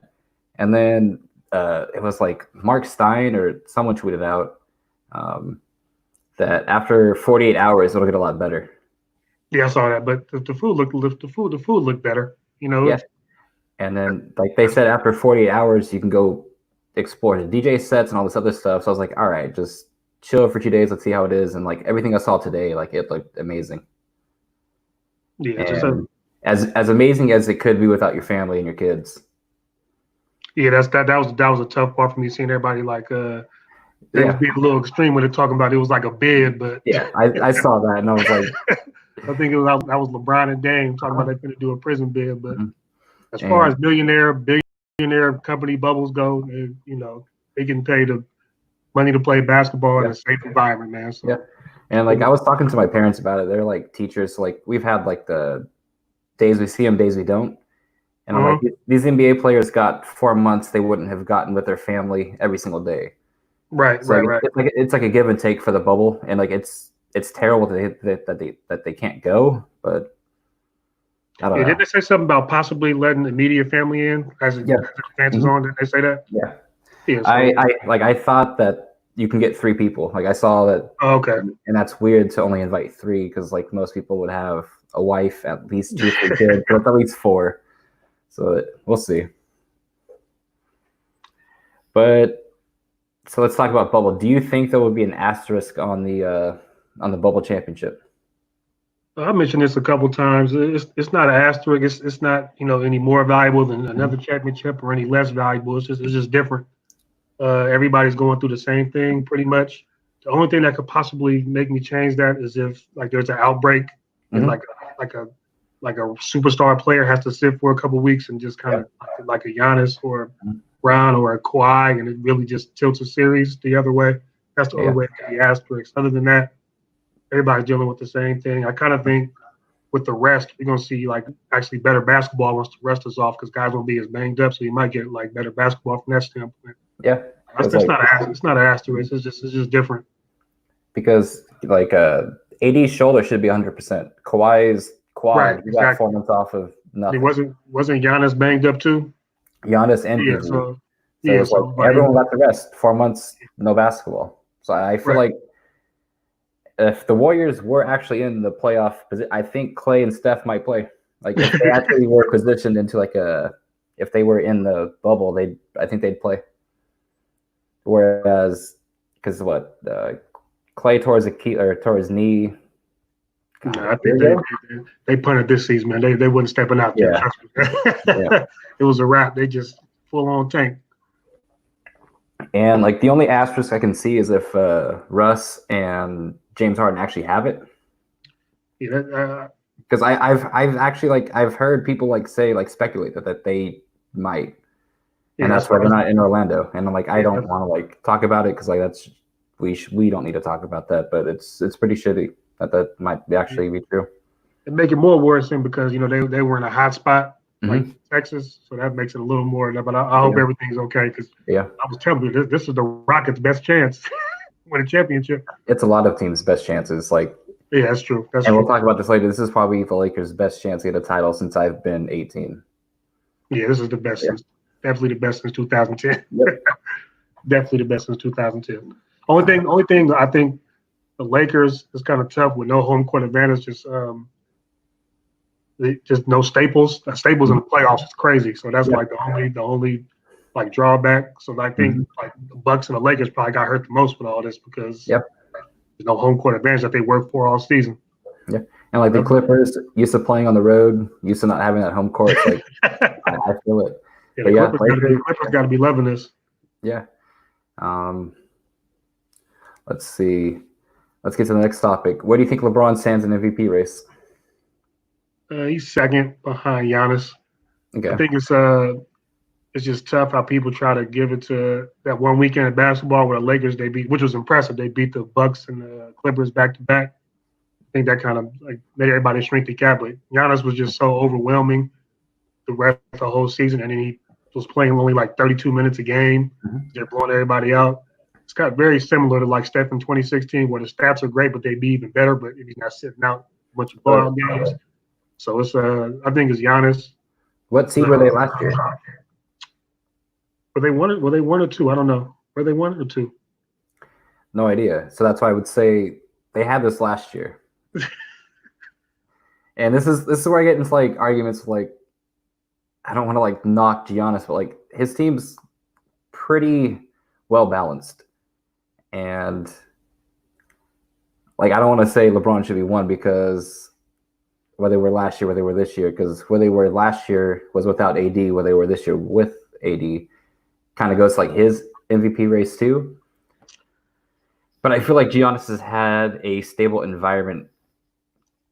You have to. I don't want to say LeBron's 1 because I think LeBron will finish 2nd, and I think AD will finish 4th. I just think it's Giannis's, man. And like legit, he's doing all of that in 30 minutes, which is nuts. Yeah, I haven't seen a player put up those stats in 30 minutes since. But that being said, like you've seen me tweet before, I'm not too big on the MVP award. It's whatever to me.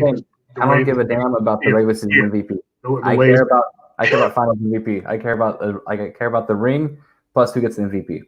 Yeah, that's what I hold more weight on the Finals MVP than regular season MVP. And this is where Hoops and Brews and I like disagree a ton because Pavi wants to like throw up James Harden as this great player. I'm like, nah, he hasn't sniffed the Finals by himself. I don't care about that. Yeah, it's just don't even get me started on Harden, man. Just great regular season player. But just the MVP, I think, is Giannis. That being said, I do think the Lakers are going to win a championship, which is what truly matters in the end. I mean, if you look at the history of the MVP award, how many years was Shaq the best player? Like, he has 1. How many years was Kobe the best player? He has 1. We both agreed on this. It is stupid. Yeah. Kobe and Shaq. LeBron's been the best player since at least like 2010, arguably. He's got, 4, right? He's been best player almost like a decade. So it's like, the award is whatever to me at this point. It's narrative driven, and the narrative changes every year. Because remember the year they gave it to Westbrook when he went crazy with the triple doubles. That was. I was like, so Kobe doesn't get it for taking Smush Parker and Chris Mim to the playoffs. He doesn't get it, but you give it to Westbrook for. So it's like it changes every year. So I really don't care about that award when talking about players. That was the year that Kobe averaged 36, right? Yeah, it's averaged 35 a game and took Smush Parker and Chris Mim to the playoffs. Like, come on, man. In the West. So I do think LeBron finishes 2nd in the MVP race. Yeah. I would vote him first just because Milwaukee had like a set thing. Lakers, so many like rotational pieces, and see, the only reason I did that because this it was all.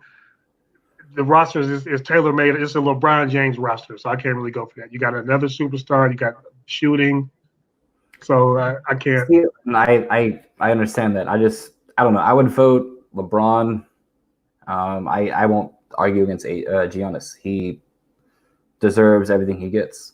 He also is, I believe, engaged or married to a chick from Fresno where I reside. So shout out to her.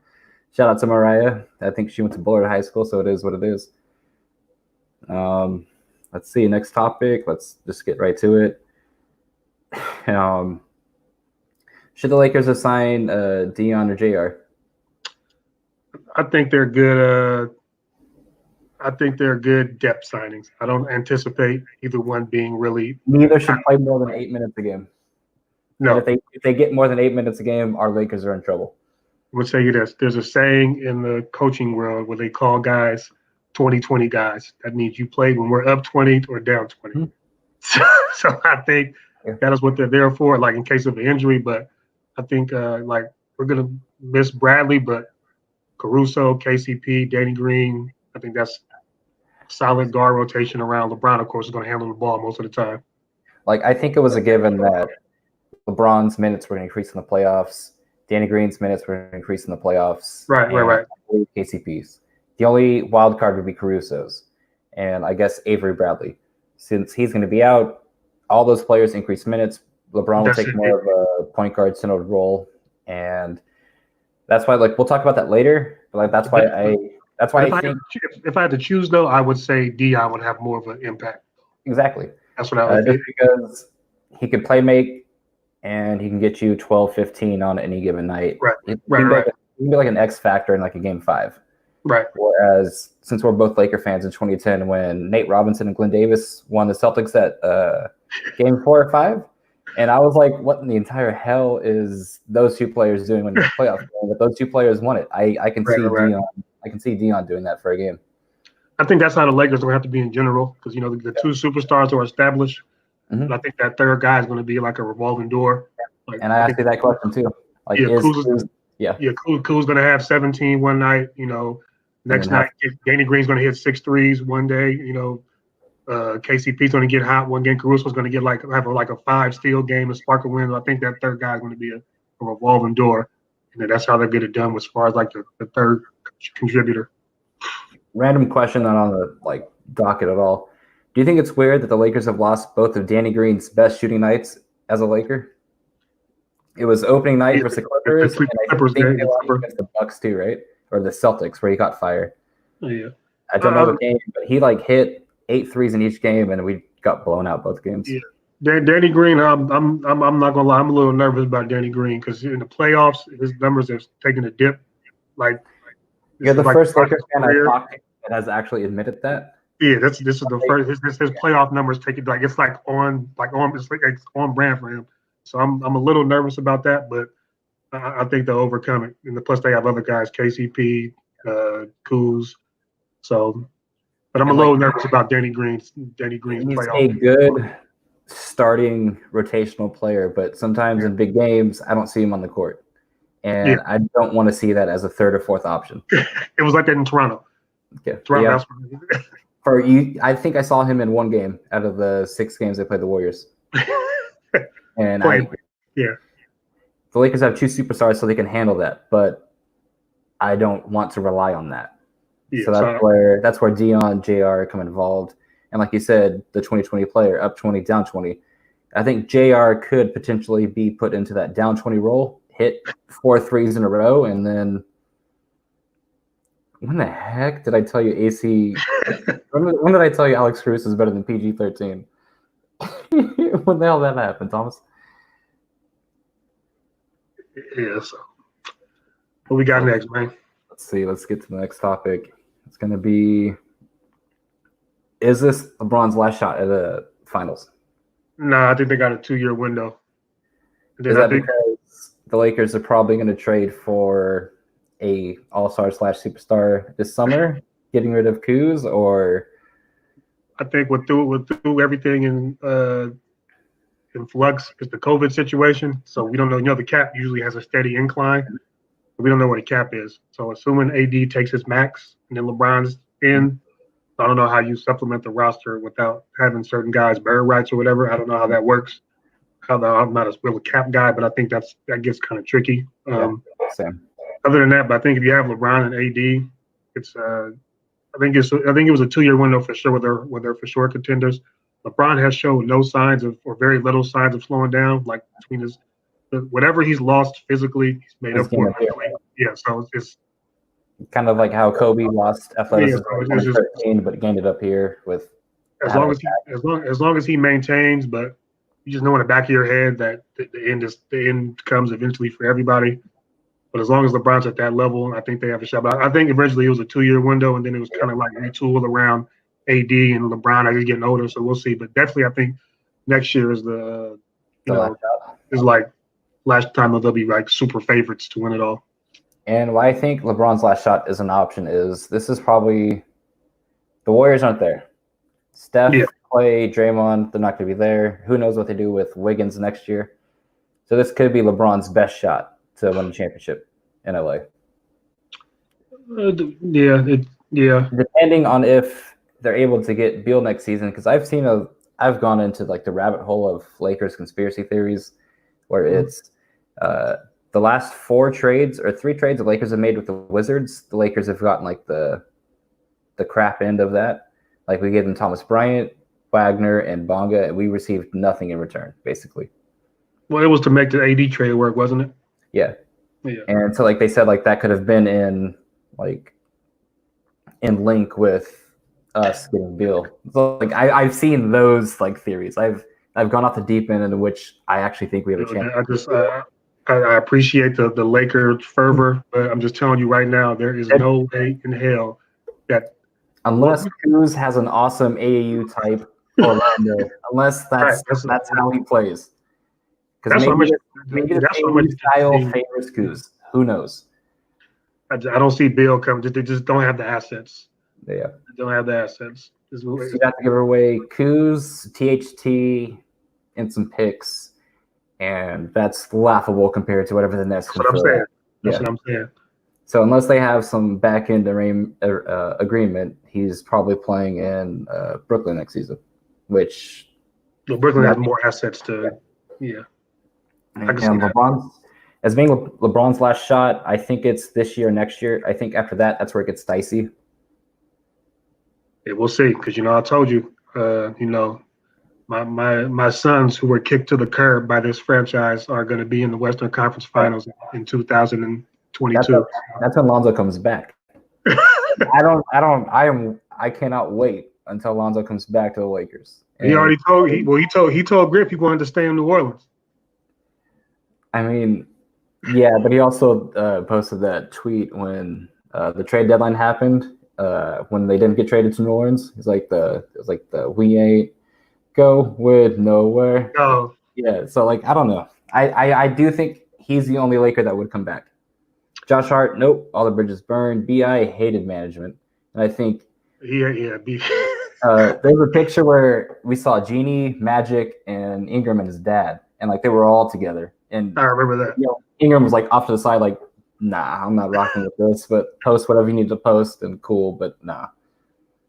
It's just, Ingram's not coming back. Lonzo, but I think Zion just playing with him. I think that team's going to be special in a couple of years. Mark my word. I've told other people, I do not want to see Lonzo ever not play with Ingram. And I'm getting on that thing with Lonzo and Zion too. When Lonzo gets on the court, he makes Zion's life like a piece of cake.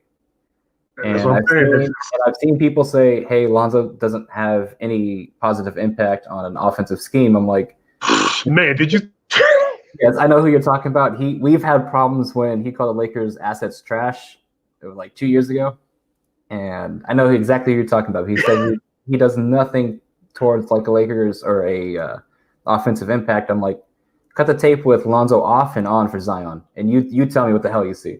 And if we're watching something different, okay, don't look at, like KD said, don't bring up a stat sheet or a graph talking basketball. I know what I see with Zion and Lonzo on the basketball court, and that's what everyone sees. Yeah, that's what I'm saying. I think my dream scenario was to have the Lakers and the Pelicans playing in the Western Conference Finals in a couple of years. In what, 2022, LeBron's last season? I can sit back and enjoy. Hopefully the Lakers have won by then. Then I don't have to be the world's most annoying Laker fan on Twitter. Because if they don't win a championship, I'm going to be unbearable, just so you know. Okay, so I am going to, this season, there is no excuse the Lakers can make. There is no excuse a LeBron fan can make. It's the Warriors aren't there. No. Well, here's my thing. I've admitted this. It's a pick 'em between the Lakers and Clippers. Both teams have clear advantages in the matchup. I think it's a pick 'em. If you ask me like why I pick the Lakers, I think LeBron and Kawhi, like doing what they do, they at the end they kind of cancel each other out, what they bring to the series. I think AD is going to be better than Paul George when it matters.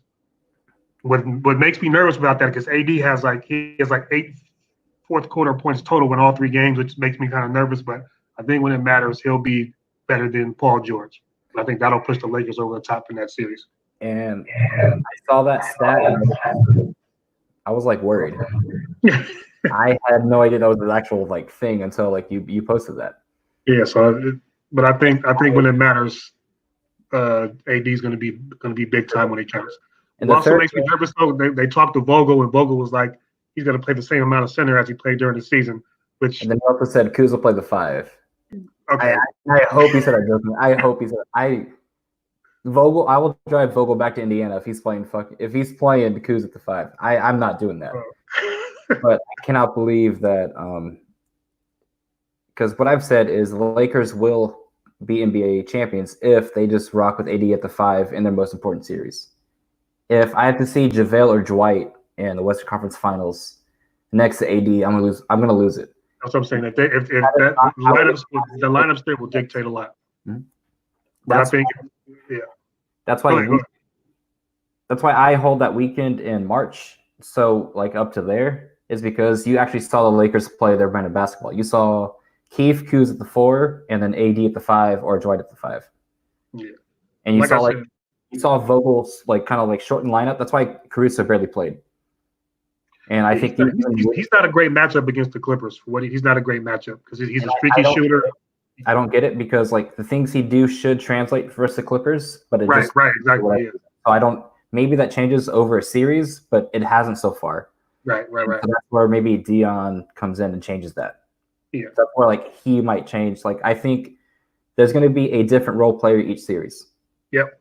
Like back in 2010, one series it was Fish, one series it was Artest Ariza, one series it was Odom, and it just rotated. And I think that's how it's going to be this postseason. That's kind of what this team reminds me of, honestly. The 2009-10 team, you got the, it was Kobe and Gasol, and then obviously you got LeBron and AD. Then that third contributor just kind of rotates. And not as deep as that team because, you got Odom, Fish hit big shots. So it's not as deep as that team, but similar guys are going to have to step up on different nights. Not as deep, but the top 2 are better than Kobe and Powell. Yeah. So, like, it reminds me more of the 01, 02 teams, but, like, also with, like, the 09, like, the 10 teams. Like, it makes sense because it's just going to be your 2 top players and a bunch of role guys. Right. That's why I think it's just got to find that third guy consistently against the Clippers. That'll be the key. But like I said, I don't know if it was you or someone else that posted, Kuz played amazing against, I wouldn't say amazing, but he played good defense on Kawhi. He did the best job. And watch the film. He did the best job. He did the same thing to Middleton against the Bucks too. He knows how to use his length. He's better on wings. I don't know if that's good or it should like scare the shit out of us. Because just keep KCP off Kawhi. Keep KCP off Kawhi. That is that was the problem the first game. That was definitely the problem the first game. First two games. See, first game, yes. Second game, the Lakers should not have lost on Christmas. I know what I'm saying. The Kawhi's numbers are through the roof because nobody was guarding him. And I don't know what happened. And then Kuz played him on the third game, and somehow they won. And that's why, like, I hold those 2 games in March because I saw the Lakers switch to like a playoff. Also, I don't trust Doc Rivers to play the right people either. There's no way he should have Trez and Lou Williams closing games for that team. They're so bad defensively. So if he keeps those 2 on the floor, I'll definitely be a happy camper. I do think there will be locker room problems for the Clippers playoffs. With the Lakers, it's just AD LeBron. But whoever cares after that. Right. With Clippers, like Lou and Trez, they both have like that aura to them around the league. Like they're not KCP, they're not Markieff, they're not Dwight, they're not like JaVale. Like these are actually like capable players of starting on like any NBA team. So like feelings might get hurt if they don't play in the fourth. And so that's why I can see kind of something happening if that happens where they don't play a certain player in the fourth, something like a scuffle happens in the locker room. I don't see that happening in LA. But we'll see. I just know when they close with Lou Williams and Trez, the defense was awful. Braun attacked Lou in the third game, and there was nothing they could do. And that's why AD didn't score. AD was just like the decoy, and it was just get LeBron on Lou and then let LeBron go to work. Who do you think the Lakers' toughest opponent in the West is? Clippers. This is obviously. I think they've been on a collision course all season. Mm-hmm. I think the Rockets maybe can make it get a game or 2 from each of the teams, but I think at the end of the day, the Lakers and Clippers are on a collision course, barring some type of injury. Mm-hmm. But yes, it's it's those 2 teams. So just to shout out to my guy Automatic 3. He's been the past week. He's been entertaining. Biggs, no, I am not worried about the Portland Trailblazers. Stop that. The Pelicans going anyway, Biz. I know you watch it. Oh, Biggs is funny as hell too. He wants the Lakers to lose probably first, second round. Same with Automatic, who's been a great follow, great person to interact with on Twitter. He thinks the Pelicans have a chance in the first round against the Lakers. First of all, shout out Automatic, because I can't tweet a certain way because of my job. Mm-hmm. He does a lot of the work for me. So Automatic, shout out. Oh, no, he goes off the deep end, and I love it. I love that. But like I keep it like PG sometimes. I love how far he goes off the deep end. That's my guy. Do you think Pelicans can upset the Lakers in the first round? No. They can maybe win a game if the Lakers are caught sleepwalker or that third guy doesn't show up. But so much stuff has to go. So this is what they have to do to win the game, to win a game. Zion and AD have to play to a standstill, which is unlikely given AD's experience and Zion's inexperience. You have to, everybody else, LeBron's not going to be stopped. There's no matchup for LeBron. So you have to outplay everybody else on the roster and hope it outweighs what LeBron does.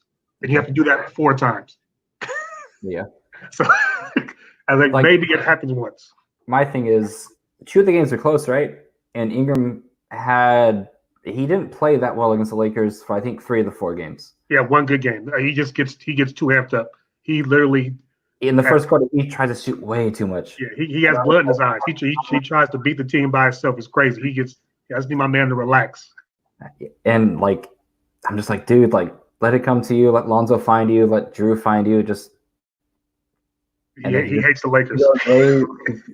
He goes way too hard, and I'm just like, all right. Like I see it. Then he had 1 good game, and I'm like, if he can catch fire for a series, I can see that going 5. Yeah, I can say 1 game. They can win 1 game. A lot has to go right to win that game. I can see Drew or Lonzo having the night of their life in the postseason, and then maybe 6, but I don't think it goes farther than 6. It should not go farther than 6. I don't think they're going to win a game. I said maybe. I don't think they're going to win a game if they make it. If it goes farther than 6, the Lakers are in trouble going like past the first round. If it goes 6 games, I agree. But yeah, like I would say Clippers scare me the most, just because we have no answer for Kawhi when the going gets tough. And I know a lot of Laker fans like to take shots at Kawhi because he didn't come here, but I'm just like, that man is going to be a top 15, top 10 hooper of all time. I don't care about total stats. I don't care. I don't care what your total points are going to be. When it comes down to it, that guy is one of the greatest postseason players I've seen. Listen, man, that series against the 76ers when nobody could score, because that was before Van Fleet and Lowry got hot. They were like shooting like below 40%, and he was just like, I got it. And I don't know if this is a hot take, but 2017's Game 1 against the Warriors from him as a Spur means more to me than that 2019 championship. That was special to Zaza did, but I can't rate it over no ring, though. I can't rate it over no ring. I feel that, but like I saw Kawhi reach a level that I didn't know Kawhi was capable of reaching that series, which he showed in 2019. But I was not sure Kawhi can reach that special level that he did in 2017. That's why I rate it so high. I'm like, yeah. It came in a lot. You got hurt, but like I saw him become a superstar that game. Yeah, but the thing with the Sixers, that was they had like 4 or 5 elite defensive players. Like Jimmy Butler is one of the best defensive guards in the NBA. Ben Simmons is a top 3 defensive point guard in the NBA. Like those are not like bad defenders. Top 3? No, I think he's top 1. I don't see a better defensive point guard than Ben Simmons. Yeah, he's if only he could shoot. He's coming to LA soon. He's coming to LA. He never talks about AD. He never talks about LeBron. He loves Magic. Magic wanted to work with him. And he's clutch. He's clutch. Magic quit basically so he can just talk to Ben Simmons. I hope so. I would love Ben in a Laker uniform. All right, let's get to the next topic. Let's talk about Avery Bradley. I respect your decision. For this, when you have his son's immunocompromised, you see the COVID numbers going through the roof. It was a no-brainer to me. I respect it.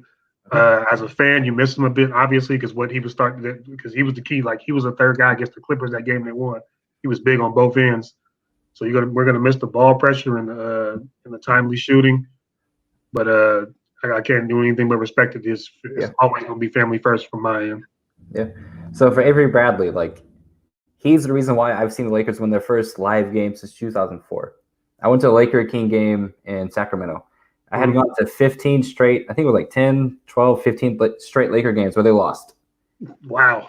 And I went to a Kings game when Bogdanovich hit that three. I went to a game in Portland when KCP hit a game-tying three, then Dame ended it on a game winner.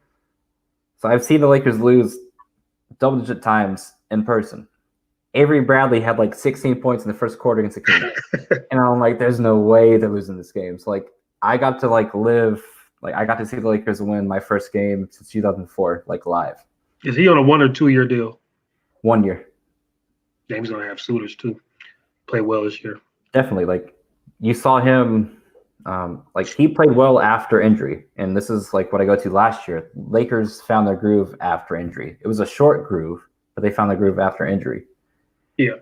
And, like, he hit, 5 threes that game. He hit, like, 5 or 6 against the Clippers. He was showing you he can hit the three. His most, I think, valuable thing he brought to the Lakers is he could hit that 15, 18 mid-range pull-up off the screen. What was that? And then what else he did was on the other end, the ball pressure. You know, it's a 24-second shot clock. He disrupted offenses a lot of at the point of attack. I don't think that's really replaceable on his team. Maybe Caruso, but I don't know how long he plays because his jumper is streaky. So I don't know how long he stays on the floor. He's not 94 feet, though. That's what Bradley did. Bradley, by the time a guy crosses half court, that clock's already at 17, 16. So they're having to speed up offense. He's throwing off timing. I think that's the biggest part that the Lakers are going to miss going to the playoffs. And ACCZ wrote that he's a player option after the season. So maybe he comes back, maybe he doesn't. But make sure he gets his ring. Give him the ring regardless. Make him come back. So where I go with Avery Bradley's importance on the Lakers team, I think he's more important for an 82-game season, more so than a 20-25 game postseason, because you'll need him night in, night out. But in the postseason, if you ramp up LeBron's minutes at the point guard position, you can kind of get away with that if you just have a 2 or 3 playing defense and shooting threes. Yeah, that was the defensive side of it. He's just not going to be replicated. But the Lakers, they have such a great defense anyway. Yeah. It's just that aspect of it not going to be replicated. But yeah, I would agree with that for the most part. And then, did we even reach the LeBron 80 value topic yet? Because I got some hot takes. I have some hot takes about the season. About y'all know I don't like these type of conversations, man. I think that both have exceeded their supposedly weakness for this season. You heard that LeBron kind of lagged on defense last season. I think LeBron should at least make a third or second team All-NBA for defense. I haven't seen him play this kind of defense in years, and I think he was able to do that because he had the anchor that Anthony Davis was, or Dwight Howard was, or JaVale McGee is. See, you know what? Just time out. You right. You know what just makes me upset? Because when I bring up all this stuff last year about him not trying on defense, you get a whole bunch of pushback from everybody acting like I was wrong. Everybody saw what was going last year. He would try on a couple of possessions, and then like the rest, he would just kind of like chill. Look, you would have to see like Lonzo play defense for 18, 19 seconds, and like, hey, why isn't he producing on offense? He just played 20 seconds of defense. He's tired. You just go in the corner. Hey, why is Lonzo not like moving on offense? He just basically worked the entire defensive possession so LeBron can get the ball back. Like chill. That was just a side. That was just a sidebar to what the conversation was. But I think LeBron played. He exceeded my expectations for defense in 2020. I didn't see this coming.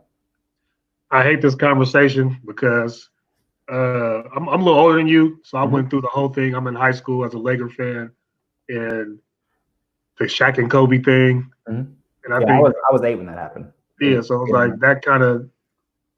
It tore apart the best duo ever, the best 1-2 punch ever, in my opinion. Just outside people trying to talk about who's important, and he's not this without a Finals MVP. I just rather See, I think they're both 1A, 1B, and I don't care who you put as 1A or 1B. Right. That's where I'm at with it, man. That's where I'm at with it. I mean, offensively, it's LeBron because he table sets. Defensively, it's AD because he's the anchor. So that's how you want to do it. And then if you flip that, both have exceeded expectations on the other end. I think AD showed more offensively than I thought, and I thought LeBron showed more defensively than I thought. Right. I hope AD's 3-ball sticks. That'll keep the offense the 3-ball sticks. Past January, I don't know who it was in Lakers Twitter that found it. 40%, right? 40%. Yeah. I hope that sticks.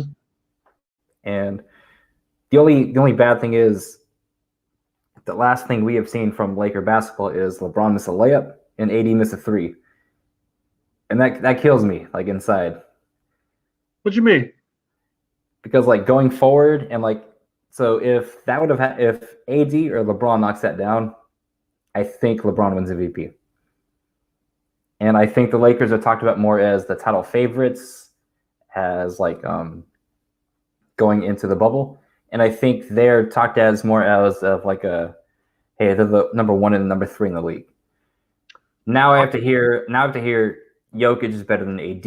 I have to hear Luka is better than AD, and I don't want to hear any of that. If the Nets game didn't happen, I think LeBron and AD are valued more than what they are right now. Yeah. Well, first of all, the Luka train has got to stop until he plays in the playoffs. He's not a top 5. Is he even top 10 right now? Like, I don't want to be mean, but the thing is that offense is like it's the best offense, like technically the best offense, regular season offense in NBA history, technically. So I think you give him 10, but it's just seeing him ranked over guys who've been on deep play. I was like, I'm not James Harden fan. But the flip over Harden over Dame. Already? I'm not taking that. I'm not taking Luka over Dame. I can't do that. I've seen Luka play where it matters. Or no, I haven't seen. I've seen Dame play where it matters. Right. So I can't take Luka over Dame. That's all I said. I was like, I just wait till Luka plays in the playoffs, and I'll gladly give it up if he produces in the playoffs, just like everybody else. Yeah. It's like value is a tricky thing. Like, has Luka helped the Mavericks? Yes, but so has Porzingis. So has Seth Curry. They have a deep team. They have a very deep team. And for a minute there, they were actually playing better when Luka sat. Yeah, for like the first 40 games of the season, right? Yeah. So that team's good. And if we want to get back to like some spicy takes, there was a time where Brandon Ingram shut Luka Doncic down every time they faced. Yeah, I got to get my son back to playing defense, man. We got to have a talk after the season, baby. Not only Ingram, but Julius Randle. I'm a huge Julius Randle truther, believer. He showed half a season in 2017, 2018 that he wanted to play defense. And then after that, it was a wrap. And I don't know what happened, but there's a time where I was like, I would take Julius Randle right now over Draymond Green, which is a wild take, but he was playing on both ends, and I'm like, I don't know. Yeah, Warriors Twitter didn't like me when I put that. I put that in the atmosphere. Warriors Twitter kind of hated me for that thing. So like we have a lot of like similar takes with back to like OG. Like probably the only young Laker I didn't like was D'Lo, and I don't know why. To this day, I have no idea why I just didn't rock with D'Lo. But I was proven wrong, and I think he's a hell of a player now. I think he'll be better off as your third option. Okay, Third option would be good. It'd be good as a third option. So he's a good tough shot maker. He's great out of pick and roll. He's just not a good defender, and he just doesn't have a lot of wiggle. So I think he's better off as a third option at the end of the day. Like, that'll be where he sees most team success. So we've hit all the topics I wanted to talk about. Let's get into some topics maybe you wanted to talk about. If we want to go into some Ingram talk, we can. Pelican talk, we can. I mean, what more can I say? I told y'all before the season what the stats were going to be. This is the time to get Maples into the Hoop Brews community. This is our time. So let's get into this. I told you what was going to happen before the season. I said 25, 6-5. It was 24, 6-4. He's going to be an all NBA player in a couple of years. Like that 1-2 punch, and then you got to throw Lonzo on top of that. That team is going to be in the Western Conference Finals, but in 2022. Okay, so how I want to see the 22 Western Conference Finals go is I want to see the Lakers win in 7, and that's our last hurrah. And then next year, Braun retires, and then the Pelicans take over. I think Brown's playing until his son gets in the league. That's what his dream is. So I think if Brown avoids injury, I think he'll play till his son. I don't think that happens in LA though. I think Braun maybe goes elsewhere to play with his son. Maybe he retires as a Cavalier. Who knows? Yeah. But yeah, just letting you know that the Pelicans. 2022. My sons are coming. 2022. 2022. Pelicans in the Western Conference Finals. Who's the leading scorer on that team? Who put BI as decent at best? Thomas, what are you doing? I don't. He looks like an R&B. What are you doing? TV He's like an R&B singer. Dude, he is actually a pretty good R&B singer. Oh, see, hey, he's an R&B singer. See, you a singer, man. Stay out of basketball discussions. Nah, dude, dude, he has one song on Spotify I love. I don't know what it is, but it's catchy and it's pretty good. BI is decent at best, man. But block that guy from the feed. Nah, but he had so we were talking. He thinks you put Kuz in the Ingram role that Kuz can get up there, get an all-star appearance maybe. Carmelo. All right, who? Carmelo. Didn't we do this 2 years? Didn't we do this for 2 years when they were on the same team? Yeah, when Kuz got like 60% of the vote, that he's gonna be the first all-star to the Lakers, like young core. Well, BI got 9%, right? Hmm. BI got 9%, right? Alonzo had like 12, and I think Randall had a little bit more, and then it was Kuz. Listen. Hey, man, Kuz is on the team. Kuz is going to help the Lakers get a championship. I'm going to be nice, man. I'm going to be nice. Do you believe that? I'm going to be nice. All right. Steezy says Rondo suffered a significant hand injury. That Dave McMenamin just tweeted that out. Rondo did? Yeah, I forgot Rondo Rondo's on the team. Do you think that that plays a factor? Yeah, if you play less, it's great for the Lakers. Yeah, I mean, we all saw what happened. The less he plays, the better the team looks. Okay, so you don't buy into playoff Rondo? Dude, no. Neither do I. Because Not since Boston. I've seen Rondo play a year and a half in LA, and I have seen nothing I've actually enjoyed. With KCP, I've actually tweeted out that he has the physical tools to be a good basketball player. It's just some nights he thinks he's Kobe way too much, and he's not Kobe. With Rondo, he thinks he's Magic, but he'll actually think he's Magic and try to play like Magic. When he hijacks the offense and dribbles for 18 seconds, it drives me mad.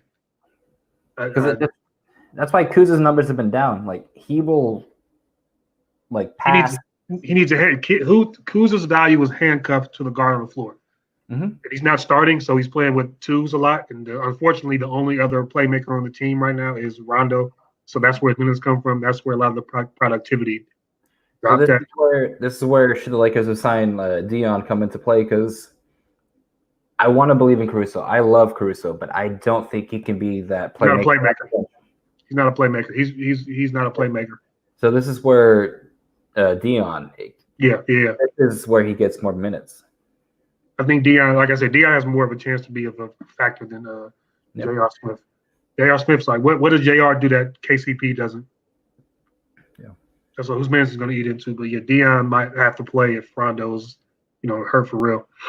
Yeah, and thank you ACCZ for bringing that up, because appreciate that. Ooh, Kyle Kuzma's future as a Laker. Bye. Adios, Kuz. It was cool. I got your shirt in my closet. I saw you. I was at the game where he dropped 30 and we lost, but he dropped 30, but he's not in LA after All-Star break next season, because that will be the last year of him being cash controlled, and we're not paying him. I agree. Unless he goes Super Saiyan in the Orlando AAU bubble. Yeah, and I don't know if I see that happening. I do. It depends on a few things. Again, the big thing is what COVID does to the cap. you're being nice. Let I'm me being hear nice. about. I'm looking at what the Lakers have. The Lakers have his bird rights, though, right? They have his bird rights. So the Lakers are going to be cap strapped. They're going to be cap strapped. They're going to be cap strapped. So let us hear who you would rather have. Who you rather have on the team than Kuz? Because it's probably like 200 players that you'd rather have it's not on the Lakers than Kuz. Here's my thing with Kuz. Here's my thing with Kuz. I have been pro Kuz. I said he was a nice little player. When people started losing me is when they started putting him on the same level as Brandon Ingram, Jason Tatum. Remember those little polls he used to have? Who would you take? Siakam, Kuz. I'm like, Kuz does not belong in these conversations. So when you give that pushback, people say, "Oh, you just hating on us." No, I'm not hating. I watched him play for 2 years. His play is dependent on Lonzo Ball. When Lonzo played, Kuz looked good. When Lonzo didn't play, he looked very mid. So that was my takeaway. So what you're saying is Kylie Kuzma, Lonzo's diss track is true? First of all, are you without ZO2? That's funny. That song is still on Tidal for some reason. Zoe did not pull it down. I have my songs on shuffle today. I was like, Zoe didn't pull this track off the Tidal, and it's still up there. And it's where I think Kuz, on like his best nights, I think he's Antoine Jameson light. Yep, that's a good top. On his worst nights, I think he's Omri Caspi. So it's hit or miss. And he's not consistent enough to warrant like a long term. And neither were, like, to be fair, neither were Ingram or Lonzo in LA. So my thing is though, but those guys, you could see the room for growth. Yeah, like Kuz, like he's not a great ball handler. The shooting, like it seems like his rookie year was the outlier because ever since then he's hovering around 29-30% since then. So the other guys, you could see the tools they had for growth. And then so Emily98 says, "Who's going to pay Kuz? I can't see him getting big money." With the cap with COVID, who knows? Yeah, there might be some team that might throw him a mini bag. Which Detroit, go home, baby, Detroit. Yeah, that's where Flint is. Yeah, I could actually see that. That's actually a pretty good like point, Maples. Do that sign and trade for Christian Wood. That we would both take that in a heartbeat. Like Christian Wood was balling in Detroit. I would throw in the first. Give us feedback. I'll take Zvi, Christian Wood, and then you can have the rest.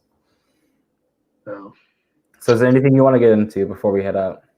No, we good, man. This was dope, man. I appreciate you having me on, man. That's very cool. So shout out to all the listeners that like joined in and appreciate the feedback, man. And to Maples, hey, thanks for finally getting onto this podcast, and it's nice to finally meet you and put a face to the name. Yeah, baby. It's all good. Let's hopefully the Lakers could win this championship. 17 is on the way, and I have a lot to take back if the Lakers don't win the championship. I have put my basketball eyes on the line for whatever happens in Orlando. I don't see a way the Lakers don't win. There you go.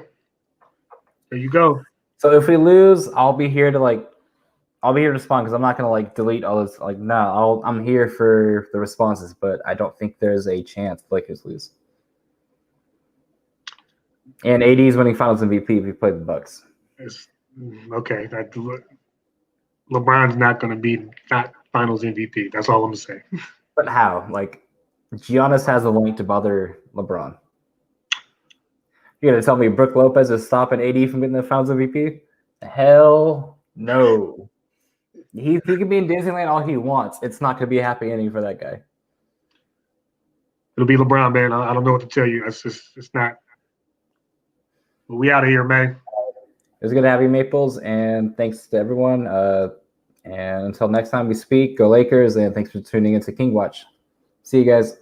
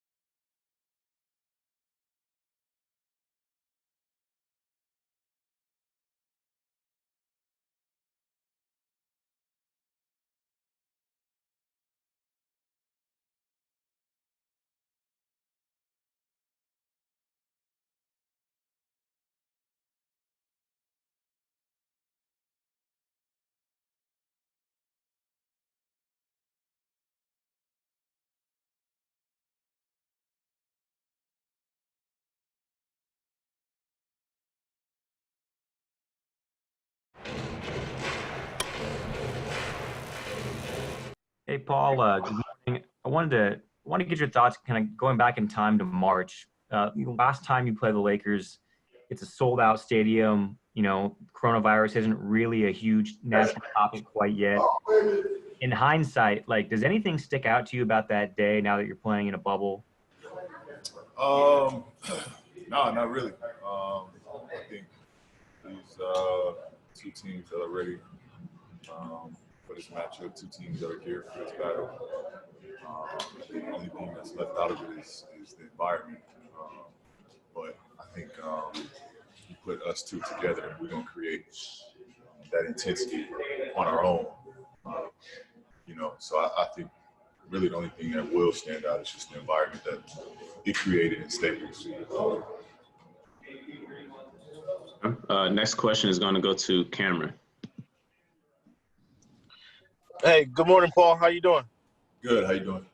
I'm fantastic. Thanks for asking. I got a couple questions for you. In terms of this game tonight, how does it feel preparing for this game? Does it feel like a season opener? Does it feel like a big game leading into the playoff? Give us a sense of what this game feels like to you guys. And then I'd like to ask, it was mentioned last week that you and your teammates consult with each other to provide a consistent message in regards to social justice issues. Would you kindly elaborate what that message has been like this week and what should we expect to see from you guys? I'll answer the second part first. I mean, I think you'll see a unity. I think you'll see the league stand as one. You know, you'll get a glimpse of that shortly of what our message will be going forward. But to the first part, I think it's a great way to kick off our restart. Match us up against possibly who will be our biggest rival, our biggest competitors to reach our biggest goal of this season.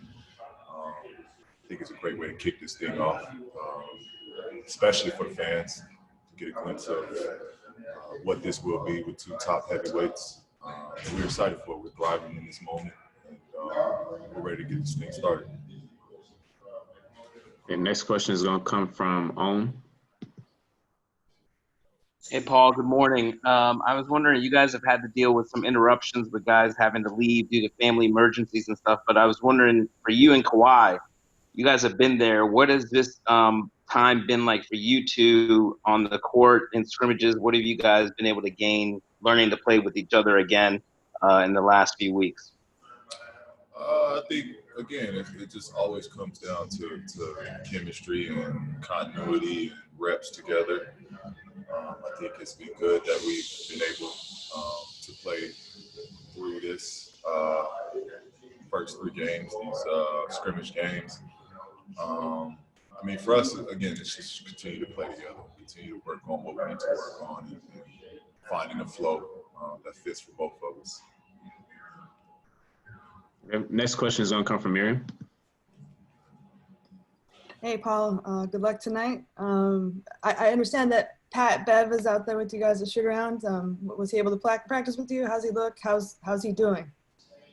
I haven't seen Pat yet, so hopefully we see him.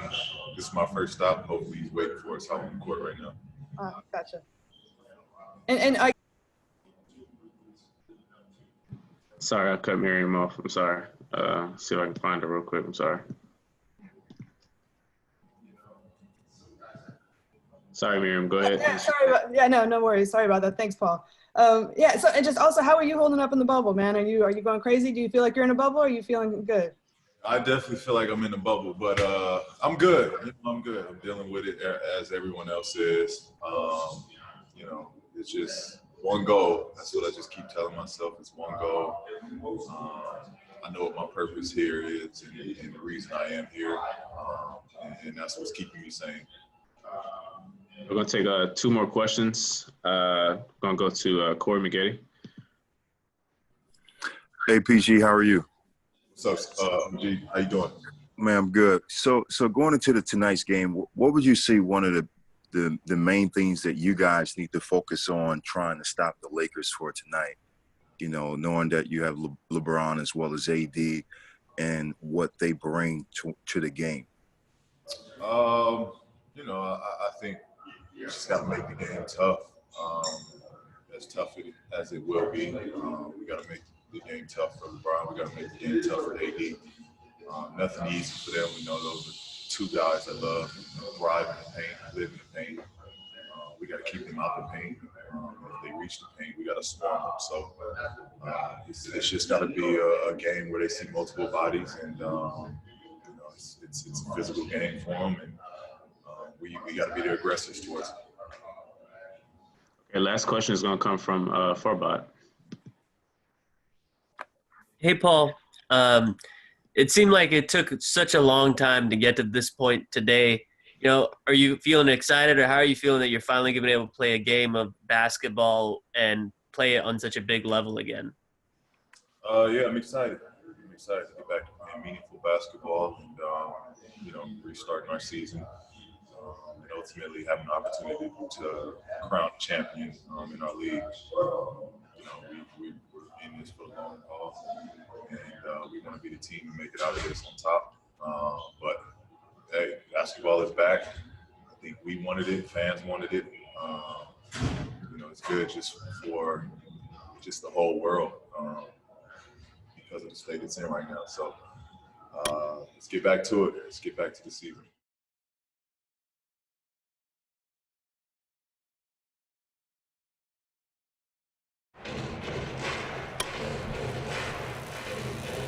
Yeah, I mean, we got 8 games to get ready for the playoffs. We got to use these games to, build some habits and just build team chemistry, really. All right, next we're going to go to Isaac.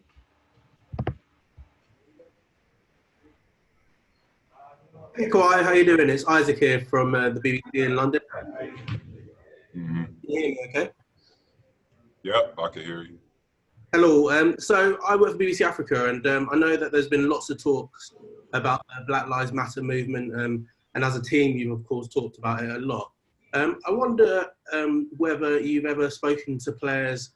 Obviously, you were at the Raptors last year, and there were lots of African players.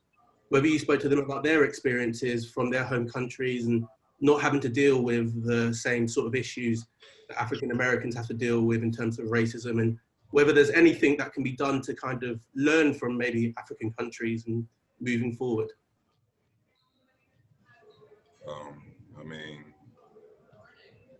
I'm not sure. I haven't really been in that culture, but, just living in Canada, it was a lot different. It's very diverse out there. But I'll have to live in Africa to, see, how things are. But I don't know. They don't really talk too much about, how they're treated out there. All right, next we'll take Miriam. Hey there, Kawhi. What are the challenges to sort of kind of get your rhythm and get going when you guys got guys that come in or in and out like you have? Just getting used to them being on the floor. Everybody plays a different game. Just able to get out their way, are able to give it to, the guys that are missing, to giving the ball in their spots so they could score, or just even on defense, being in the gap, knowing who's going to help you, or how much extra effort that given person is given at that time. So it's just the little things like that that you're missing on the floor. Okay, next we're going to go to Orlando. We'll go with Taylor, then Kyle. Hey, Kawhi. You said that you want to use the time for the team to build better habits. Can you tell me what some of those habits are? Just winning habits, pretty much. It's either, missing a defense assignment, running through some plays, just making sure we're executing our plays down the stretch. Like I was saying, just knowing who you're playing with, knowing your teammates' habits, know what they do well, trying to help them do well. And, that's pretty much it, just trying to build a team chemistry to win. And just a quick follow-up. What have you seen so far in Orlando from the team that you liked, that you knew was, championship building? I mean, we're all focused, and you know, we want to win the basketball game. You know, everybody's energy level is up. You know, everyone's pretty much confident, and you know, that's good from the start, from us being 4 months off. Thank you.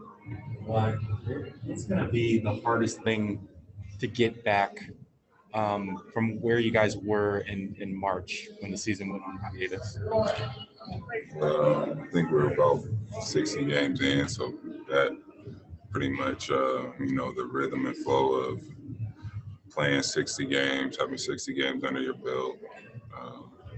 You know, that's a lot of time, a lot of, you know, team activities that you've been doing within those 60 games. So basically that, trying to get that to get back flowing in these 8 games, and then obviously try to make a playoff run.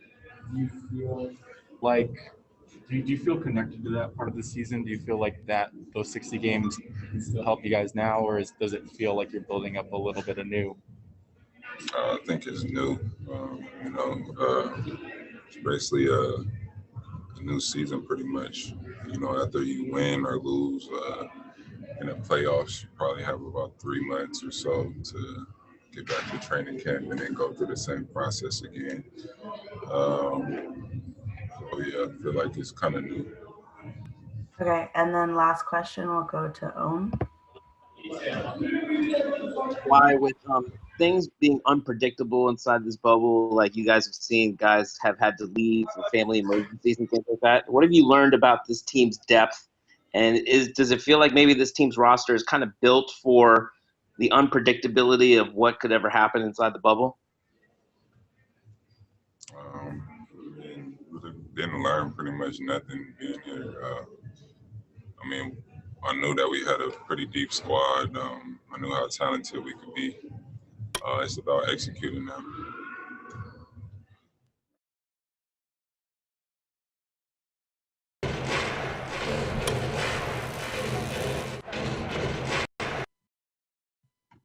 Hey LeBron, Mike Trudell in LA.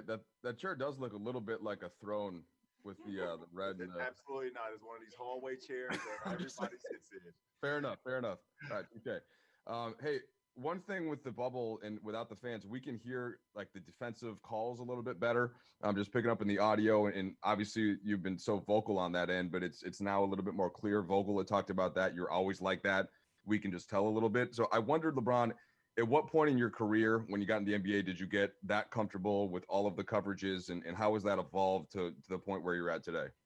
I'll probably give a lot of credit to Mike Brown. You know, he came in with a defensive mindset, with a defensive strategy into Cleveland when he got the head coaching job, and told me, you know, that he wanted me to be just as good as I was on the offensive end. He wanted me to be even better on the defensive end. And it started with a lot of communication. So, you know, when I wanted to take that next step in my career, because I wanted to get better and I wanted to compete for championships, I started to take that leadership as far as my communication, being loud, you know, speaking calls out, getting into the film session a little bit more, diving into that. Mike Brown was very high into watching film and breaking down our opponents and breaking down personnel. So give a lot of credit to Mike Brown on you know, putting that type of pressure on me, which I loved, and you know, it became who I am today.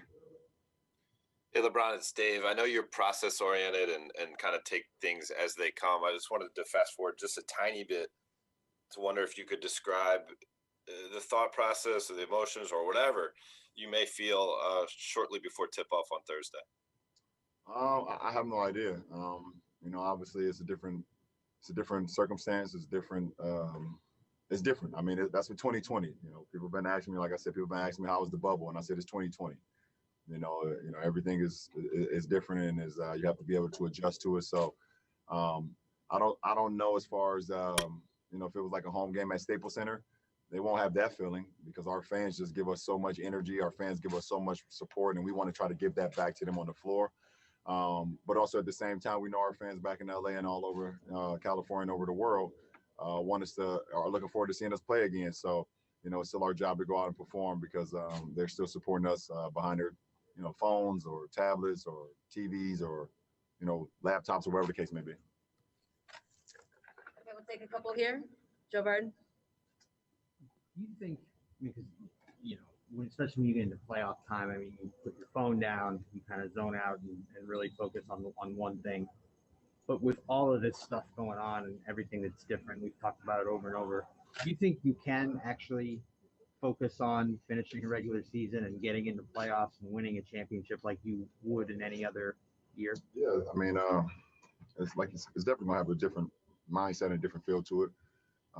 But I won't be turning my phones off during this run. I can't afford to. I have to continue to check in with my family, every single day. Checking with my mom, making sure, everything is still going well, especially in the uncertainty of what 2020 has brought to all of us. So I can't afford to do that and just lose direct contact with everybody. So, but I'll be, as locked in as I can be under the circumstances. I won't cheat my teammates. I won't cheat our fans, and I won't cheat myself. So I'll be ready to go. We've heard you a couple times breaking practice, saying 1, 2, 3 Mamba. I know you said one of these times that you think of Kobe every day. What's the importance of that ritual, and are there some other things you guys do as a team to kind of keep him close? Well, I mean, that's one of them for sure. But every day, I mean, you see what's wearing our Laker gear. The Lakers franchise is not what it is today without Kobe's presence. Obviously, along with some other guys as well, and people who, in the office.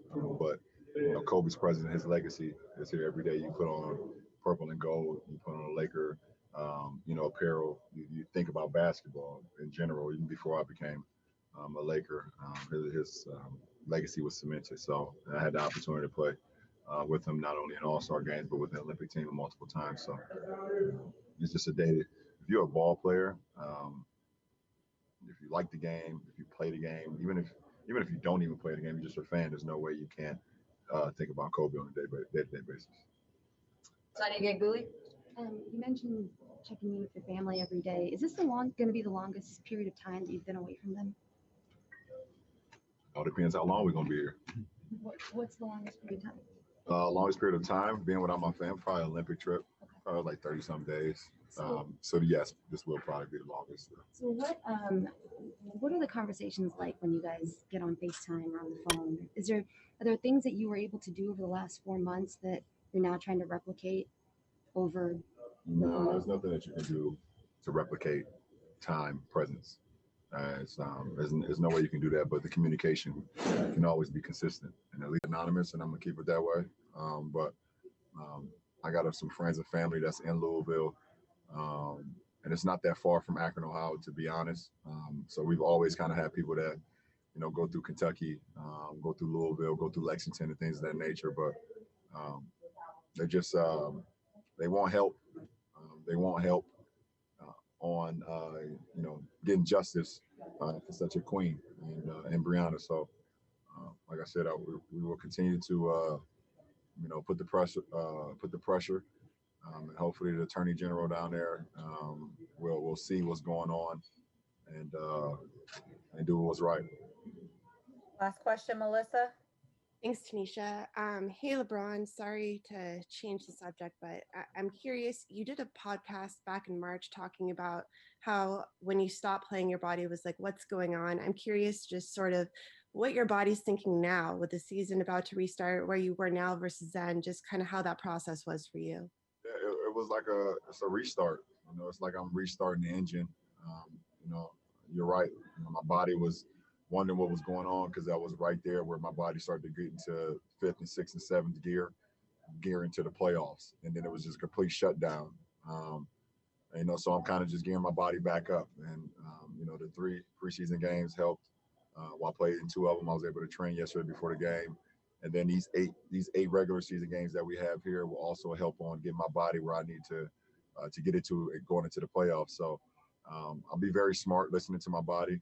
Our coaching staff and our training staff have always been smart and want to, have open dialogue with me as well. So I'll pay attention to that, understanding that, it's still a marathon with these next 8 games, and then we get to the sprint once the playoffs start. So I have to be very real with myself, be very real with our coaching staff and real with the training staff if I have anything that's going on from a physical standpoint. But I've done a good job of trying to just keep myself in the best possible shape during the quarantine at home, and just to prevent anything if anything was to happen while I'm down here in Orlando.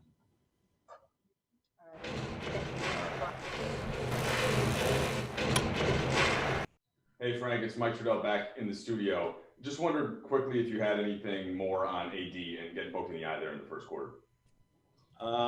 Yeah, just like you said, poked in the eye, and he'll be day to day. Be reevaluated tomorrow. See how it responds overnight. Frank, the last couple of weeks, you'd mentioned how well Kyle Kuzma had played in practice, and you also said you were excited to see what Dion Waiters could do in a secondary ball handling, creating role. Anything about today's game that made you think about that and how that could apply moving forward as you guys approach the postseason? Well, you saw it play out. I mean, both of those guys had exceptional games. In particular, Kyle Kuzma, he did that. What he did today, he did all through our restart training camp, so to speak. And I'm just really excited about, what the restart is going to look like for him. After starting a regular season in a different role with injuries, not quite in rhythm, and just battling, some of those things. To have a fresh mindset of being healthy and a second training camp, so to speak, really seems to have benefited him. We saw him play exceptional tonight, and I just think that's going to be a huge piece for us going into the playoffs. And Dion, same thing. Dion was really good. He just gives us a different dynamic. We have catch and shoot shooters, plenty of them, but what he's able to do. Handling the ball on pick and rolls, playmaking, making big shots like he did tonight. We're excited about that as well. Hey, Frank, it's Dave McMenamin in LA. I was looking up some of your old Pacers playoff teams, and it seemed like you went about 8.5 guys deep in some of those playoff runs. And I wonder how deep you can go with this group when the playoffs begin. Yeah, I actually, for the most part, stayed with a 10-man rotation for a lot of those series. In certain series, you shrink it a little bit more. I think playing against LeBron, we had certain defenders we wanted to make sure we had on him. But I traditionally will go in, continuing to use my depth and then adjust as the series goes along. And that will be the same thing with our group here because, we got a lot of guys that can play that I trust. That can contribute, and we'll see what each of those skill set fits that series, fits that opponent. Joe Barton. JR hasn't played in 2 years almost. And he's getting first quarter rotation minutes with you at least today. Are you looking at him in that way, or is this more about just kind of getting him back into some kind of NBA rhythm? Well, right now he and Dion are wing depth, and I trust his ability to play. Just watching him in our training camp a little bit the other night in the first scrimmage game. What I love about him is how hard he plays, and how he understands team defense. Those things that being through the playoff battles with the Cavs over those years. They strengthen a lot of those habits, and he hasn't played organized in a long time, but he stays in great shape. He plays a lot of basketball still, and we'll see what his role looks like. Right now, I'm just trying to get everybody minutes and rhythm and see how they fit into the way we do things, and we'll sort of divvy out final roles once we get into the games. Tanya Ganguli. We talked about the team's chemistry a lot this year. It seems from the outside, at least, like JR and Dion have kind of fit pretty seamlessly into it. Is that what you're seeing also? It is. I've been happy with it. Both of those guys play the game with an edge, and you always got to make sure that guys like that fit in with a new group. But so far, LeBron is so good, and AD, so they're so good with just making new guys feel welcome, and making sure that the group is doing things on and off the court to achieve that togetherness that has been such a strength for us. So, obviously JR has history with Bron. He's fit in with our coaching staff here very well, and then Dion as well. Dion, further back history, but those guys have been fitting in very well with our group. Hey Frank, it's Bill Oram. Back to Kuz. His 3-point numbers were We're obviously down this year, but those first 4 threes he made today were all kind of catch and shoot situations. I'm wondering if that is by design for you guys, if that's how you want him getting his threes. And then also he said he made a couple tweaks to his shot. I'm just curious how different, if at all, that looks to you from earlier in the year. Well, he's making a higher rate of them, you know. And, look, during the hiatus and the pandemic, guys were not allowed to do anything but shoot the basketball. And you know, you could deduct that, you know, all those 1-on-0 shooting workouts, and, you know, if he made a tweak or two here with his shot, like all shooters will do, could have benefited him. The catch and shoot variety that he got tonight, obviously those are the best ones. You know, we want to minimize how much we're shooting off the bounce, but punish if teams go under. And, you know, we'll take them however we can get them, as long as they're open. And, you know, hopefully, you know, we see you know, improved consistency on that front with Kyle. Frank, I actually have 2 questions. One as a follow-up with Kyle. I know you only were able to look at him very little before he got injured, Team USA. But do you feel like the start he's having now in practice and in scrimmages might have been what he had if he hadn't gotten injured? Was that what he's trending toward? I really believe that. I do. You know, he just, it's tough to have your legs under you when you don't have the training camp that everybody else has. You know, and for him to be able to work with our group all the way through this restart, like I said, this is benefiting him, and, you know, this is what I had hoped for, you know, before he was injured, before the first training camp. Yes. Hey Frank, I'm curious, did you guys talk to Kuzma about making an adjustment to a shot, or did that come from him? And then is there anything you guys have talked to him throughout the season about, you know, wanting to tweak in his game specifically? No, you know, I wouldn't overstate, you know, any kind of tweaks to his jump shot. He just works, you know what I mean? He works on the shot. All of our guys work on their shot. You know, try little different subtleties to improve, but it's the repetition that he puts in. You know, that's the reason why he's making shots at a higher rate, not any types of tweaks.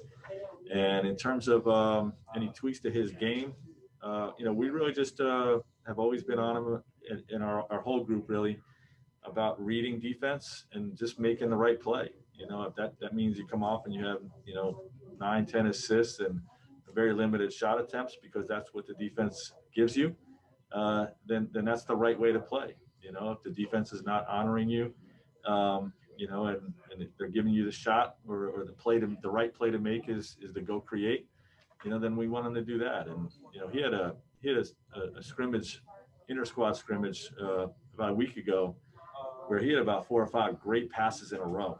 And I came over and I said, I'm not going to come over and tell you great job passing the ball. I'm going to come over and tell you great job reading the defense, you know, and that's all we want him to do. And, you know, he's been doing a great job with it. Yeah, Coach, before Anthony Davis got hurt today, you were clearly setting up the stagger with him and LeBron, and he was really good in those minutes without LeBron on the floor before he got hurt. Is that, how stringent do you think you will be to that stagger come playoff time to always have one of the two on the floor? You know, it makes sense. We'll probably stick with that. You know, I think with what Kuz is doing, you know, it gives you, and the way Alex has been playing, I think, you know, you have some lineups that we can put out there that we have confidence in, even if LeBron and AD were not in. But we likely would probably have one of those two guys in the game. All right, last question, Coach. Hey, Frank, just to elaborate a little more on the rotation question. You talk about having 9, 10, 11 guys perhaps in a game. Do you picture it being the same, or, you know, could that, especially like 8 through 10, be different, kind of feature different guys game to game? Yeah, it definitely could be different. In particular, the seeding games. You know, I just want to make sure that, you know, all those guys, whatever number you want to say, from 9 to 11 to 13, you know, all those guys get enough opportunities to get comfortable in our system. Mm-hmm. You know, and we get enough of an opportunity to evaluate them at the right way. But yeah, I could see, you know, that it could be game to game or series to series for sure.